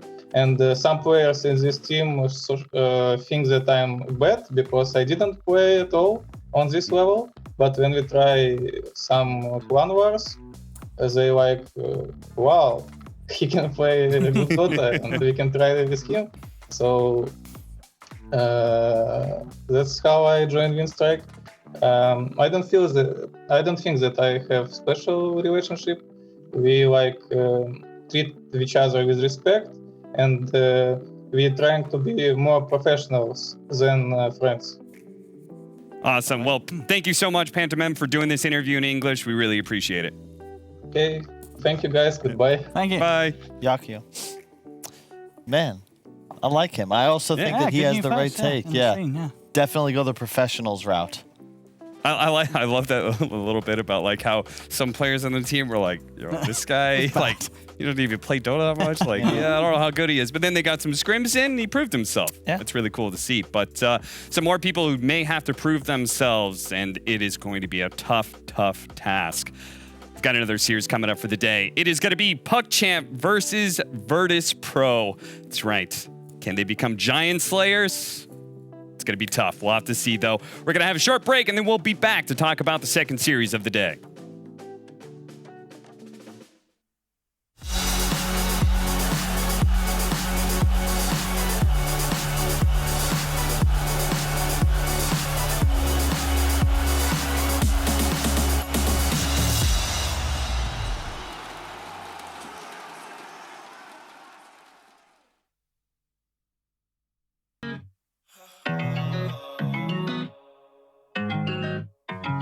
I've been so anti yeah, you're a bad chick and you know that. Eyes roll back every time you throw that. Love letter on your bed, I wrote that. I need you and I'm not afraid to show that. Anything, anything on your everything, everything on you. Anything on your everything. My world falls down when you pick me up. I came up from a small town, no one hit me up. Now they wanna be my friend. Everybody play pretend. But now I'm pulling up in a Bentley. There really ain't shit you can tell me. What? I just wish somebody would help me. This lifestyle is not healthy. I could buy you anything, anything on your everything, everything on you. Anything, anything on your everything. I could buy you anything, anything on your everything, everything on you. Anything, anything on your everything. She's a goth girl, welcome to my goth world. Fell in love with the diamonds and pearls. Yeah, we do what we want when we want. Sex fifth with the new Saint Laurent. Party too lit, get kicked out.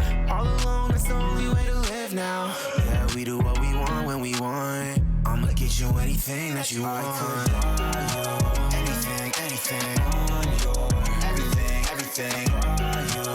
Anything, anything on your everything, everything.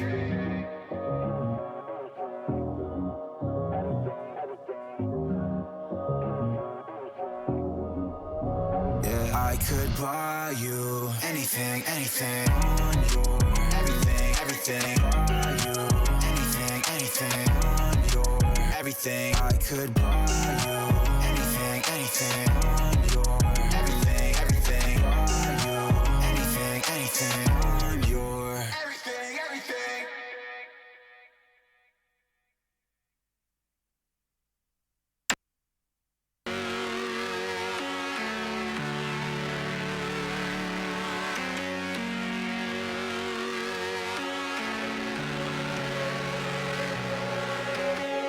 It's so high from here.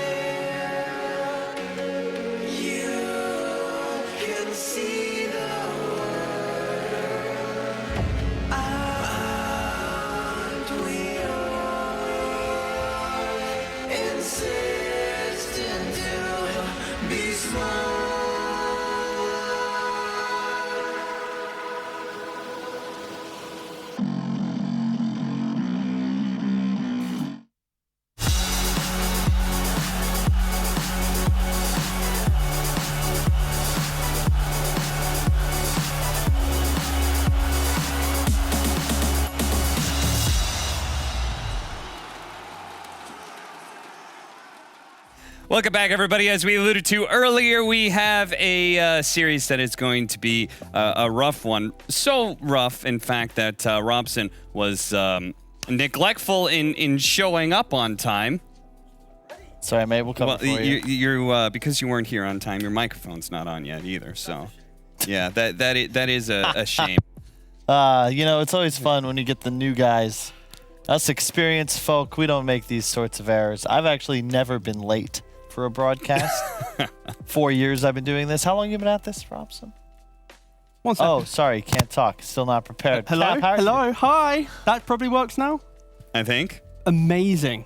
Yeah, that is beautiful. See? Okay.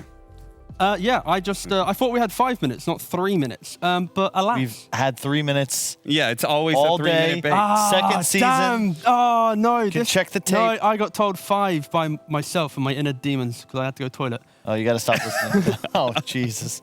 All right, well, let's take a look at the standings here and see what this match means because PuckChamp, unlike their lower division brothers in Windstrike, they're having a rough start of things. Oh, for sure. They lost to Unique already and now have to match up against Virtus Pro. I mean, let's be real. Everyone expects VP to move to 2-0 after this and PuckChamp to go 0-2. The polar opposite of the European region where all but 2 teams have a split record. Here, it's all but 2 teams have clean sheets one way or another. But what happens if PuckChamp then beats VP? Whoa! And then we have the whole top and the bottoms, and That's true. Woof. And I will say, in addition to that possibility, I have sent a DM on Instagram to Kim Kardashian, and she might get back to me soon. Did you know she actually has like top 2 most fake followers? I saw it as like 50. Yeah, the most followers. They're probably 50% of fake followers. It's very rude of you to call Kyle fake like that. I think he's a genuine person. I like to think. How many of your followers do you think are fake, Kyle? I have no idea. Alas. All right, well, somebody who certainly doesn't have any fake followers. You're going to interview all of them? Yeah, is why not? PuckChamp because they don't have a whole lot of followers in general, unless you were really following the lower division of Eastern European DPC for Season 1. You probably don't know a whole lot about these guys, and fortunately, I've got 2 analysts here who should know everything there is to know about these guys, right? As I see them scrambling over Kyle's the just looking at my notes. tablet. Kyle's like, PuckChamp? Oh, yes, I love Desperate. I love Meles. Astral, best position for of all the time. They're desperate for a win. I think that's an apt name for the mid position. One of my favorite tags that I've seen in this upper division of the CIS region.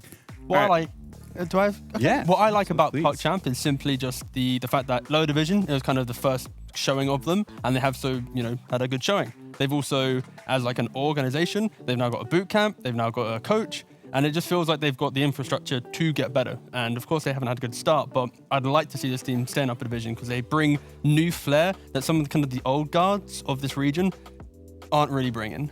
Well, they're certainly going to need a lot of flair to be able to take down Virtus Pro. That is their matchup here. Of course, we do have our usual pregame interviews. This one's going to be switched up a little bit. We've got both the players from either side to be able to talk about their origins and a bit about their mentality. Now they're going in, maybe going to get a kill. It's looking pretty gosh darn good, but they use the hunt. Meles, he still let the Burrow struck going and blows another more. This is not looking good for Palatino. Hi everyone, my name is Meles. I play position 3 for Team PuckChamp. When I started my university life, I started playing a bit more. I didn't try hard at all. I just enjoyed the game, and that's it. And still to this day, I just enjoy the game, and that's how I play. Overthink things just makes everything so complicated, but in reality, it's nothing changes. You just pick heroes, you press spells, you take team fights, you kill the enemy throw. Nothing changes. Nightfall and Stave, they've found themselves on top of the Pugner. They're trying their best to burst him down. They will be able to do so here with the Earth Splitters. They take him out. Raw comes out from GPK onto Dream.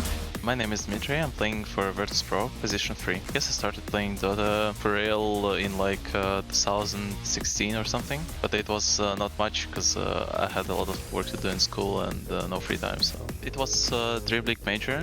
In this major I finished top 16 in North American team Chaos, and my teammates Nightfall and Save ended with top 16 with Virtus Pro, and we all were removed from our teams. As we were friends and just good vibe between us, we said let's team up. So we were 3, and we just invited 2 more guys to play with us, Ifan and Yumi. Then we just practiced really much, like a 4-month super hard practice, and then we started playing tournaments. Off the rock, and that's a really nice LSA as they're trying to run them out. Laguna Blade's gonna get thrown out, but FN, he still falls. There's not much preparation going on. I mean, besides the draft, we just we don't like to complicate things. We just like study the team a bit and study the drafts. Maybe do some bans, and not much of a hustle really. If I ever think before some matches or something, I just like to take a walk or something like, or watch a movie, because it always helps, like to take your mind off of some things.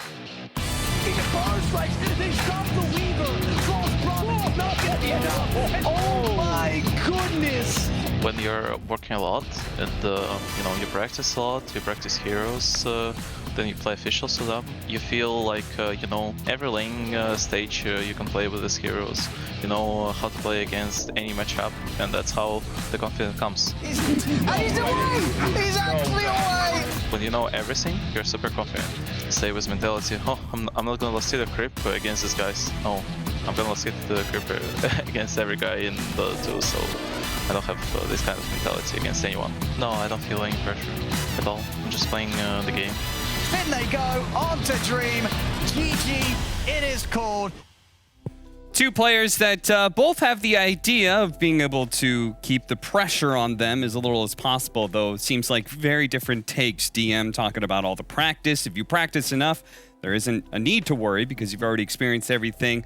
Melee's on the other side, much newer to the scene, was like, I just try not to think about it too much. I play to enjoy playing Dota.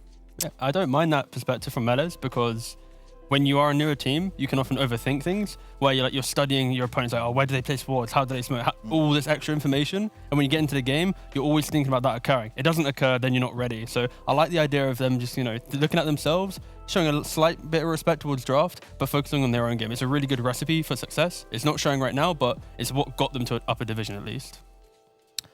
I think the best attitude's in between. Take practice seriously, but have that looseness when you play.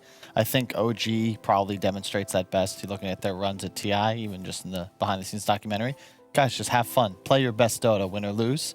That's got to be your mentality in the game, but outside of it, you're trying hard, you're grinding, you're finalizing and tweaking your builds, your styles, etc. And then you put that all in your subconscious. Then you go into the match, and you just go by feeling.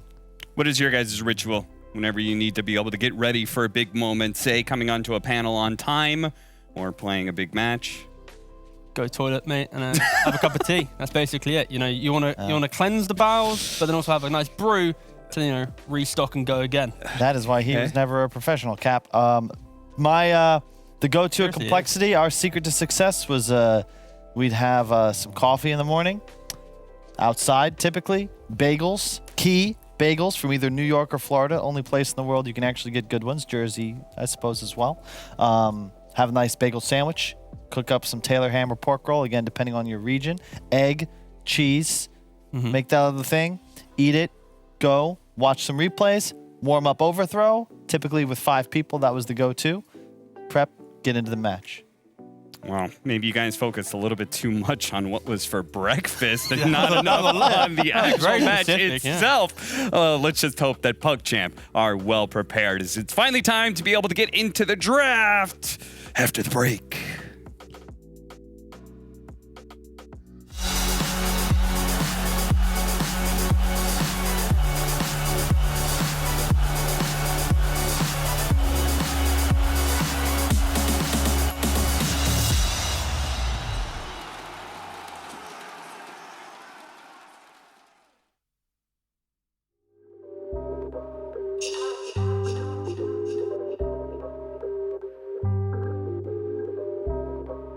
Yeah. Ay, push start, ayy. Ball so hard, ayy. Raise the bar, ayy. Turn into a star, ayy. Play my part, yeah. I aim too far. I do it big. I keep it large, okay. Live it up. Cause it's fake, better give it up. Young, but I feel like I've seen enough. Numbers going up, better keep it up. Ain't slowing down, better live it up. About too hard, ayy. What about too hard, ayy? What about too hard, ayy? About too hard, yeah. I'm killing your favorite rapper with minimum effort. Yeah, your corpse getting severed. The industry dry as a desert. Do whatever it is that you think that you're doing, I'm doing it better. Straight double use, that's my letter. Don't got no snakes, only ladders, ayy. They tryna figure out what's on our plate. Infinity sideways, we already ate. Skipping this basic, skipping this classic. Stay out of trouble, now I can relate. Nevertheless, again, I'm doing great. I just finished this thing, ain't no debate. You ain't my dog, you ain't my family, and sure as hell, you're not my mate. Yeah, I take my place at the summit. I can't wait till we counting them hundreds. I cannot lie, I ain't rich, yeah, but when I say my time coming, it's coming. And some of y'all got ahead of me, to be honest, I wasn't even running. But very soon I'ma run it. I demand it, man, I want it. Push start, ayy. Ball so hard, ayy. Raise the bar, ayy. Turn into a star, ayy. Play my part, yeah. I aim too far. I do it big. I keep it large, okay. Live it up. Cause it's fake, better give it up. Young, but I feel like I've seen enough. Numbers going up, better keep it up. Ain't slowing down, better live it up. About too hard, ayy. What? About too hard, ayy. What? About too hard, ayy. About too hard, ayy. They not gon' like this, don't like surprises. I cause a crisis, man, I'm a scientist. With the music I spice things, up to my liking. Man, I want nice things, nice things. That's not an AK, it's a Uzi. I pull up and shoot it to movie. I'm chasing the bag, not a coochie. Cut ties with the fake, now it's Gucci. Word of my niggas from the 021. You count 6 shots and I count 2 guns. Some people still think I rap just for fun, but soon they look up to me just like the sun. Yeah, you can come over here. Swear it's like no career. Swear you got no idea. Soon you have no career. Take a good look in the mirror. They need to know that I'm here. Don't you act like it ain't clear. Yeah. Push start, ayy. Ball so hard, ayy. Raise the bar, ayy. Turn into a star, ayy. Play my part, yeah. I aim too far. I do it big. I keep it large, okay. Live it up. Cause it's fake, better give it up. Young, but I feel like I've seen enough. Numbers going up, better keep it up. Ain't slowing down, better live it up. About too hard, ayy. What? About too hard, ayy. What? About too hard, ayy. About too hard.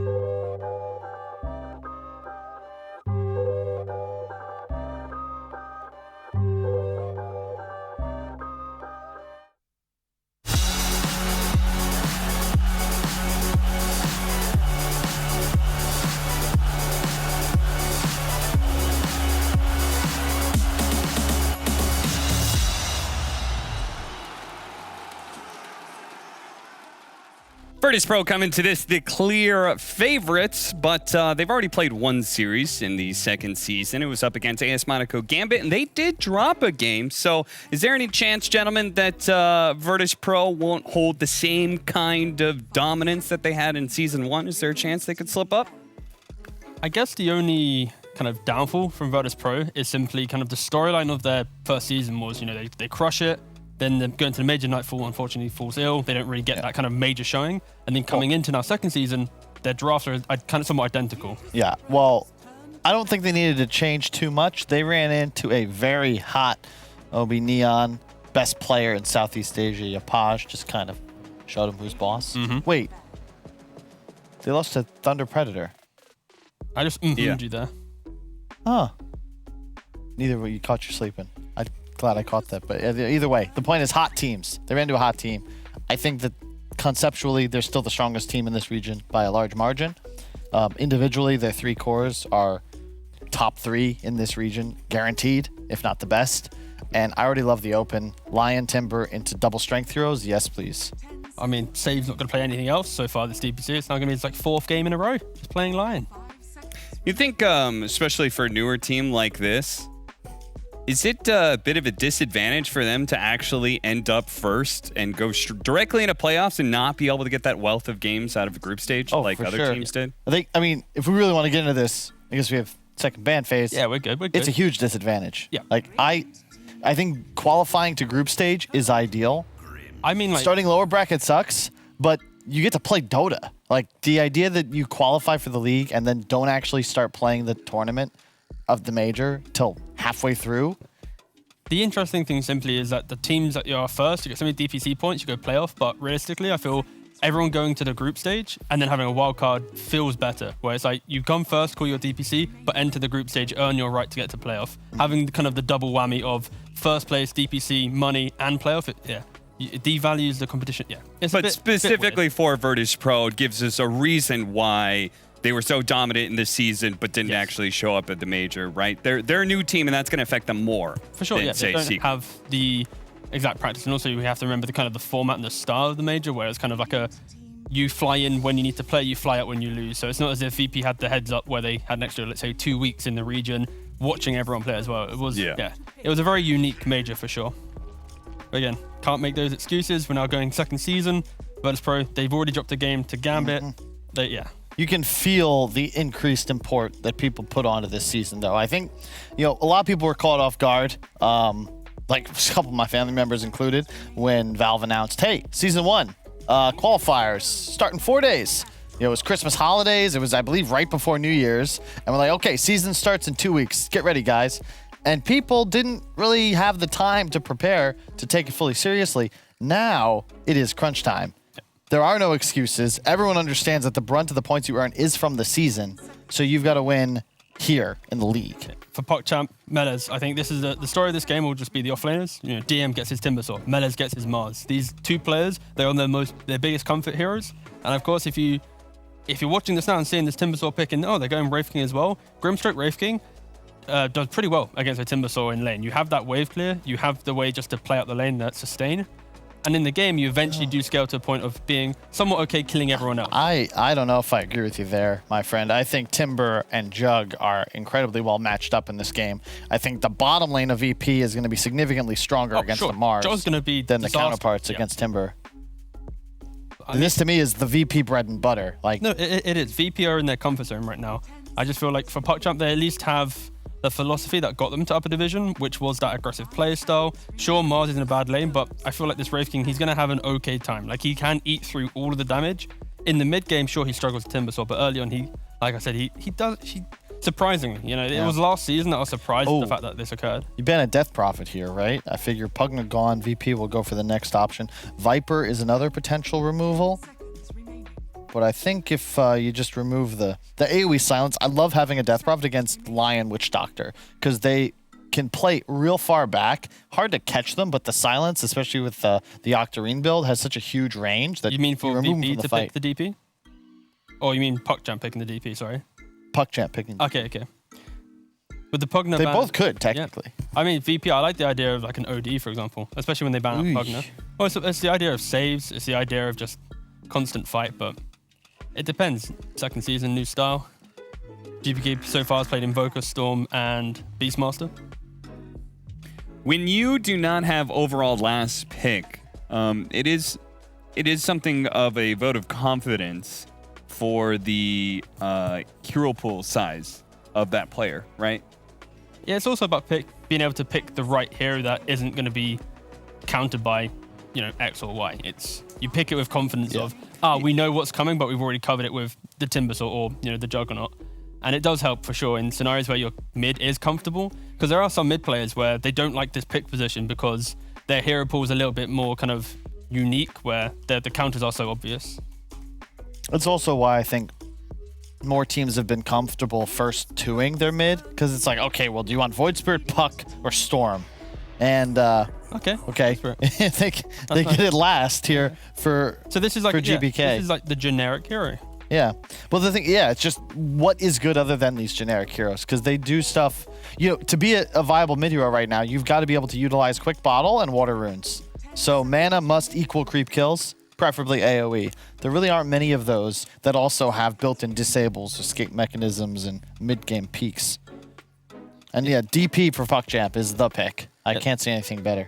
The nice thing regarding PogChamp is they do play the Mars into 2 roles as well. They played it mid before, and obviously into the offlane. So right now, I feel like they might even be asking, put the Mars mid, maybe into the Void Spirit if they don't want the DP, and it allows them to have a stronger offlane matchup to maybe punish the Juggernaut.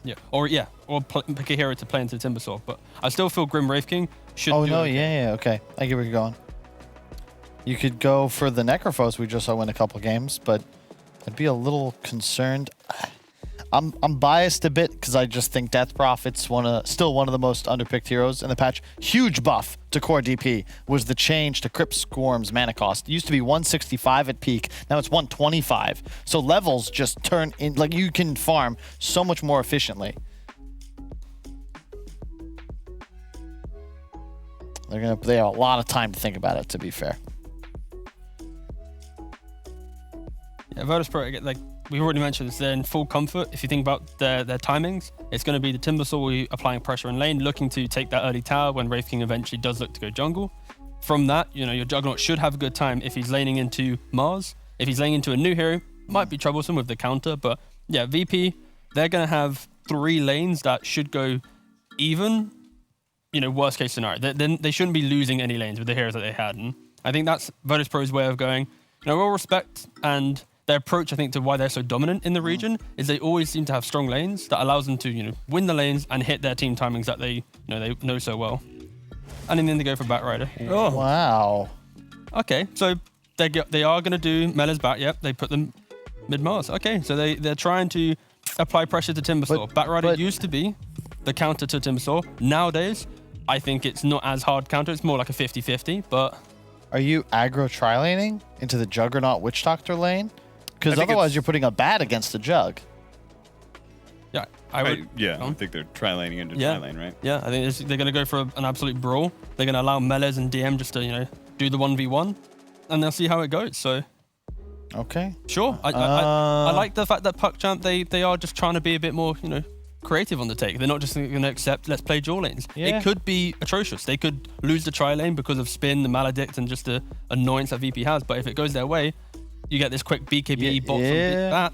It's a risk. If the bat works, it works because they have no cleanse for it. So this is a great game. And yes, the Jug into lane against bat, if that's the matchup they get, that can be tough to deal with. But, you know, you get the spin, you lasso it. Like, you have so much raw damage output with the Mars Wraith King that, you know, everybody will die in the span of a lasso. There's no save, just some light counter initiation. I just like the fact that you said about how good of a bat game it is. Sure, bat's not so hot right now, but there have been times in previous series where this bot's BKB in Season 1 it surprises you that you have no way to rebuttal it. You can't do anything. This is the exact game. Lasso's up, that's a kill. So that's what we're going to need to see out of Melez. v the world, for sure. And in all cases, though, it's a forgotten meta for the most part. But tri-lane versus tri-lane, that's where the game will be decided if one team can roll over. They could surprise. It could just be 2-1-2, and everything we said was worthless. But I hope it's a tri-lane. What you want. I hope it's a tri-lane, and I hope it's Bat v Timber. That would be very exciting from PuckChamp to kind of bring that to this type of game.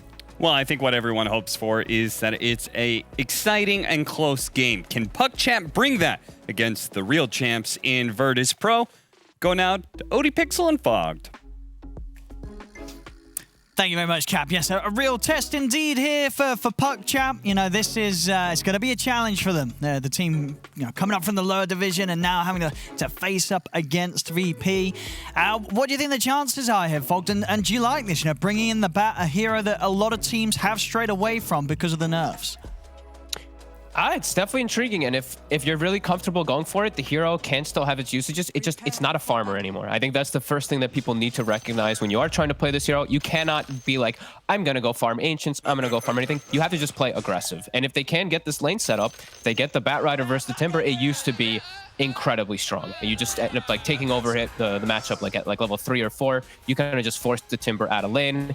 So we'll see. Melez, he is that master tier Batrider, so has to be very comfortable with this matchup, and we'll see. I think this is a very nice aggressive draft kind of coming out from both sides. VP always goes for safe lanes, though. They're always really, really safe about how they do set them up, never really picking just a losing lane straight up. They're always going to be able to fight back. So we're going to get lots of fights, Owen. Sure. So in that sense, do you think VP won't let it be sort of like a Timber versus Bat setup? They'll change something, whether it be having support backup for the Timber or just not having that matchup at all? I think they'll probably change things. I think they may even just like put the Lion behind the Timber because that completely changes the whole matchup. If Timber starts to get away with a couple levels, then it starts to be able to like a +1, and Timber's damage is actually pretty significant versus Batrider. As you have to remember, you are quite high strength gain, so it does, you know, it's still painful. You know, sure, it's not your main attribute, but it still is going to be painful whenever you get hit from these spells from that Whirling Death in particular. See, VP setting up there, see if they can find something, but PuckChamp not going to walk into the trap that VP tried to set. And we'll see. And it is going to be the tri-lane. Okay. So when it comes to that, does Melez stay down here, or they'll have to switch it up, or will he just sort of sack the tough lane? Ooh, he might just have to sack it, but then Yeah. you're picking Batrider in a place where he's not going to be dominating lane, and that's where for the sure. hero overall has shown his weaknesses, and that's why he's like not really picked so much. So these early aggressive wards, I think, is really crucial for VP. They get the setup they want, the Jug versus Bat with Witch Doctor, and they bring the Lion top DM. He saved his TP too. He timber chained across the map to get up here, so he'll have a TP if he'd like to move in case they do. And he'll just have to accept with the fact that he's going to have a bit of a tough start on the timber. Sure, but with that in mind, that Melee's against a Jug Witch Doctor is going to have an infinitely worse time. Yeah, as soon as those boots come out, I think we're going to see Nightfall. Epileptic is just going to rush those up immediately so that those boots on the Bat will be counteracted. And they're just going to chase him out. They're not going to really let him play on the wave. They're going to power deny. I mean, what so did that's he going to do? be a problem. Was it? Did he just go pull the small camp? I mean, he can't, right? So it's blocked as well, He right? can't. Yeah. Yeah, both sides have done a good figured job out, VP. of So blocking. I mean, we'll see. As you said, Master Tier Bat, maybe he is going to be able to show us how this hero can work, even if you do have a bad start. Even though, as you say, the recovery methods of this hero have just been shut down completely with the nerfs. Yes, they have been. He gets boots, and he instantly brings out Windlace with his first set of gold. So he's just trying to get that movement speed so he can counteract the Jugs boots that are coming out. Might end up working for him. Might actually get a little bit down here, but we do see DM. He's also starting to get some stuff top, even though the pull is blocked. The lane it pushed in. They just made like a couple extra last hit mistakes that causes it to go into his favor.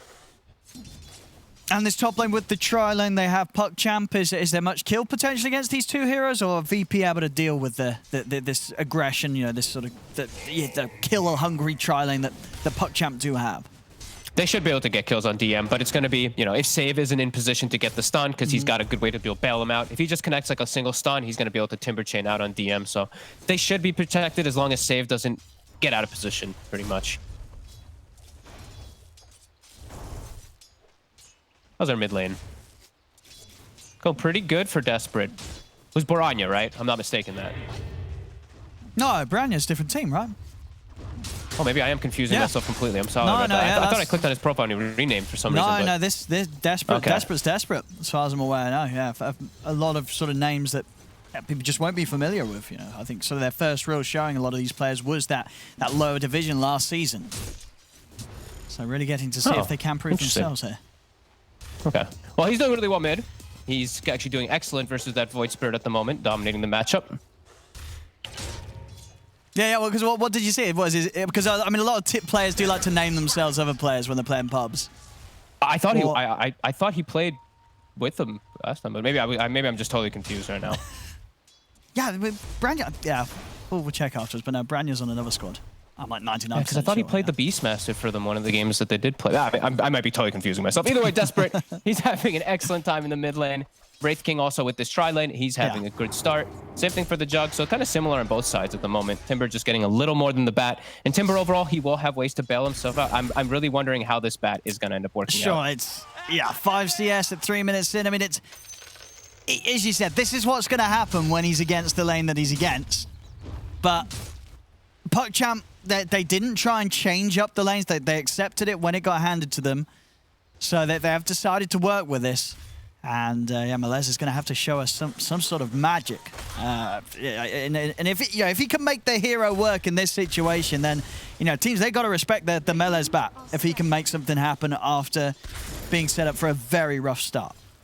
Yeah, he's just going to start doing some jungling, so he will be able to kill these. It's going to be a little bit slow, but he does have at least 6 stacks up on it, so he'll get something at the very least. He'll have to use like his whole mana pool to kill this camp.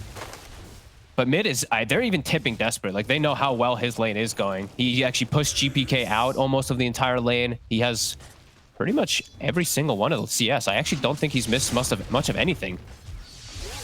Oh, for sure. Yeah, I don't think he has. I think 36 would be perfect, right? So he's only missed 1 creep so far on the Mars.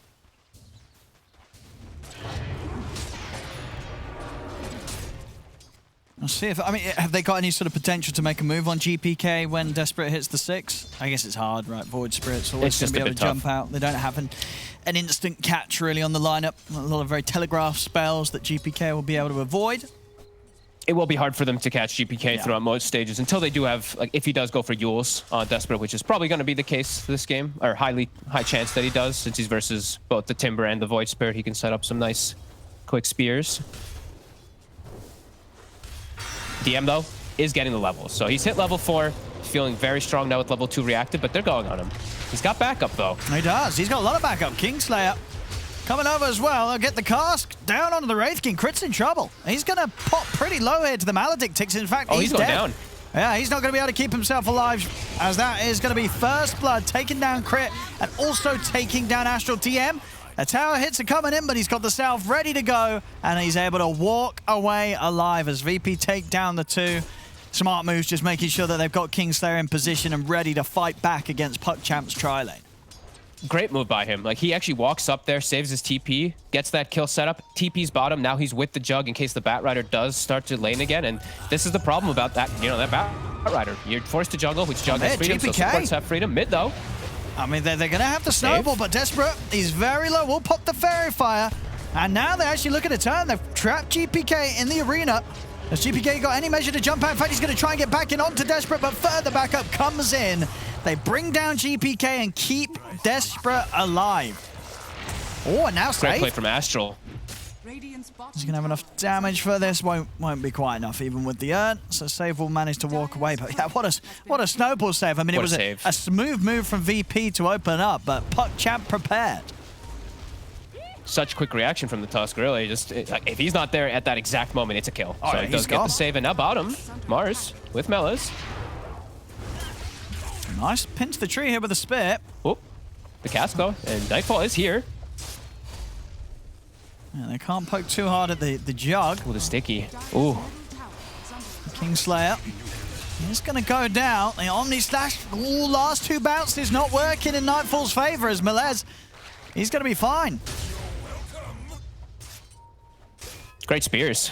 Great plays from Melas too, just using the sticky rather than just using like any of his spell damage, the sticky. And now he's got Lasso too. He's going to look for save. He's got him. Kill. Drag him back into the Firefly. Another kill for him. So despite the tough start, I mean, Melez getting 2 kills already down here, 7.5 minutes in. Looking very nice. He's quite farmed too. He's almost level 7. That's pretty huge. 800 gold on top of the bottle and the boots and the windlace. Not too shabby. And there is a change that did happen. You know, Batrider overall was nerfed, but lasso damage was actually increased. So when you do get those early lassos, it is quite strong with your sticky. GPK. That's Desperate. So if they got the damage, yeah, with the Maledict, there's going to be very little they can save, and they'll buy him some time in the snowball. Actually, is that enough to save him against the ticks I think of he's damage? Okay. It is. Another nice move from Astral. Astral keeping his mid covered multiple times now on the Tusk. And that one's not a snowball just instantly. He snowballs to the left onto the creep wave dude, pulls him out of any type of aggressive move. Great plays from Astral. Looking very nice. I mean, all things said and done, 8 minutes in, you're keeping the net worth level with VP. You're feeling pretty good about yourselves here, PuckChamp, with this opening. Especially with like a Batrider pick, right? The Bat who is getting little to nothing just ends up making it work throughout this laning phase. He's going to have boots of travel at a pretty good time. It's already level 7. It's like he wasn't even in that sack lane. This is huge stuff for them.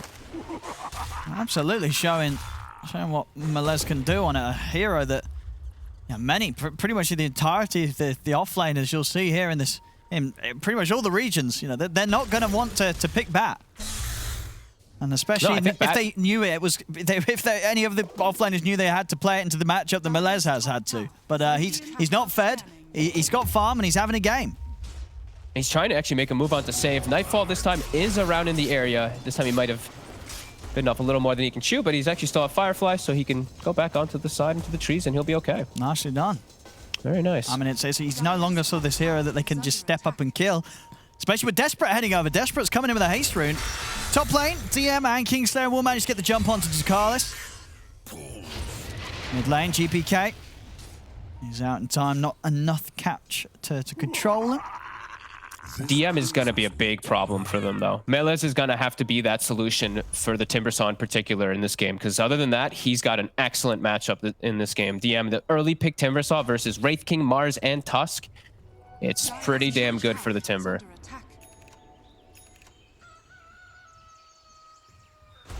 Now, I guess the one thing that could be a little irritating for him, as we've seen, is that Phantom's Embrace. You know, if he's able to get it in when the Chakram's out, he's going to have team members about. Otherwise, he's going to be very limited in how he can fight back. They're going to hit him here. They should be able to bring him down. Also a tag team, level 3 tag team with the spear, with the Mars, with everyone. Yeah, if they can get the silence on him, he's probably going to die. As they've got the no snowball. stacks either. Silenced out straight away, and no struggle at this point of the game. If they have that sort of, as you said, just the damage buff up from the tag team and the control from the silence of the Phantom's Embrace. When he's alone, he will be a free kill at this early point of the map. So, again, smooth moves from PuckChamp. They'll also be able to get back over towards mid, and we'll look to push back this pressure from VP. Ooh. If Melez gets a good flame break knockback into a lasso instantly, that's just a dead GPK right there with Desperate following up with the spear. He tries for it, doesn't quite connect, but they will stop the push. Seeing Crit. Very good farm on the Wraith King. 2,900 into the Radiance. He's going straight for the Radiance rush this game. No armlet. And it's going to pay off. The Relic very likely to be done before VP can make an active move against him. Yeah, that's interesting, actually. I think I'm okay with him just going Radiance because he has this full free lane. Doesn't want to go for some small in-between item. Yeah, I'm fine with that. Nightfall also, he's going to go full greed. He's going for Battle Fury. So both going to be able to match themselves in that farm potential as the game does progress. Yeah. Bottom, Melez. To get the Firefly off again, is he able to move over the trees and far enough away? Oh, the slash bounces the wrong way. Oh, Melezi just casually tanks 2 ultimates and walks off. Oh, that's got to feel bad for Nightfall and Save. They just can't kill the Bat Downer, even with the finger and the Omni Slash. Melez gets away. I actually cannot believe that he survives there. We'll give it to the Arcane Ring armor, that 2 armor, giving him a little bit more survivability versus the right clicks. Yeah. I mean, Melez, it's, he'll tell you that was skill. That's the power of the Master Tier Bat. He can make the Omni Slashes go back towards the creeps. I mean, he's going to have a big grin on his face, I'm sure, after being able to walk away like that. Yeah. Maybe a slight mistake there if Nightfall maybe spins instead of using the Omni. Perhaps they have enough, but that's not the case. They're going to try and get a fight going here. And at this stage, they do have... Oh, do they? The silence isn't going to last long enough. He's still alive. Healing Ward's down. They couldn't quite kill him off this time round. As DM's fine, backup comes in as they'll lose Desperate. They will manage to find Kingslayer in return. DM, they're still trying to focus him. He's actually going to miss the Timber Chain. The Firefly does come to an end. Mela's trying to stack up the Napalm. Get the Flame Break out on the 2 of them. Remnant grab onto Astro, but Astro, Crit, and Melez, they're still good to continue to push back VP. I won't be able to find anything more than the Witch Doctor, those. Wow. I thought they'd have him, but they didn't quite. That time round, DM does live. And then, of course, that makes it a whole lot messier for PuckChamp. I can't believe VP scurries away with it. I'm so surprised they only lose Kingslayer there. I really thought at least the Lion or somebody else would go down, but Save is so patient. I've watched him a lot of times now on this Lion. He just keeps waiting for multi-hero stuns rather than just throwing his stun and just whiffing it or maybe only getting one. He waits for the multi-hero ones, and it actually ends up saving himself and a couple of his teammates perhaps from the big hit that PuckChamp hits. And now VP, they're not as cooldown reliant. They're going to look to pay back immediately. Well, they are. And PuckChamp aren't quite ready for this sort of quick movement off the back of the last fight as they catch Desperate by surprise. And an instant D-ward too. So the kill into a D-ward into potentially pressuring the tower too. Nice hit from VP. Yeah, this is where it gets a bit scary for PuckChamp. You've had this nice opening. You made some first good solid moves, but now VP, they've got their items online, these early sort of skirmishing items, and they're ready to bring the action to you. And you've got to be ready for it. You can't afford to make mistakes. Any mistakes now, VP's going to fully capitalize on them to get further and further ahead. Yeah, if they commit onto DM, they have to fully commit. This Hood is going to make things a lot more difficult since he had that last fight, and he's going to get enabled up to a pretty fast Lotus Orb, and now they can just back up. They farm with their Jug, and it kind of feels like the pressure starts to feel like it's on to PuckChamp to start to do something. They don't have the blink on Desperate either. He actually died twice now when he's been very close to it. So that's going to slow down a lot of the potential aggression for PuckChamp to be able to slow down this farm that VP is just going to sit back and be happy with. As Melez looking pretty dead this time round. The Maledict's out, Death Ward as well. Put the stick charges, and actually Snowball as they try and turn towards Kingslayer. Melez, he'll still tick out to the Maledict. I think Melez was telling Astral he was like, wait, let me come to the Snowball and try to take me out of some damage. He did stand next to him and didn't get picked up. I think he would have at least dodged one of the ticks, which may have been enough to keep him alive. Nightfall heads up TP immediately after that stun does come out. They can't actually chain it. Spear was still on cooldown for Desperate. If he had Spear up, actually, they would have gotten that kill, but he used it to farm, I think. VP getting away with another kill and not losing anything for it. Nightfall staying at the top with the farm. Dire's middle tower is under attack. See if they're able to keep up I'll take that. with Ducalis. They've got the pressure coming in mid. PogChamp. Look for this tier 1, starting to get a bit more aggressive with crit now. GPK still pressuring bottom, and they have this ward as well.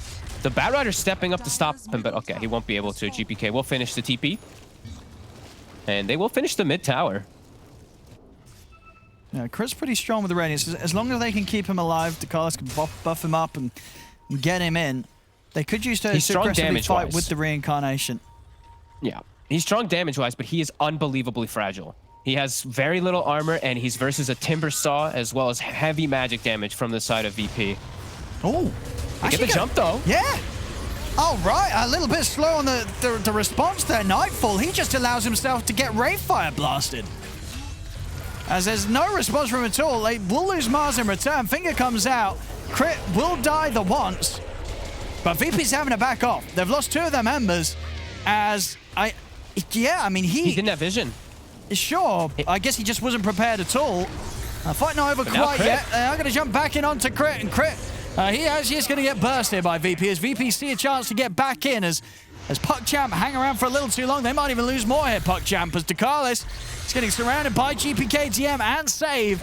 It's going to be another kill here for VP. Or Ducalis, yeah, they've got him. Melee's trying to fight back, but with a step back up. Void Spirit's away. That was all right. There's a little thing that actually PogChamp did there. So the Wraith King stunned from high ground, right? They smoke. He turned his Radiance off when he was walking in to get that stun connection. So it actually caught the Jug completely off guard because of that. So that was actually a really nice little play that PogChamp did. But then, as I was mentioning, Crit, he has to understand what his power is still. What his power level is as this Wraith King. He's still very fragile. He walks in way too deep. There's so much magic damage that is going to be thrown onto him. I think he just felt that, and he's going to be more careful in the future. Yeah, and just sticking around a little too long at the end of that fight, PogChamp. Yeah. You know, they sort of get that big kill, get Kingslayer on top of it, and still up to hang around. And bottom lane, Melee's Omni Slash is back up. He's dead. And over to the side, Save and DM, they've got another catch. They've found Astral. And Astral, he'll try to escape it with a snowball. DM's going to be sure to chase this, though. See, he's not letting Astral get away. VP getting out on top now with these kills as even when PogChamp makes a move, they're losing more for it in return. VP starting to get that lead up. PogChamp is completely ulti reliant, it feels like, with the team fight. Like, they have to have the Mars ulti up. They might even have to have like the lasso and everything up. VP, I don't feel like they're reliant on almost anything. Like maybe like an Astral Step. So they don't really have to worry about any of these fights going longer. Once these fights start taking too long, I feel like PogChamp is at a huge disadvantage with what they're playing up against, with this Void Spirit just having an arsenal of spells. Same thing with DM, who's unkillable. We see he actually went for Pipe rather than going for finishing that Lotus Orb greedily. He's understanding that it's all magic damage really coming out. Even the Wraith King, this Radiance, if they just tank through the initial go, VP's gonna win the fight. Oh, I'm gonna try for Roshan here, PogChamp. Okay. We've got a little bit of time left on the DD. It's about to expire. I mean, bit of a bold one. Their VP's not heading over quite yet, so we'll see if VP checks it out. They don't have any vision themselves, VP, around this area. So maybe get away with it. Yeah. I mean, VP's going to start suspect something's up, and they're going to scan it. So VP know. Can they get there in time? PogChamp, they're speeding it up. They've got to finish him off quickly. Oh, they're not even going to commit for it. They're too scared of VP being able to get in and fight them in the pit. They've actually stepped back for now, but Roshan is so low. What the? Nightfall popped the healing ward. I think he was going to use it to scout. He like sent it into the pit for a second, but it will back up, and it's got the long cooldown, and they're going to get to go back in. Yeah, VP just stepped right back. They didn't even try and make a move aggressively into the pit. As PogChamp are probably a bit surprised themselves that they were allowed to walk back in and take it as they get the Aegis. Aegis on Desperate, ready for the next fight.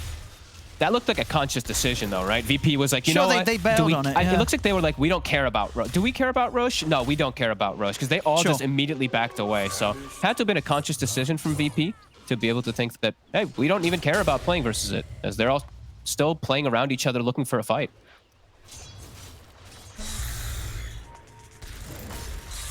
Mars having the Aegis, I think PuckChamp is realizing how important he is.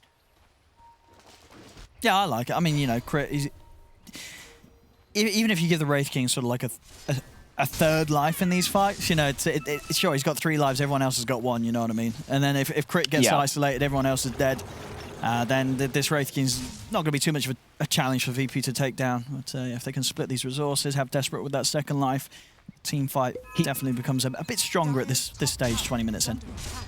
He needs to get, I think the concept is just like he needs to get Arena off. If they don't get Arena off, they lose the fight completely. So he has to have a second way to at least attempt to get it off, as they're kind of stalking him. I've been watching DM, just kind of watching him. And speaking of DM, you know, he got the pipe, very tanky. He got the plate mail, even tankier. He got the item. He got the Nether Shawl, my favorite item in Dota 2. Very good, balanced item. That's Crit. So they can take another one. Stun won't quite catch him. Save. Not quite having the reach to get Crit on the way out. Just a recipe away from the BKB, Crit. Full Solar Crest on the Tusk. So, okay, Wraith King is going to be pretty enabled. That's going to make him quite a bit tankier. Still very susceptible to all this magic damage that VP does have, and it's a lot of magic and control. So very, oh yeah, DM's feeling confident just holding onto the tower here, showing himself. Melet's already scouting things out for the trees. He's going to be able to get the jump on save. Arena's down for Desperate. They're able to pin Witch Doctor over towards the wall. Kingslayer goes down. Melet's still alive, actually, as he's off to the side. They will chase him down with the Blade Fury, take him out, as it's the back gone, but they've lost both supports for this VP. Now move over towards Crit, bring down the Wraith King once. He's ready for round 2. Can they kill him off a second time? Desperate also coming in, has the stun, follow up onto the Jug. They've found Nightfall, focusing him over towards the side. Blade Fury's back up. Okay. It doesn't matter, they've got the physical damage to take him down. 3 dead on VP. Desperate very, very low. Is he able to blink out? He's away to the high ground, but GPK will hunt him down. Jumps in with the Astral Step. It's a cleanup by VP. DM getting the triple kill. As PuckChamp, even with the Aegis, the reincarnation, it's just, they survive. They get some kills. They get Nightfall. Fantastic stuff. But DM, there's just no chance. They can't kill this Timber. No. Look at DM's spellcasts in the fights. 5 Whirling Deaths, 5 Timber Chains, 4 to 8 Chakrams of just returns and pullbacks, the pipe, everything. They get the jump on the line, but the rego of VP is just too fast. They get the control, the bat dies so quickly, and then they're just isolated. These tanky cores on the side of PuckChamp versus the even tankier cores of VP. And I think they're pretty fortunate to even get the Jug kill, I'll be honest with you. Sure, it was very close. Yeah, the fight lasted long enough that he had another Blade Fury after this initial one you see here. And just, yeah, trying to do their best to take down heroes, ignore DM. But as you say, DM just able to land so many connections with this fight, especially happening around the tree line. And there's just too much to deal with, as these 5-on-5s are going to be so hard if they're not doing something about DM at the start of it all. But that's the problem when DM's on his Timber. They can't, I mean, what do they do? How do they stop this from happening again? How on earth do they deal with DM in these team fights? Ban the Timber next game, that's how. Honestly, he's been so impressive on Timber in all of his games. That's why they're picking it like this, right? First 2 in so many of their drafts, it's like they just put it out there and they say, like, come at us. Yeah. Like the Batrider was picked to counter it. DM is 9-1-6. He's 15 of the 17 kills. His damage this game is insane, and his survivability too. He's kind of doing everything for the team. Items are perfect. He's got the Lotus Orb to counteract versus the Batrider to protect as well, protect himself and his teammates, and then the pipe. It's perfect right now for DM. Well, it definitely feels the sort of after we saw, well, you know, when we saw that second move around the outpost to try and kill DM, where they got so close but didn't quite. It's you have that feeling then from that point on. It's like, well, they're never going to be able to do it again. They're not even going to get close to bring down this Timber. It really just has fallen into the realm where Timber is king in this game. He is. He is the true king, and he has the shard.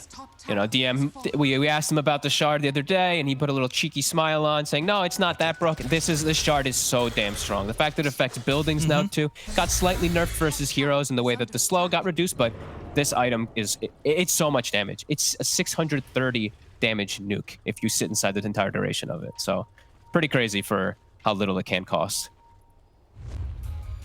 PuckChamp. And he's got Spell Amp. They're going to try and have a punch at them here from the smoke.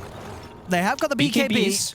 Yep, 2 of them, right? I don't think the third one's online just yet for Mellis, but they do have 2 BKBs on their core. So it will be a lot easier versus Void Spirit and Timber and some of this control to at least get those spells up. But will they have the damage is the question. Oh, that's the thing. Like, they could probably kill everybody else.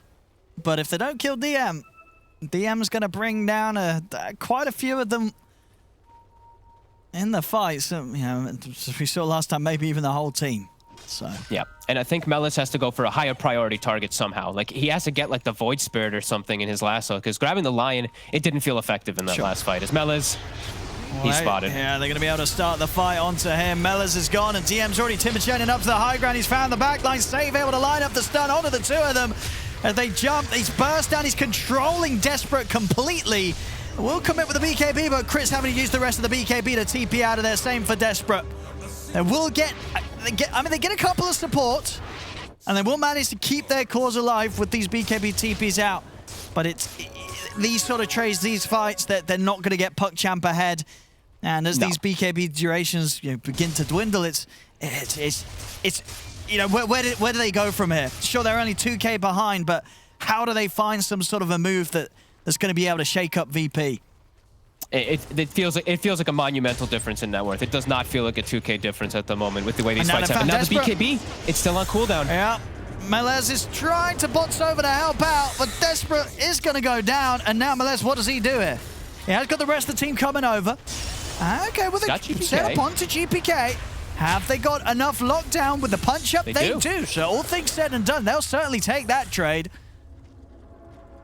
That's a big kill. Yeah. That's for sure. I think that should be the BKB pretty much done on the Bat Rider there, so he'll have some more freedom of getting in to pick which target he does go for with these lassos now.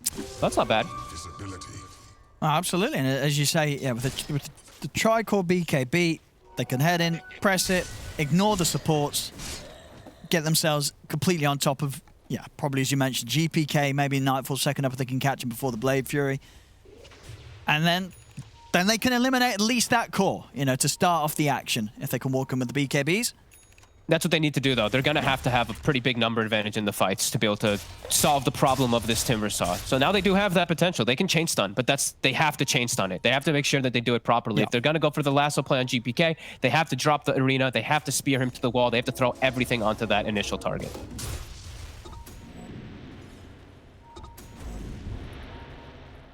And they have a gem now, so it's harder for them to get the jump as well, as it does feel like PuckChamp. They have to get a perfect jump for them to have a good team fight versus what VP does have right now.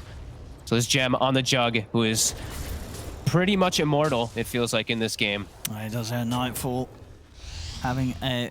not necessarily the most action from him. 2, and 7 has missed out on most of the kills being brought, but his farm has been impeccable. He's been doing exactly what he needs to do to get the win in the bag. And they can never chain stun him. The S and Y plus the Sliver now, he's got enough status resist that he'll always be able to get something off afterwards. Yeah, he's so tanky. They're going to try. Let's see. Let's see what they can do. Their Wraith King's in trouble, though, as that's crit down once. Again, they've got the arena, but they're focusing Kingslayer. They'll kill the support, but the Omni Slash comes out to crit. That's crit gone. They've taken down both supports, but again, that's just not going to be anywhere near good enough here against VP, as VP will happily lose Save and Kingslayer at the start of every fight, because they know that their 3 cores will clean up easily without the support backup now at this stage, as it just doesn't matter. This Lion and Witch Doctor, they're going to be laughing all the way to the grave every single team fight. They're happy to die. I think Save, honestly, I feel like the 2 of them are the only ones that are getting pinned to the wall now in these bigger team fights that are happening. They're such a nuisance that PuckChamp is putting that much focus on them, and yeah, 3 cores now with absolute free reign, and poor Wraith King did he even get his BKB up? I think he just dies before even able to do so. And now this happens. A set of racks at least here for VP. Look at it burn. Look at that Timber burn down those buildings with the flamethrower. You see nice little tips there between Save and Kingslayer. Sort of that mutual, yep, this is how our game is and we don't care. We'll happily die for the team in each of these fights. Yeah, he's like, Kingslayer, you have 7 deaths, so you're doing a better job than I am of dying first in the fight. So I'm going to tip you out. Good job, my man. I love it. They're definitely feeling so good about this game. Like, Nightfall's died twice, but you know he's never dying again because the status resist and how tanky he is. Same thing for DM. The cores are now having just a free, fluid game on the side of VP. This looks like they're grouped up. They're ready for another battle. Let's see if they can get something other than Kingslayer or Save. Oh. Crash. VP's got the high ground here right now, too. They're all smoked up. Well, this is sort of thinking time for VP. Is this something they'll be thinking about right now? They'll be like, there's a high chance PuckChamp is making this smoke movement? Definitely. Look how grouped they all are. Like, everyone's farming the same area. They're all ready for the battle coming to them. This is going to be a tough one for PuckChamp. You don't want to go up these steps. You're going to reveal, too, immediately. No. That's the thing. It's like they're going to show. Save is going to be able to pick and choose who he goes for, or if he wants to back up and reset and let his cores do the first move. They've got so many options. And GPK, he can actually start the fight now for his team because he has A on disc. No, he's not going to die on this. Oh, God, let's see. Don't go up there. Don't do it. Crit, don't do it. What are you doing? He's gone up. He's down the once. They get the arena down. Lasso. See if they can take down Nightfall. They are controlling the joke, but he's so tanky. They can't kill him. Nightfall's able to put the Blade Fury. They turn over towards the Tooth, and they're taking down Astral, Dekalis, and Desperate. Crit's got to run. Pulled back by the Remnant. As they went up the stairs, Fogged. They went up the stairs. They did. And it's... You know, this time they tried, though. They tried to catch Nightfall with all the disables, but the status resist, and he gets Lotus Storm, and he's still like half HP. He's able to easily just finish up the fight. It's tough. It was tough. But honestly, you know, the opening, the first 10 minutes, PuckChamp, they gave it a good shot. And, you know, this was a game where they tried something a little unorthodox. They bring in the bat. Had a good early start, but of course, difficulties in terms of playing its game down the line. And as you said, I think they're going to be looking at this game, and you think you've got to really just seriously consider. You have to even make sure you have a draft that can deal with a Timber, kill a Timber, or just ban DM's Timber against VP. I think you might just ban it. Like, VP's just so comfortable playing around it, and like that move in the jungle was kind of everything for me, right? They didn't kill him. He's 15-1-10. His itemization is flawless for what he's up against. And yeah, it's just been VP just playing perfectly around this massive Timber Saw the whole game. PuckChamp, they'll give it another shot. The last hurrah. Let's see what they can do. One more shot really here for PuckChamp. So maybe they can time the Roche steal. It's getting GPK's low. in already. And GPK's already starting to play with them, stopping them from being able to jump in. As VP, they take down Roche. They get the Aegis on Nightfall. They'll instantly bring down Crit the once. They'll lose Save, but again, they don't care because Desperate goes down. VP, they'll be able to now turn and focus towards Crit. Crit trying to run, but the stun from Save catches him as the BKB comes to an end. And it's going to be another team wipe here. Triple kill for Nightfall. GG is called as VP will take this game one. And looking like the VP you would expect to see. This was always going to be a challenge, these games for PuckChamp. You know, being the team that's come up from the lower division, you're playing against the top team in Eastern Europe. The matches are going to be hard. But definitely some positives to take away from this from PuckChamp. The early game, they gave it a solid shot in the laning against VP at least. They did, especially Desperate in mid. You know, putting that Mars mid, switching it up, picking a Bat Rider. They tried something.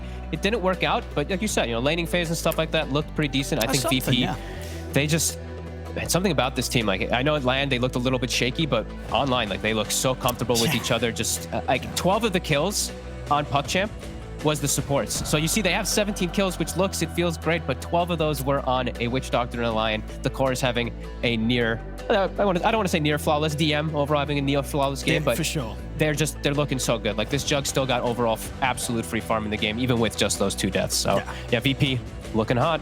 No, absolutely. Yeah, DM, as you pointed out in the game, just a 16-1-14 in 30 of the 32 kills that the team got. I mean, yeah, this Timber Saw's probably got to go. Yeah, if PuckChamp want to have a good shot here, or at least make it, give themselves a better shot, as the series definitely going to be a tough one. Game one, it was rough here for PuckChamp, but maybe some things that they can take away and work on for the second game. As the best of 3 comes to the beginning, PuckChamp, they'll lose the first game. VP will take the lead. Certainly the expected outcome for that game one, but at least the first 20 minutes seemed to be a little bit back and forth. PuckChamp have a second opportunity here against Virtus Pro. Check it out after the break.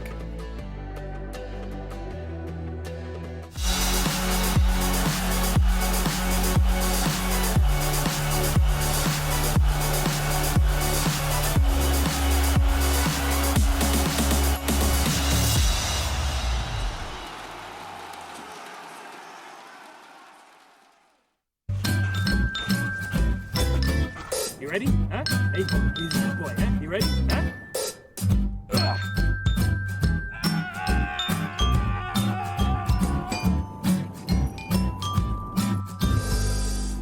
Start your esports career now at play.eslgaming.com.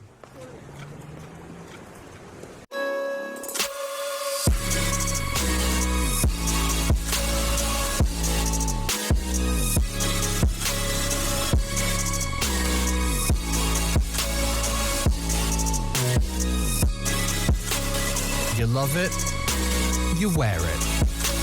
What's your style? Get your merch at shop.eslgaming.com.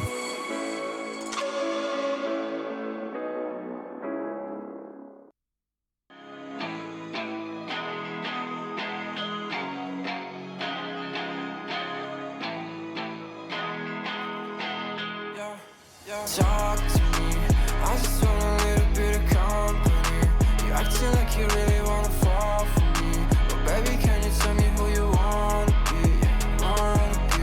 Talk to me, I just want a little bit of company. You acting like you really wanna fall for me, but baby, can you tell me who you wanna be?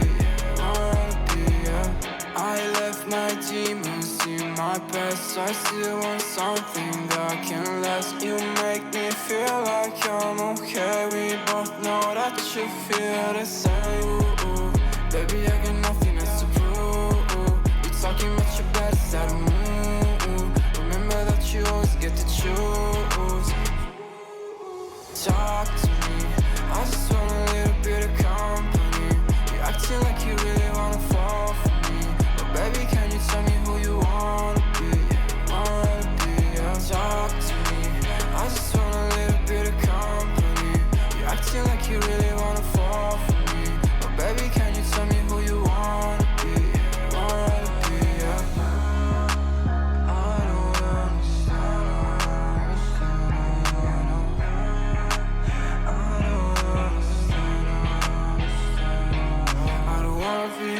Yeah, I guess you got my intention. Got no place I'd rather be, feel like another dimension.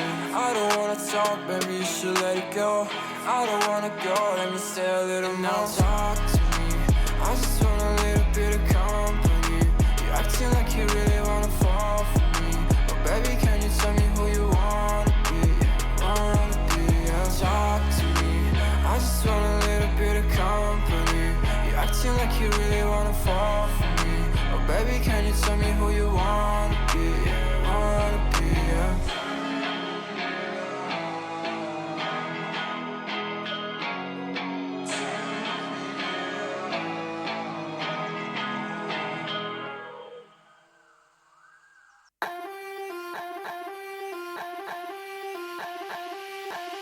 Don't you know I'm a bad little mama? I got moves like Madonna. Don't tell me cause I move when I'm gonna. I'm not afraid to lose, I am a prima donna. Don't you see I'm a winner, I'm a queen. I cause no scene if you work with me. Don't stop me cause I fight when I wanna. I'm not afraid to lose, I am a prima donna. Step out as a motivator. Let them know that the weight's up. That's how we know when we level up.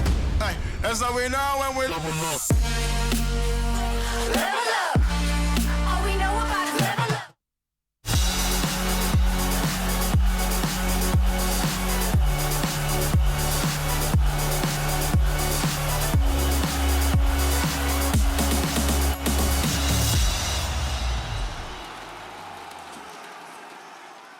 We started off talking about this series saying Virtus.pro, very, very likely to win it. But they did drop a game against AS Monaco Gambit. Maybe PugChamp has a chance. And for the first 20 minutes, they gave a good argument saying, look, we can hang with these guys. Unfortunately, a number of bad team fights, Tikov, and it seemed like their even game very quickly vanished. Yeah, this just felt the game of like the newer team in the division. They want to try and make moves and try and kind of stamp their mark in the division. And like 3 fights in a row, it's PugChamp crossing the river, trying to find their place. I think there was one at the top outpost dire side, one in their own jungle, and then we just saw in the final clip there behind the tier 2. every team fight, PogChamp was the one kind of instigating it, and they weren't coming out ahead. And that allows VP, a very slow, methodical team, to not only capitalize on their team's kind of the enemy's over aggression, but then it's like, we're still farming. Our Jug's, top net worth. And yeah, I think unfortunately for PogChamp, they weren't really able to find any proactive plays going their way. I mean, unfortunately for them, they had no answer to the DM Timbersaw. I mean, this man is just a beast. I spent a lot of time in my career playing with Moo, who was probably big your first Timbersaw player. Timbersaw savant, and I see a lot of things similar to the way DM plays, notably the angles. Right? I don't know if there's any hockey fans out there, but Gretzky was great because he read the walls. He understood the geometry necessary to make the right passes. Timber is all about where you're standing in fights and proportionate to where trees are. And you see him consistently holding spells, but then 3-man Timber Chain Q combo with the Chakram. It's like 1,000 damage to 3 heroes constantly throughout the fights. It's unbelievable. Ban the hero. Yep, he certainly did a fantastic job. And team fights as a whole were very important for this, and we've got Purge with a closer look. Yeah, team fights were a huge deal in this match. PogChamp also had some other issues. Notably, Melis did a great job playing Batrider. This game is clear he's a specialist on the hero, but there's a couple crucial pickoffs that ended up happening to him. Here's one at 18 minutes, despite his great KDA. Here's another one a little bit later, 25 minutes in. His team is running around looking for a kill. They don't quite find it while he pushes in the mid wave. He did just clear the mid creep wave, by the way, and then he immediately ran to the right in vision, making it very easy, even if this ward wasn't here, for him to be initiated on. But VP ends up moving forward. They jump on him first. They end up killing him at the start of the fight before he gets any spells off, and the rest of the team fight just becomes a scramble to get as many kills as possible. So this kind of is the issues when team fights aren't happening. Here's the issues that are happening when team fights are happening. Batrider as a hero, he was effective net worth, KDA wise, but you need to turn Lasso into a guaranteed kill on an important hero. Here that this fight at 22 minutes, he ends up lassoing the Lion. We see the Mars hit the back line as well, but basically they're using 2 huge team fight abilities, not even to kill Lion. That was the guy that got lassoed, and full combo here with Inkswell kills just a Witch Doctor. So they pretty much use all of their really good team fight abilities just to kill the supports. And when heroes like Mars Core, ideally the mid lane, work successfully, it's when you are the guy that jumps in and you get a setup on Void Spirit or Jug and you kill him afterwards. But that's really, really hard to do in this match because those tanky heroes are so survivable. Here's another team fight. Mars jumps in. Who is it again? It's Witch Doctor dying. Batrider runs in, doesn't have lasso in this example, but he's spending a lot of his time just to kill the other support hero. And in the meantime, DM is full HP, GPK is full HP, Jug is full HP, just doing all that they want to kill as many heroes as possible. Here's Wraith King dying at the start of the fight. A big ultimate comes out. Here's the lasso against Jug, the guy they want to disable on. But what happens? He ends up getting his spin off just in time. And all of that teamfight initiation is not good enough to win these fights. It's difficult to use Batrider with his current position, but you have to chain these disables to make him feel valuable in these fights, and they just could not do it against VP. And maybe it's a bit part of the reason why we haven't seen a whole lot of Batrider in this current patch is it's only been PogChamp who've been brave enough to pick that one up. That being said, though, I think Purge pretty much covered it all, to be honest. I think he said everything he needed to be said about Game 1. So let's go ahead and focus on Game 2. We're going to go ahead and see that draft right after this.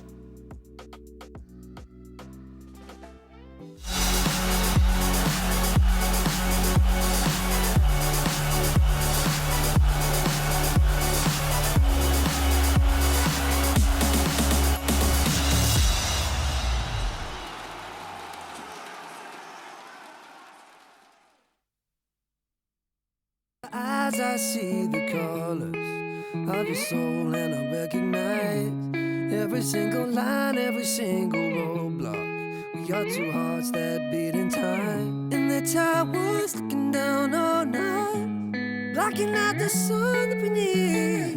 Maybe we can change our stripes and colors. You're the only one I see. And I take it all or nothing at all. Driving through the night till I'm at your door. Go outside, stay up all night. And I take it all or nothing at all. Driving through the night till I'm at your door. Go outside, stay up all night.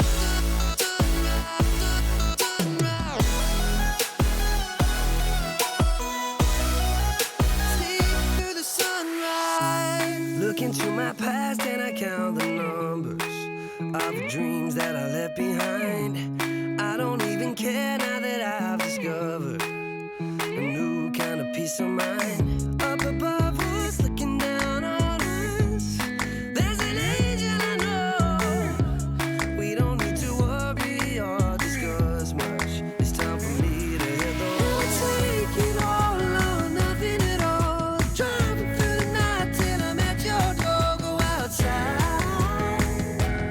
stay up all night, sleep through the sunrise.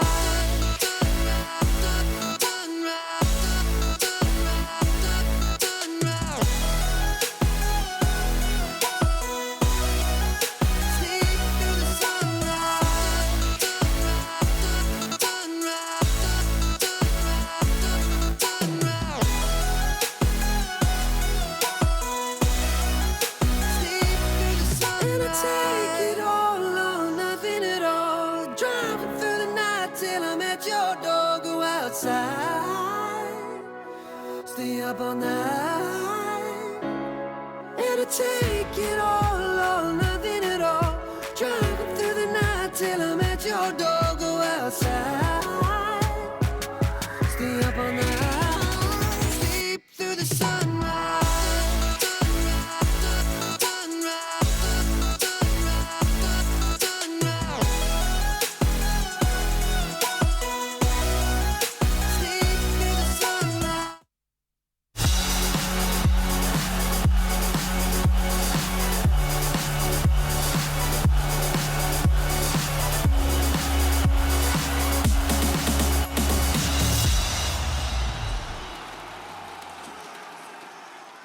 So despite Melee's good performance on Batrider, it did feel like the hero just lacked a little bit of oomph. It's not quite there anymore, right? Yeah, I think the key thing is if you think about the laning setups, you got a Batrider who's giving this Juggernaut such a free time. I think the CS and denies it was just like 30 for 30, 40 for 30 at like minute 6 or 7 or something. So yeah, it is just too much of a free lane given away that does stumble into a game that VP just needs to react in.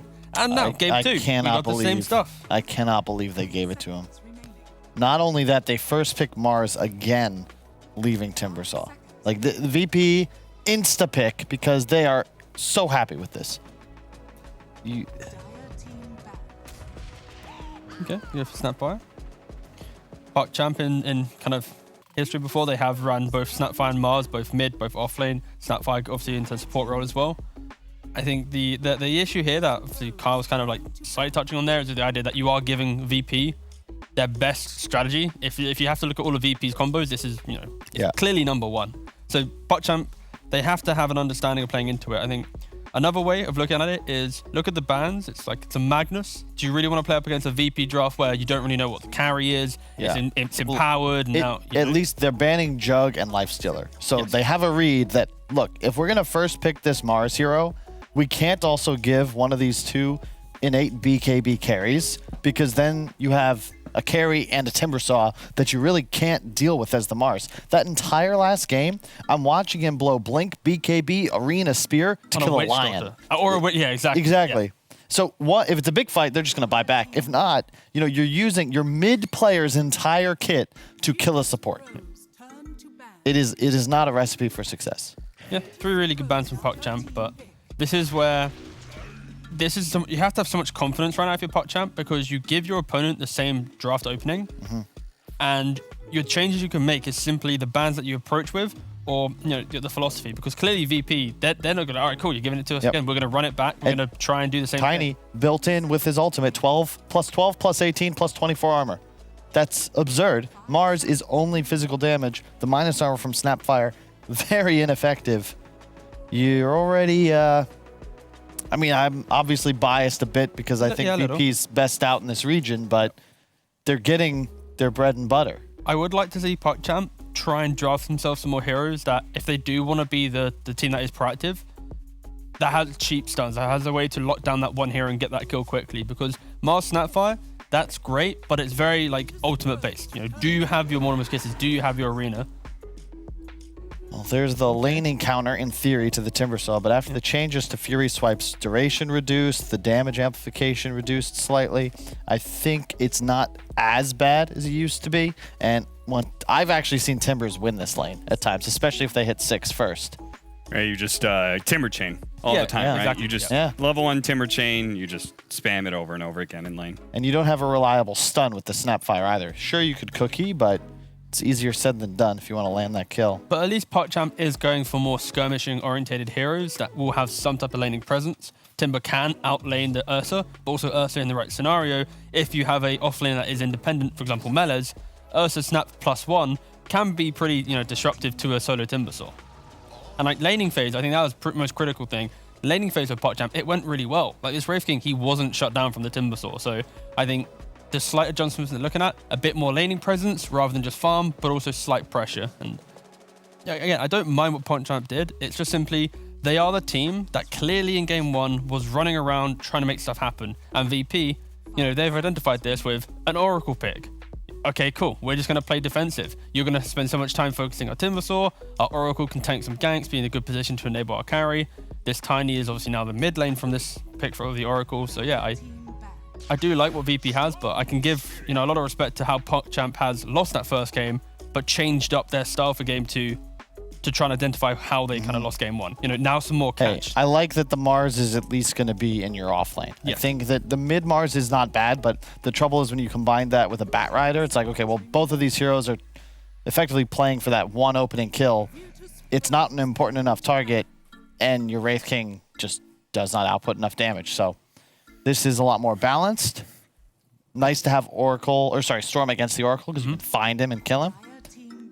We haven't really mentioned it too much, but of course, Save, he's now played 5. This is his 5th game of Lion, and that previous game, Fog mentioned it during the cast, just the discipline on Save, the way that he uses his spells, it's far better than most Lion players out there. Like he'll always wait to hit that multi-stun. He's going to just be in the good position at the right time, turning it around. So I don't know if I like the PL ban. I think you got to get rid of Troll in this position. It's really, really good against both Ursa and Storm. Okay, they just ban out Illusion heroes. Yeah. All right. Meanwhile, Virtus Pro, they're taking out supports that are able to output damage.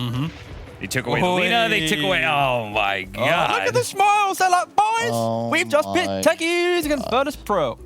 Okay, so the last time that we saw not Virtus Pro, Techies picked was in the Chicken Fighter series, different region, but it was very disruptive at kind of positional control. I think Virtus Pro right now, this is why the illusion bans are coming in. We don't care about no troll now if you're PogChamp. Double illusion ban, get rid of it. We pick Techies. There is no hero right now in Virtus Pro that confidently likes playing into Techies. And sure, they go for the troll. But yeah, this is a pretty good Techies pick in theory. I mean, I was going to say the troll is still your best pick. It just doesn't deal with the Techies. So this whole game comes down to is actually good Techies. Techies. Yeah. Yeah. I mean, what's the date? April 23rd. So yeah, I mean, I can understand where the inspiration came for this PogChamp draft, but I'm not sure I'm a believer. Is that an April Fool's joke or a 420 joke? I'm not sure which one. 420, yeah. Okay. Very off. Still don't get it, but okay. Terrible. Fair enough. You're meant to be better than this, Carl. But working on it. I love the tenacity of PogChamp. They're playing up against the first seed in the group. They are going a bit left field. Bat Rider pick didn't really go their way. Now they go for a Techies pick. It's a completely different game now because they have to keep the game slow enough that Techies can fortify areas. And if they play around that areas really well, it's a great Techies game. But what are you it's laughing just at, a Carl? nice time to pull up that ad. You could go from 0 to hero too, just like T-Gov. And I would like to see Techies lose quickly and never be picked again. That's the cheap state. But we'll see. They have a great lot matchup. Spear More into Techies. blast off is pretty reliable. You don't have the greatest discombobulation. I think Techies is probably pretty good. Slack says it's completely broken. The hero is amazing. I trust him. Like, I hate watching it because players who can play it, they are so much better than like the common Techies player, right? Like the ability, the knowledge you need to play the hero, you have to spend so much time. It's as hard as like a micro hero, So that's why I hate it because like they're so good at it and they've clearly put the time in. So I'm kind of jealous of them. And I want to see Fair Astral enough. perform. Well, we got to get to the casters. Game's already underway. It's a fresh Techies game. Owen and Fog, take it away. Thank you very much, Cap. Yeah, it's always fun to see the teams try out the techies pick, Fogged. You shake your head. No. I mean, what do you think about it, this game? Is this a game where if you're VP, you're going to be annoyed with the techies pick, or do you feel that they're going to be able to deal with it? I mean, annoyed, sure, but I think they're probably feeling pretty confident. Okay. They got the DM Timbersaw again. Yep. They got Oracle versus Techies too. I love playing Oracle versus Techies. It's great. You're always able to. You're always going to be able to like protect your teammates so many different times to be able to not worry about anything, and it breaks the combo. In particular, that combo, the Mars plus the Techies. I think Oracle is phenomenal versus it. So I'm gonna have to be pretty impressed. I was impressed the last time I actually saw the Mars Techies when it was Era playing it. He actually did a great job with Chesney. So let's see what they can do. I think it's gonna be tough though. This is a pretty strong lane, and I think they're gonna know how to play against it. I think the biggest important thing that people need to recognize is when you're playing Techies is you keep yourself above that 50% threshold. I saw that's what actually caused the havoc last time in the other game is they were playing like an Ursa, and the Ursa kept letting himself drop below 50%, and that's where Techies can actually do something in the lane. So I don't think VP's gonna give him their chances, but let's see what Astral can do. He was impressive on the Tusk. Let's see if Techies is his secret in his pocket. Well, let's see. I mean, do you like this sort of mindset and approach by PuckChamp? You know, if you're PuckChamp playing against VP, you're like, you know what? Let's just throw something out there that's going to just change, you know, make us kind of not play Dota to a point. You know, it changes the game fundamentally. Is this the way to sort of tackle these matchups where you are against such a dominant team? It's your hardest games, right? It's your hardest series that you're probably going to be playing, period. So, you know what? Why not? If it's something they're super comfortable with, you go, just pick everyone comfort heroes. As long as the draft doesn't look too wonky, you can make it work. And to be honest, their draft doesn't look very wonky. It actually has some good stuff coming for it. Good stuff from it coming together as long as Techies does something in the game, which I don't think he will, because I don't know. I think good teams really know how to play against him, and he's dead already. Oh, that's not great. I love seeing it, actually. I hate Techies. I was going to say, not great for the team, but great for the Dota community, seeing a Techies give up first blood. So having to be a little more careful down on that bottom lane, as they have got the range, and especially once there's levels on the Oracle, they'll have the burst. Top lane, Dakalis goes down. VP finding kills in both safe lanes, both side lanes already. Just a minute in. They did give VP a pretty solid draft. You know, they did give him kind of their bread and butter. The Troll Oracle, a tested combo. The Lion Timber, tested combo that they love. They're even going to get the side pull off up top after getting that kill onto Dakalis. So this top lane, it's going to be VP favored. And I'd imagine bottom is as well. There we go. Trying to get onto Nightfall. Not quite enough damage to take him out. And look at Kingslayer's items. This is what I'm talking about. This is what you do when you're playing versus Techies. Just buy regen. It counters the hero completely in lane. Just buy tons of tangos, tons of salves, keep your core at full HP, and Techies just does nothing in the lane besides give you gold when he plays his mines.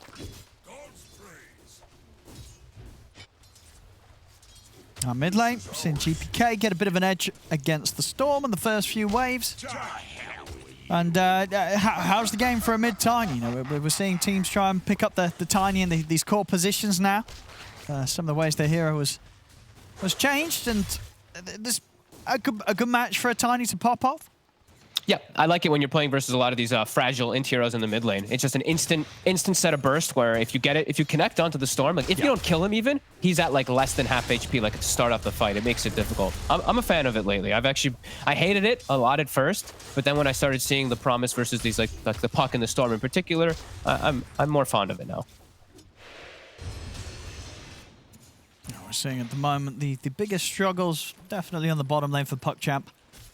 It's pretty hard here for the Mars to get his farm.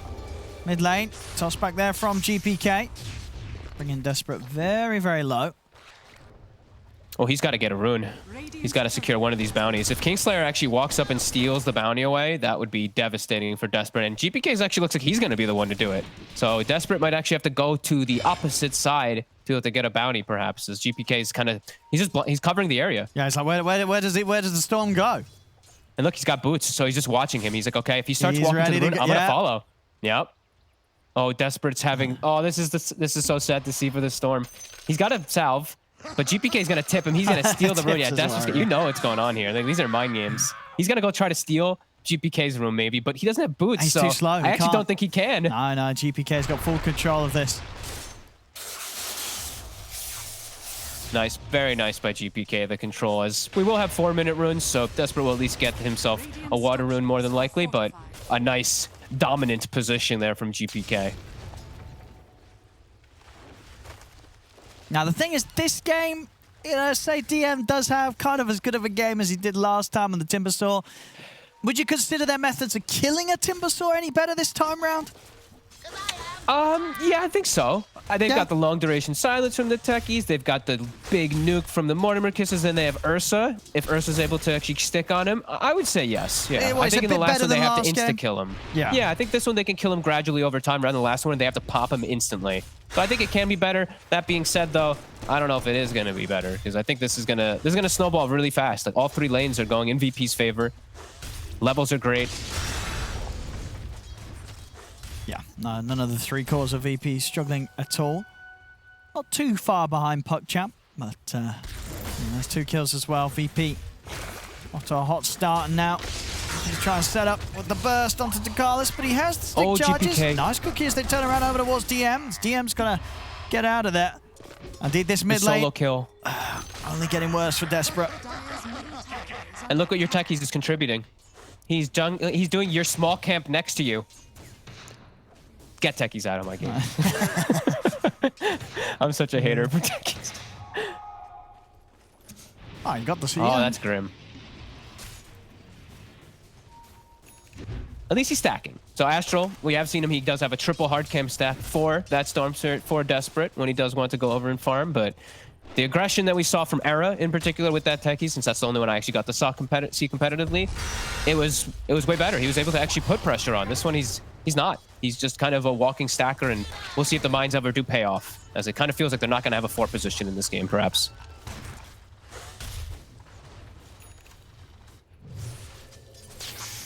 Bring techies over to mid. GPK's in with the combo. Now turning, pulling back towards the mine. He's out to the side. 0 damage. Desperate. And he's got to get out. He falls very low here to the HP. In fact, he's actually going to die. Kingslayer with And the look at GPK. purifying flames. And Astral. He's going to get a kill. He denied the room, but he's going to pay with his life for that. I don't know if that was worth it. And a D ward on top as well. All right, GPK might just take over the game by himself. Oh boy, this is a rough one. 5-0, 3K lead already for VP. It's gonna be a tough one for PuckChamp. Last game, at least PuckChamp had sort of a... well, they had a good early game. They had a good laning phase. This game, it's looking pretty one-sided. It's a disaster. Oracle, Oracle's just so good for techies. You even saw there, the remote mine, it's like about to explode, it pops, this big 400 damage, it's 0. Because the Fate's Edict was on the Tiny. So just multiple different ways to be able to play around that. And you can also, you can dispel the silence too, which is going to be something that will definitely come into play from that Oracle, as we see Kingslayer almost level 6 on Oracle now because of the rotation mid. Top continues being a problem. The game is falling apart already. I was early, but maybe time to just start mining your base. Get something set up. I think Desperate might have to look to start making like these rotation plays with the techies to try to suicide, but who do they gank? It's a Troll level 6 with an Oracle behind him. It's a Timbersaw level 5 with a Lion behind him to protect him. And then it's a 1300 HP Tiny with 16 armor. Look, who's your target? You don't really have one. As Desperate, he even has to leave one of the hard camp creeps left, as GPK could just combo him and kill him if he does find him. Continuing to check the runes, we see Kingslayer just continuing to bully the poor Storm, also get a secondary D ward, so both mid wards have been taken away. So Desperate's farm is going to be pretty troublesome. They can find him pretty easily, as he's looking for a move. DM is quite low HP. Can you actually hit this? Let's see. Ooh. DM won't initially get grabbed, so he still has time to get away. And he's got fine. Kingslayer. He's fine. They may get saved. No, the false promise. They're not even going to get saved. Save's fine. PuckChamp's got to run. They've got to get out of here, but the stun's going to catch him. They take down Krilllet. And now, Dakalis, he's gone as well. 8 They didn't ban the Timber, Owen. They didn't ban the Timber. I mean, it's... And Kingslayer was 6 already because he swung mid. He helped bottom so much. Swung mid, gets that kill on the Storm. This is an Oracle level 6 at like 8-minute mark. He sees the rotation happening from Storm. He TP'd instantly. He TP'd before Desperate was even up there to stop any type of move. I think VP's going to try to go for some 0 death game here at the moment. This probably is one of those games where as a team you're having the discussion and you're saying, you know, first to die is a scrub. You know? Yeah, definitely. There's a lot of... You don't want to be the first to die in a game like this. When you're 8-0 up, 5k lead at 9 minutes in. Bottom. Oh, no. Are they going to be able to get him there? No. Oh, stun off the mark there from Save. Whoops. Completely whiffed that one. Yeah, that one was a bit off the mark. But Nightfall, he survives, and that was their big commitment of everything. That was the Mars ult. That was all the mana pool from the Storm. Can't even get the kill. Can't even force the ulti. It's GPK. Now. The toss back into the stun. Oh, they haven't quite got the damage, though. Desperate will live. Mellors, though. Mellors? He's looking to be in a spot of bother here. 4 heroes chasing him down. Nightfall's going to pop the ult and try and turn, put the shield up. The toss back as well, getting Carlos into the action. On top of it all, 2 more dead on PuckChamp. 10-0, 10 minutes in. The flawless game from VP continues. This is just brutal. Like, they have to jungle on Storm, they have to jungle on Ursa. It's just so limited what they can do, and I think the Techie's just unable to do anything in this game. He's 0-2-0. He's stacked some camps, but that's been his only contribution really to the game. And that's your 4. That's rough. It's grim. It is very grim. It's a little disappointing so far from PuckChamp, considering that they did have such a solid shot at the start of game 1, you know.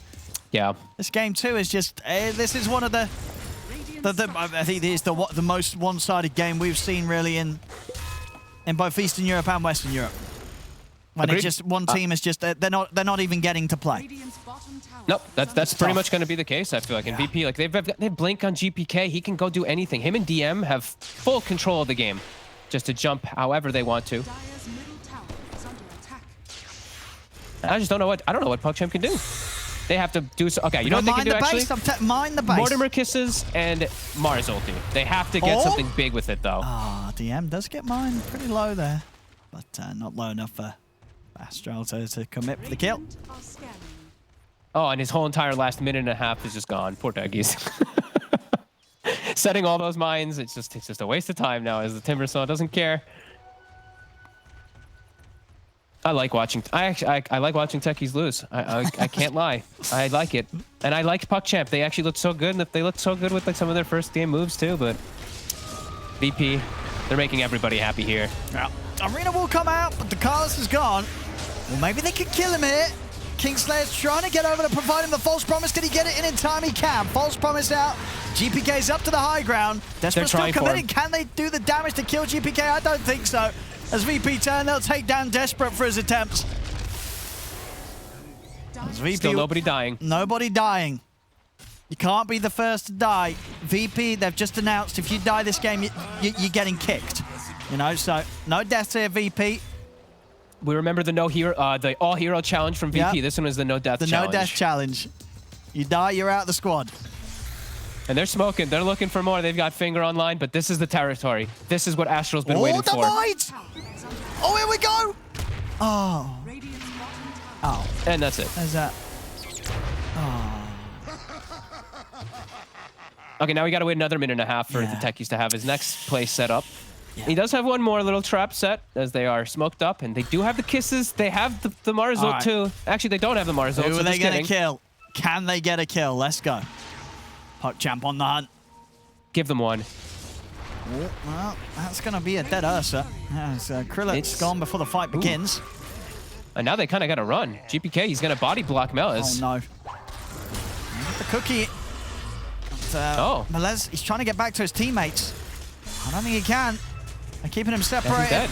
He's gone. Oh, that's going to get the arena down. They got the arena. The kisses. Oh, who's going to die? Oh, they're getting low. Save's getting low. Is it Save? Save. Oh, he's going to go down. They got the kill, PuckChamp, as they take down Save. Maybe they can get more out of this as well. They do. They get Kingslayer. But I think that might be it. as the rest of the 3 cores are here. Oh, okay. Now it's time to run. Cut your losses here. Get out. They're not going to get to get out. They're not going to get to get out. All right, so that's it official. VP looking for 2 new supports.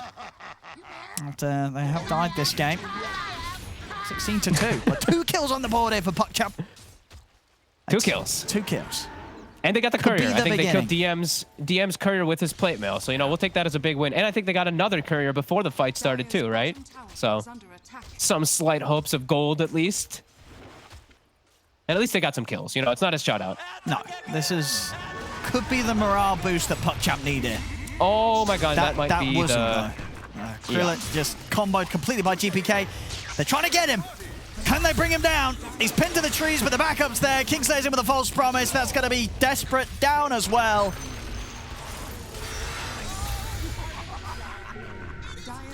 As the show continues. The show continues for VP. Back to I just business. listened to the announcer. He just says ownage, and that's really what it is. VP just steamrolling, and GPK having a beautiful game, 9-0-3. And the Fairies Trinket, you know, I didn't really talk about it because of how disastrous the whole game has been for PuckChamp, but actually the best item for Tiny. I did not think he'd be able to one-shot the Ursa, but he can because of that. Oh, boy. They just can't. They can't get any of these cores in return. A save from They can't get Kingslayer, anything. always there. And now the question: Will we see anyone on VP's lineup die to a stack of mines? Do you think is Astral going to be able to set up anywhere on the map that maybe catches VP by surprise? No, look at Kingslayer. He found one of the traps. He's just farming them. Oh, DM can't quite get the techies there.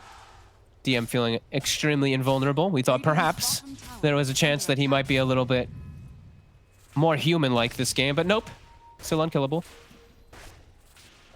That scan, they see them all rotating through the ward. They get the successful scan too.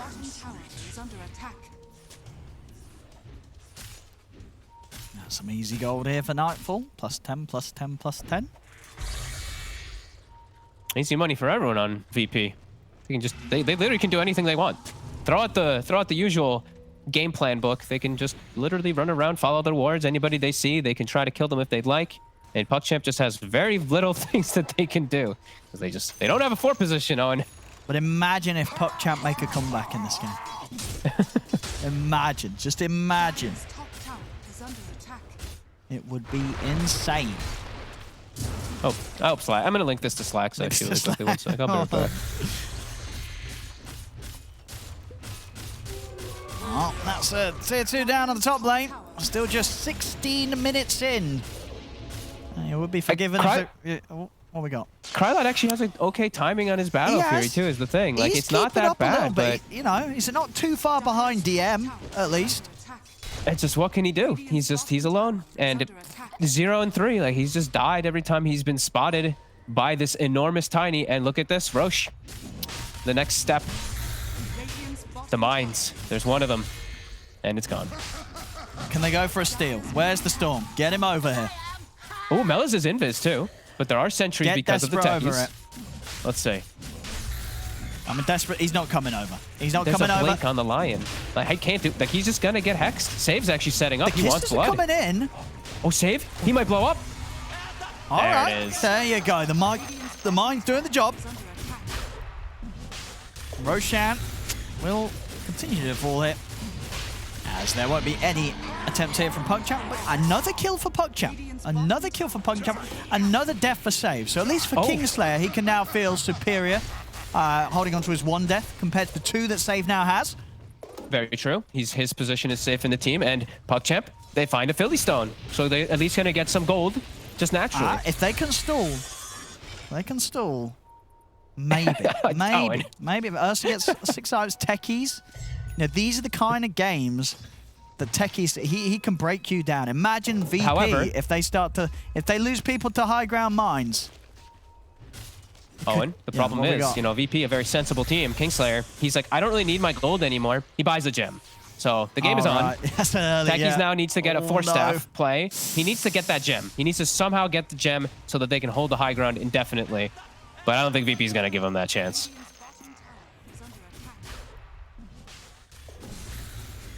Look at them all just smiling. Have some smiles at least, you know. Enjoying their techies game. As rough as it may be. Yeah. 19-3. Some work done on the chop. They're getting a tier 2 trade out of this, though, potentially. Are they? Oh, actually, yeah, VP's going to come back and defend. GPK's got a haste and an Echo Saber, level 15. So he's got the higher avalanche damage on top, too. So most of these heroes are still burstable. I think just the Mars really will be the one that survives the combo. As GPK's ready. Oh, Krillin Try that. What the heck? Oh! All right, he was minding his own business, blinking under the tower, and then suddenly, bit of a surprise there for him. Look, well, Melis is able to walk out, but the Earths are definitely very, very dead. They're scouting the mine spot. Saves like, I died there, guys. Don't do the same as me. There's a lot down here. Dude, that damage, like, I mean, it isn't such an over-leveled and over-farmed Tiny, but then he just one-shots the Ursa because he's got the avalanche bonus. You know, that level 15 talent plus Echo Saber. It's enough burst.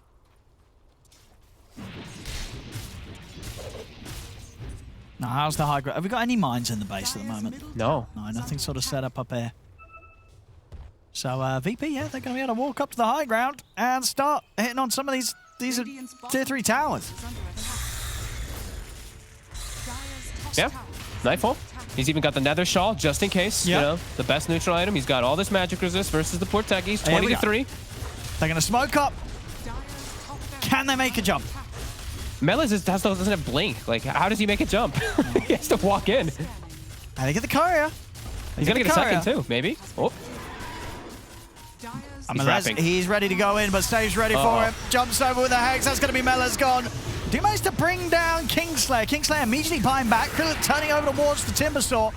That's going to be another one down. They've killed the 2 supports, and they've kept everyone else over the Melis alive.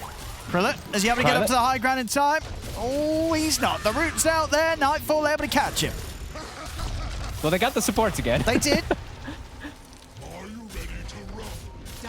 But the top racks, they're completely gone. And over towards the mid, VP's not done. They're continuing to push it. No, it's time to end the game. They don't want to waste any time here. They want to get back to just playing some pubs. Let's see, they'll have one more fight in them potentially. Kingslayer? Desperate. Oh, the Lotus though. He's going to pull himself in. He's still got a bit of mana left though. He's playing fully aggressive onto Kingslayer. And he's away up in the high ground, but they've lost to Carlis. Desperate's now out of mana. He will go down. Double kill for Nightfall. They've got buybacks. And they're going to use them.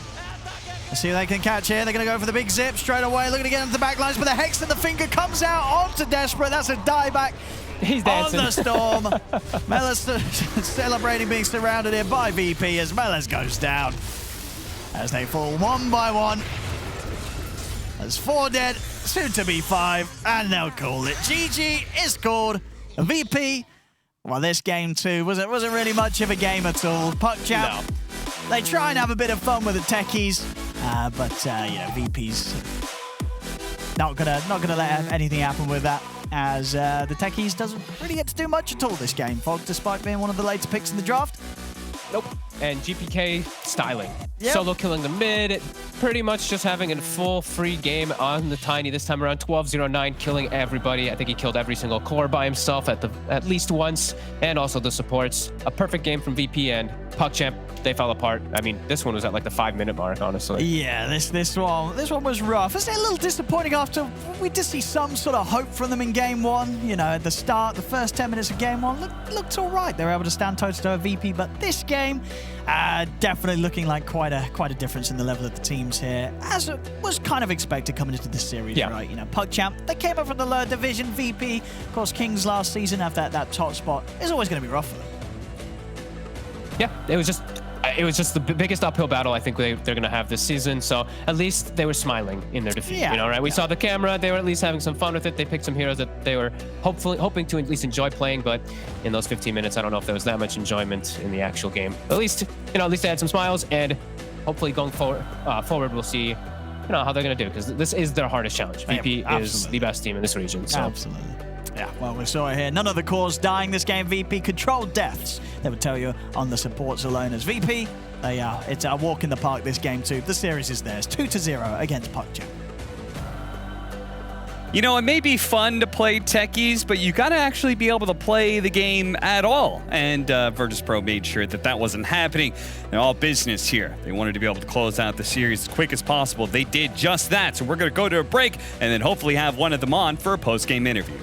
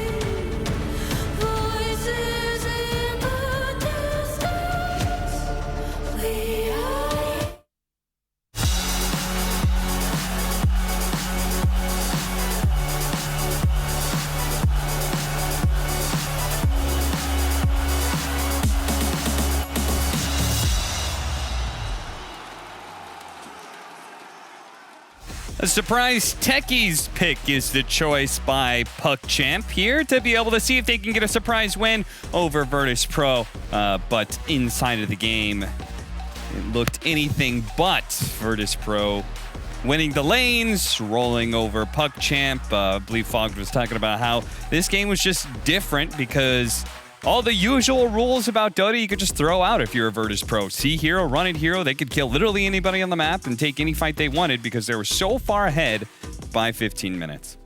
Yeah, well, this game, it's kind of a non-factor. I think VP just stalled in the laning phase, and it never allowed PUBG to ever get to a point where they get to play the techies game. And when you lose your lanes with the techies, it's a million times worse the feeling. And then, yeah, VP just punished it the entire time. So, yeah, this is... PUBG have to kind of forget this quite quickly, that's for sure. I mean, in theory, it would earn them some fans, but I think it might do the opposite. Like, does anyone like techies? Yeah. Other than Couple. Siractions. I Does mean, I anyone, let do. me rephrase, is anyone sane like techies? I like techies. Yeah. I like watching a good techies player. Unfortunately, this game never really transpired because VP was so Well, dominant. maybe we can explore why techies didn't work this game. Purge is here to be able to talk about just that fact. Thanks, Cap. Yeah, the reason that techies can be really effective is because with one skill point, you can do 300 magic damage. Astral jumps in right away to secure range creeps. Unfortunately, though, he misses Nightfall. Nightfall moves out of the typical area where he expects the techies explosion to go. So this potential trade that would have put Troll and likelihood of dying here instead becomes a both heroes get to go in techies and results in a first blood. So maybe he shouldn't have done it from the vision. That made it a little bit more obvious as well, but that gives first blood to Oracle, which starts things off rough. After he respawns and comes back the lane, they're looking for another kill here. This is what they're trying to exploit, that big damage on Nightfall. And they do the slow first. Techies does the jump. Very crucial that Nightfall uses his whirling axes right here. But unfortunately, the Mars makes a small mistake. And I believe he skilled the spear upon this jump. In fact, no, he actually did have level 2, excuse me. He already had level 2. He doesn't use spear in this moment. And then Fate's Edict comes out and he loses his opportunity. If he spears the troll to the tree here, maybe they kill him through the whirling axe mischance. But because it doesn't happen, no chance of getting that kill. And from there, their lane was kind of griefed. Techies comes over and uses 2 mines to kill the small camp to make sure that Oracle can't pull. That's pretty cool, I thought. Then he goes to pull the creep wave behind the tower because that's all he can do. Unfortunately, they do lose a range creep to this new spawn that comes from the small camp, further hindering their lane. And then from there, Techies has to go do something. So what he ends up doing is moving to stack a large camp and get a rune, which is great, normal support stuff to do. And then immediately afterwards, what he does is, or this at least a minute later, stacks another camp, kills a small camp ever so slowly so that he can finish the soul ring. He runs back to base to heal, and then we saw that big fight in the mid lane where he jumps in with Storm, which looks great, getting some damage in, but unfortunately for him, Oracle's already here, which means that the Fate's Edict here are going to protect all of the magic damage coming out. If this would have hit, this would run 400 damage here and very likely a dead Tiny. But because this Oracle rotation, and I don't know why Desperate went so, he's really desperate here trying to get this kill. Doesn't work out. He ends up dying. Techies tries to get the Arcane Rune, but then GPA just kills him anyways. Basically just a catastrophe from the start of the game. Lost the lane. Unfortunate rotations. Techies didn't get to play Dota. And if Techies can't play Dota, then the rest of his team can't play Dota either. And gentlemen, I feel like it was disappointing seeing that. I know, Kyle, you felt really bad about the Techies pick because of how much they were laughing. Yeah. They made a good argument game 1, right? Like, I didn't think they really needed to try some cheese.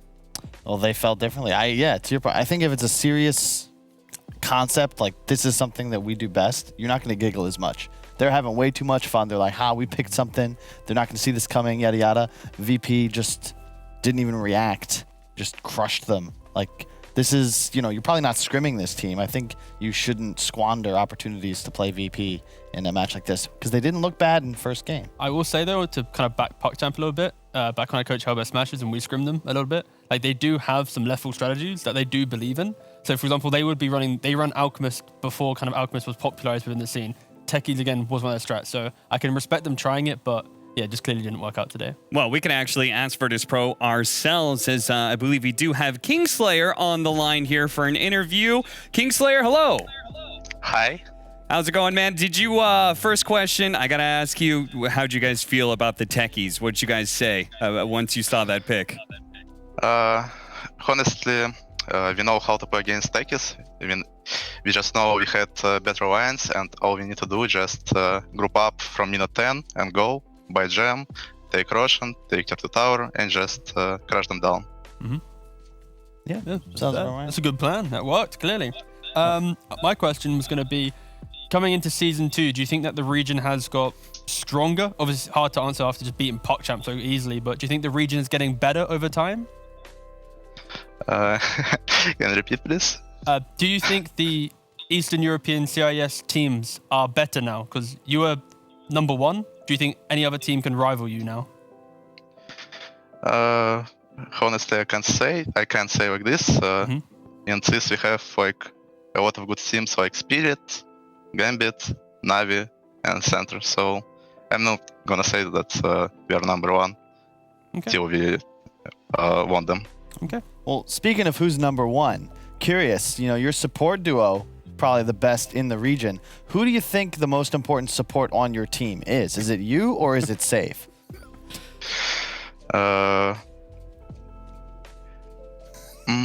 Let me think. Who is the most important support in our team, right? Yeah. Yeah. You can say you. I'm gonna say this Safe. Nice. He's the best. Will he play any other hero than Lion? No. He play only one hero. The best. If they ban, we lost. Oh wow! Oh, Oh, right. no, Clip he's been on the it and ship it. Send it to the team. I got a question. You mentioned a bunch of teams. Who do you see as the strongest threat? Who are you most currently afraid of in your region? Who's the best out? Guess it's Tetris, like from past game. Okay. Fair enough. All right. Thank you, Kingslayer, for joining us for your interview. We always appreciate you guys doing English interviews for us. It means a lot. Yeah. All right. Thank Bye. Spasibo, bratan. He was all about no techies, to be very clear. He thought no techies. Solo's team was the best region. That is the one in the lower division. But again, we don't give him screen time. I think you might have done that on purpose. I'm not sure. No, yeah, exactly. Yeah, I didn't want to say it. They're very afraid of no Solo's techies. 0-2 lower division team. You can see the fear in his eyes as he answers this question. Oh, we love Solo. He's We like, do. I like that. He's got a very understated sense of humor. You know? Yeah. Just like, he's only going to pick Lion. If they ban it, we're going to lose. Yeah. That's it. I'd love if the next game someone bans Lion. And it's like, we got them. And it's like, oh, wait, that's so stupid. Why did we just listen to the interview? Oh, bless. Yeah. Hey, the best bluffs are just stated openly, right? Yeah, that's absolutely true. All right, looking forward for this region. Is there Virtus Pro? You think, what about them matching up against Windstrike, right? Windstrike looked pretty good today. They're already 2-0. We feel like, Robson, I'm just basically going to ask you your own question. Do you think the competition level in CIS is getting better? I think the middle pack is getting stronger for each other. I still think there's quite a big discrepancy between those middles and maybe that VP up top. I would even say that Na'Vi has probably dropped down the pecking order a little bit since losing General. Yep. And I think Spirit is the main team kind of breaking away, maybe I think that you have VP, League of Their Own, a big muddle in the middle, although I'd say Na'Vi definitely if you say S tier VP and then like tier 1 competition, I think Na'Vi's in the back half of that group, and I would put Spirit at the front half of it. After the first 2 weeks, for sure. Yeah, Spirit has kind of proven themselves to be up front. And then, Gambit, Na'Vi, they're kind of Spirit beat Gambit and Na'Vi. Like, they're in commanding position to get at least top 2 here. And we could see that reflected in the standings with Team Spirit sitting up at the top there, right next to Virtus Pro. So whenever those two do match up against each other, that'll be a very exciting series. Windstrike, the former lower division team, now here in the upper division, and has had a great start, including the showing this morning up against Unique, a nice 2-0. The biggest concern for the standings-wise is AS Monaco Gambit. The fact that they are now 0-2, despite the fact they got third last season. You pretty much need to win out the rest of their series. Yeah, the troublesome thing here is for sure Gambit, they've already played up against VP and, Spirit? So they played up against the teams that they should be beating to get to the major. And then Windstrike, they're looking good, but they've beaten, I think it was Extremum, and what was the other team? Unique. So these middle pack teams. So kind of not truly reflecting maybe the end of the group stage standing, but very good for Windstrike to have beaten the existing upper division teams already. Well, our story progresses further on Sunday here at ESL One as we can take a look at the schedule. Man, we just keep on getting the bangers. It's going to be Na'Vi versus AS Monaco Gambit, and then the undefeated Windstrike will be truly tested now as they go against the undefeated Team Spirit. A good way to be able to close out the week, I think, here at ESL One. But that's going to be it for the show today. Of course, tomorrow's going to be Dream League, so you won't want to miss out on that. Big European Dota. But for here in the Eastern European Division for the second season, we're going to continue on Sunday. So we'll see you there. Toodles. See you.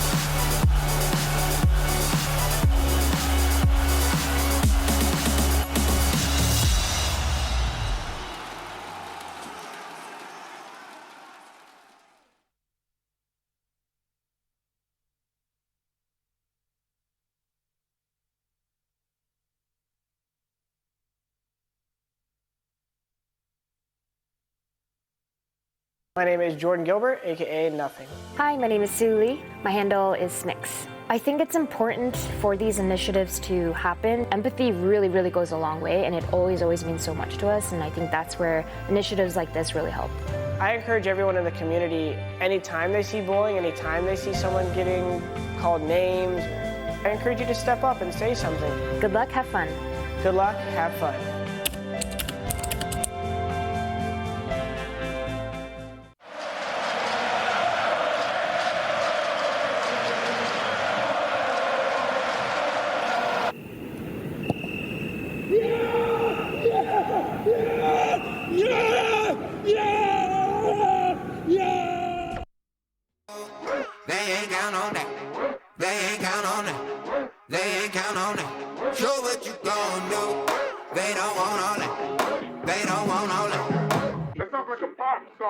Take a dive before you dry out.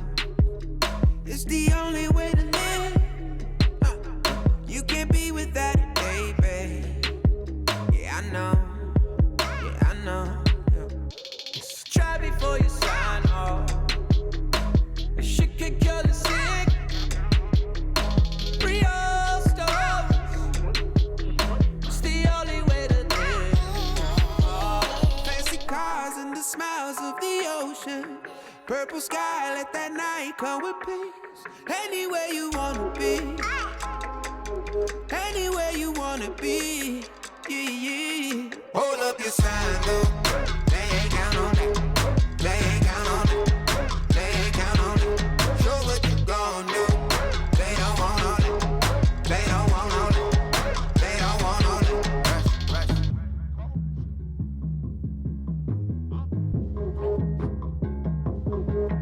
Pick up panel to be right on. Yeah. 'Cause no one really gives. Don't look back or keep your eyes on. Long ago. Doesn't matter what it gon' cost. Never gave a shit. Real soul. Love to take a hit. Hey. Who's getting high on emotion? Look around. People fight all their life for some peace. Yeah. Look around. Fancy cars and the smiles of the ocean. Purple sky, let that night come with peace. Anywhere you wanna be. Anywhere you wanna be. Yeah, yeah. Hold up your sign, though. They ain't count on that. They ain't count on it. They ain't count on it. Show what you gon' do. They don't want all that. They don't want all that. They don't want all that. Take off. Rush at the rush. Take off. Rush at the rush. Ha. Rush. Take off. Rush at the rush. Ha.